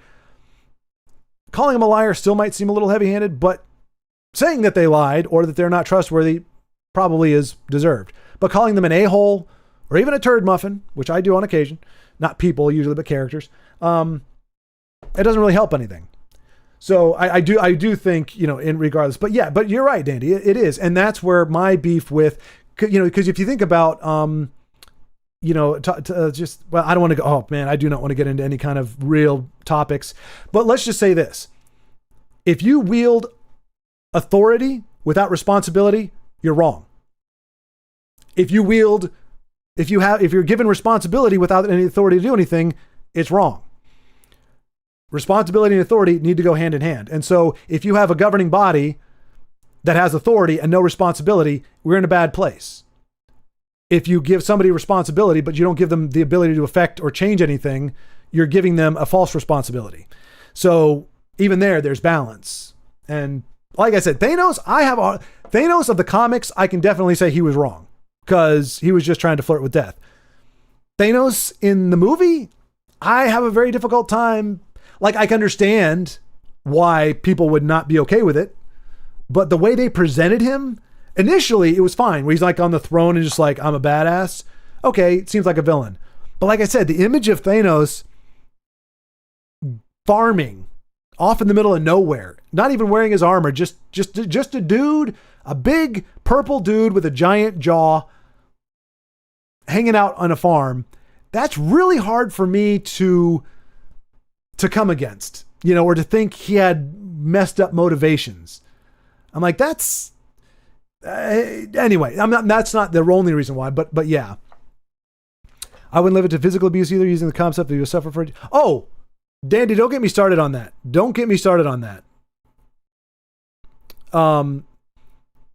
Well, I mean, the regardless of what the sin is, here's the thing, Dandy, and I will get a lot of Christians giving me grief for this, but to your point, Dandy, if I were to say to you, there is a God of the universe, he created everything, and there's a separation between us because he's perfect. He embodies he embodies truth, love, all these things. He's perfect God. And as a just God, he cannot bear the sight of unjust things and the embodiment of justice.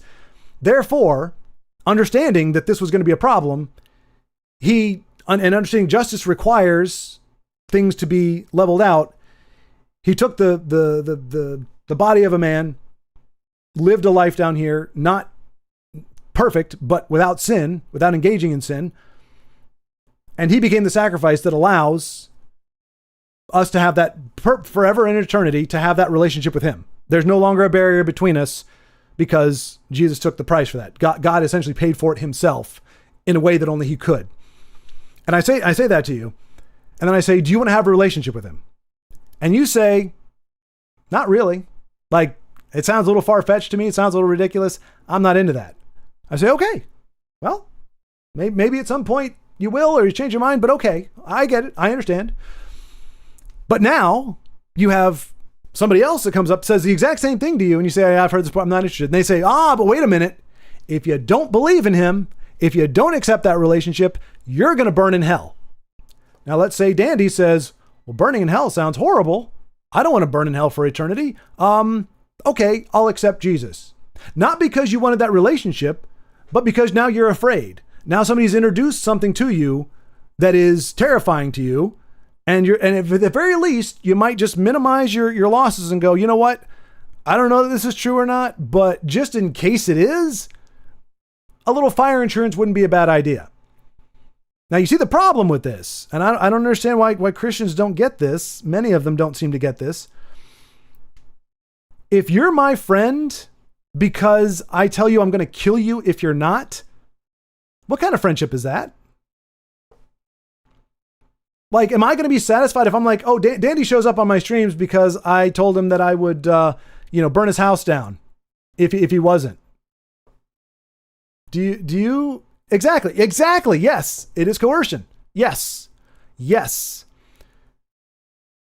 But that's my problem with with a fear-based gospel, because the Bible says there's nothing good that comes from fear. Fear is not a fruit of the Spirit. That is not something that brings good results.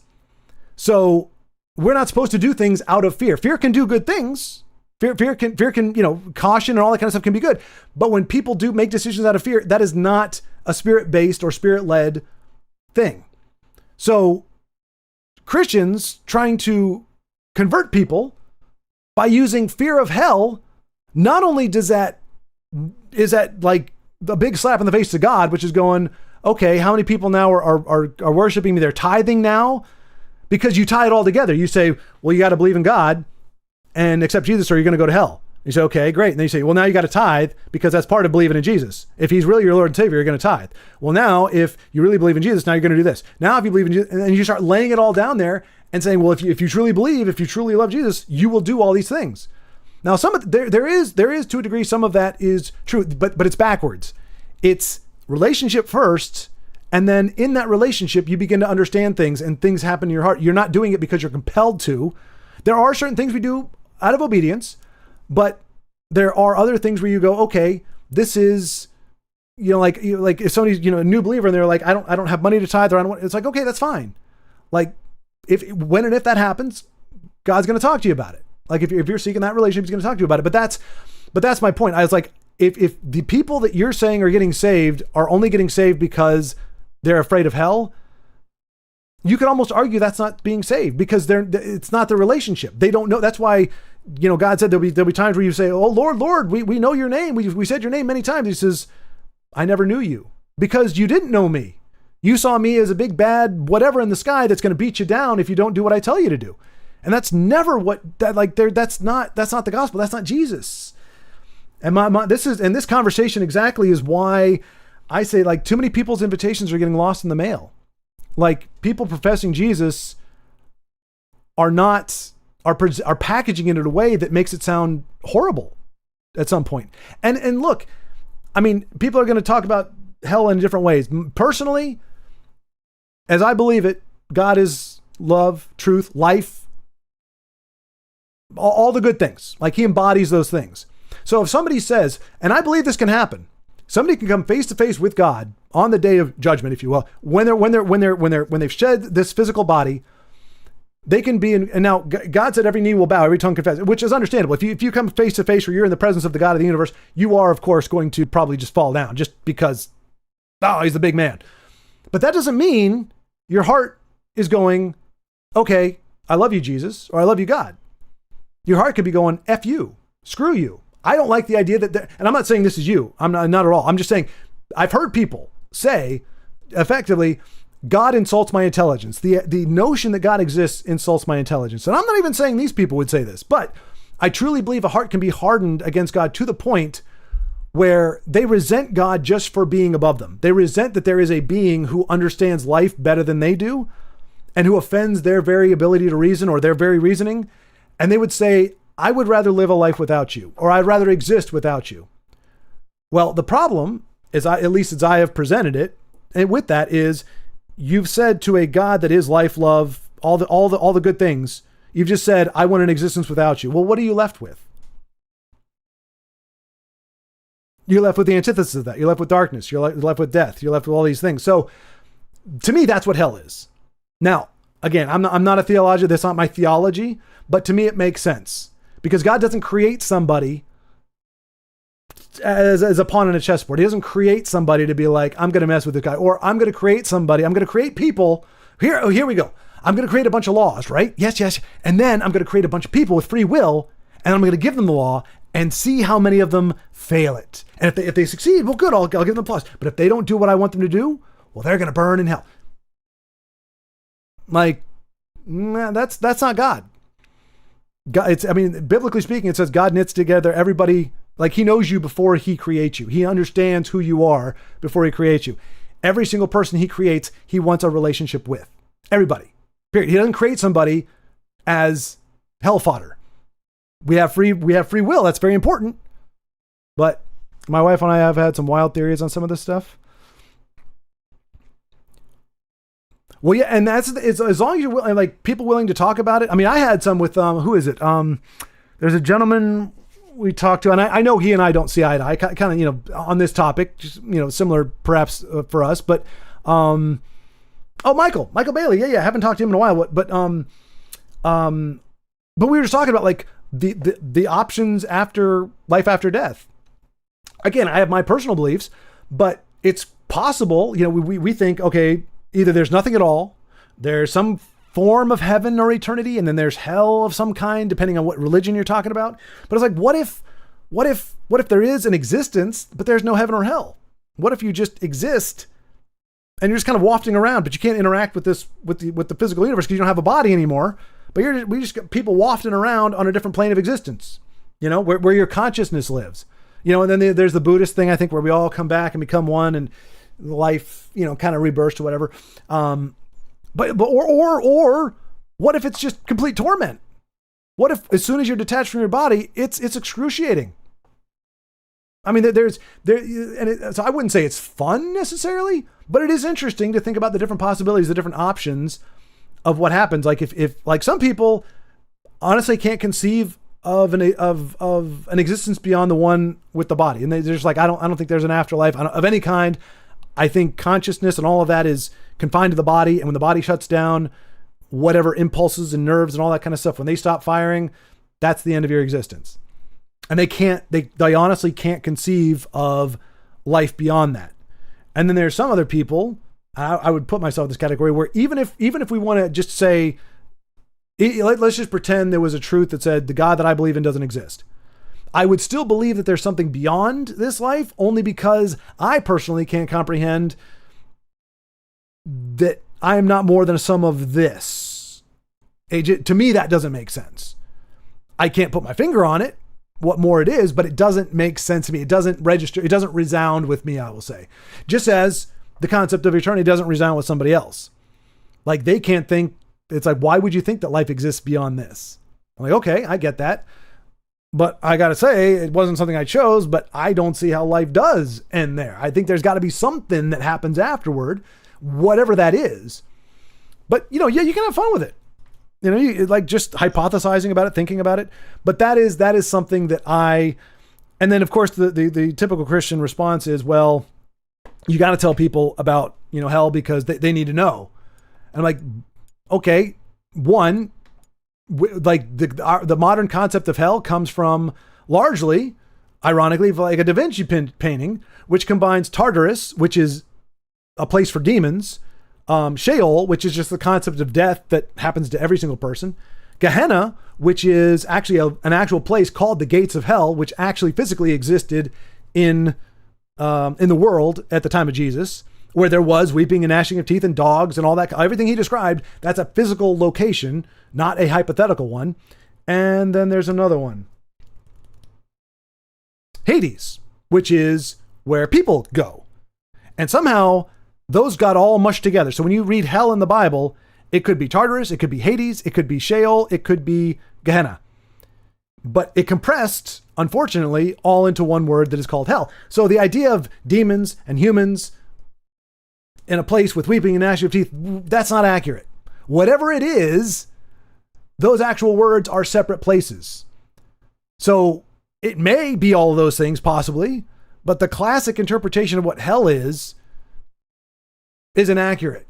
because they're different words that were compressed together to put demons, humans, death itself, and weeping and gnashing of teeth, and all the visuals that Jesus talked about all into one little package. And that's not what it is. So anyway, and Jesus didn't talk about hell.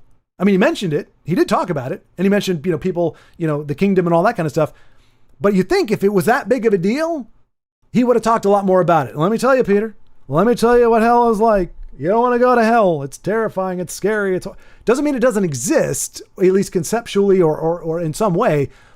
But Jesus seemed a little more interested in how people can relate to him and walking out a faithful life on this earth than he did about hell, Anyway, I'm loving the convo, but I have to actually get going. I got to pick up some prescription and groceries before I have to be back to work. Awesome. Okay, good deal, Dandy. Yeah, no, sorry. I mean, it's hard to call it. It's a monologue, effectively. But anyway, yeah, no. Great talk with you, man. Thanks for helping me with the Ratchet and Clank thing. Getting it done. It was a good talk. Overall, like I said, there's a, political stuff I don't do. Like religion in general, I won't defend religion. Jesus, I got a little bit of a soft spot, so it's a little bit harder for me to walk back on that. But it was a good time. Thank you again. We will be hitting God of War Wednesday or Thursday of next week. Hopefully your stomach feels better and you get going. You feel better, and are you going to start your job before I get back? I think you are, right? It was like 10 days, like 5 days ago. So I think I like getting perspectives. Well, and I mean, it does help if, like I said, to me personally, like I'm not looking at it like you're antithetical to my beliefs or that I need to convert you or anything like. So there's no urgency there. I don't need you to accept what I believe. So it's like, it doesn't have to be heavy handed. It's just like, hey, here's a thought. Here's a way of looking at things and understanding. Like when you say the stuff that you have, I'm like, I get it. Like I've wondered those things too, or I've thought that too. I've just been on the other side of it for long enough that I don't look at it quite the same way, or it doesn't feel the same way, I guess. But yeah, perspectives are good. And it doesn't do any good to beat somebody down with your perspective, because then they marry the perspective with the way it was presented. And it's like, well, if this is how you act and this is what you believe, I start Monday and I'll be Monday through Friday, 8 to 4. That's a good schedule. All right. Monday through. Okay. So then maybe, So maybe an evening stream would be better, because at that point, we'd never be able to. I mean, which is fine. You could watch the VODs, I guess. But if the point is interaction, maybe I'll try to start doing later streams or something. Maybe I'll get my sleep schedule. Like I'll be up at 6 and in bed at 11 or something, so that I can start a little bit later. We'll see. I've got to figure stuff out. And of course, hopefully if I get a job, that's going to factor in as well. And I wouldn't be able to do it. Whatever job I get, I'm probably not going to be able to do this from 11 to 3:30. So, or 11 to 4, whatever it ends up being. So something's going to change when I start working myself. So I might as well get adjusted to it, but we'll see. But cheers to you starting Monday again. Yep. Don't want to hold you anymore. Actually I'll miss streams if you do it during the day. I don't want to. No, that's why I'm okay. Yeah. I'm still sorry. Okay. Yeah, no. We're there was a delay, I guess, but yeah, no. Because my schedule is based around convenience, not necessity. So it doesn't make sense for me to continue to do it at a certain time if that doesn't make sense for people watching. Like that doesn't make sense. That don't make no sense. So I'll probably change it up. I'll just figure out exactly when. Because obviously, I'm not saying, you need to watch if I'm going to do my stream at night, you need to watch it. Like there won't be that implication at all. I'll just go, hey, maybe if I start at 6:00, that'll be, for anybody getting off work at 5, that may give them enough time or whatever. And I'll stream for 3 hours, 6 to 9. That's not bad. I can say the gameplay won't be quite as good because I'm not an evening owl, but at least I'll be doing something. And honestly, it can't get much worse than some of the gameplay we've seen so far. If So yeah, man. Well, cool. Well, enjoy your first few days. Hopefully I'll be able to touch base with you sometime later in the week after I get back and see how things are going, see how you're liking it so far. But yeah, thanks for having a dialogue and for sticking with the highs and lows on our Ratchet and Clank journey. And hopefully we'll have a good time with whatchamacallit, God of War. Hope you hear Electric Apprentice, but all right, I'll keep an eye out and hope you enjoy your vacation too. Thanks, man. Yeah, no, it's going to be a good time. It'll be a good time, and yeah, we'll see what's going on. But you take care, Dandy, and or Isaac. Yep. I love how Baldrick specifically remembers your name specifically. And I'll remember too, just because you're like, as a fellow Isaac, I sympathize. I'm like, I never thought about that. It's like, dang it, don't do Isaac's dirty. But yeah, take care, my friend, and I will talk to you soon.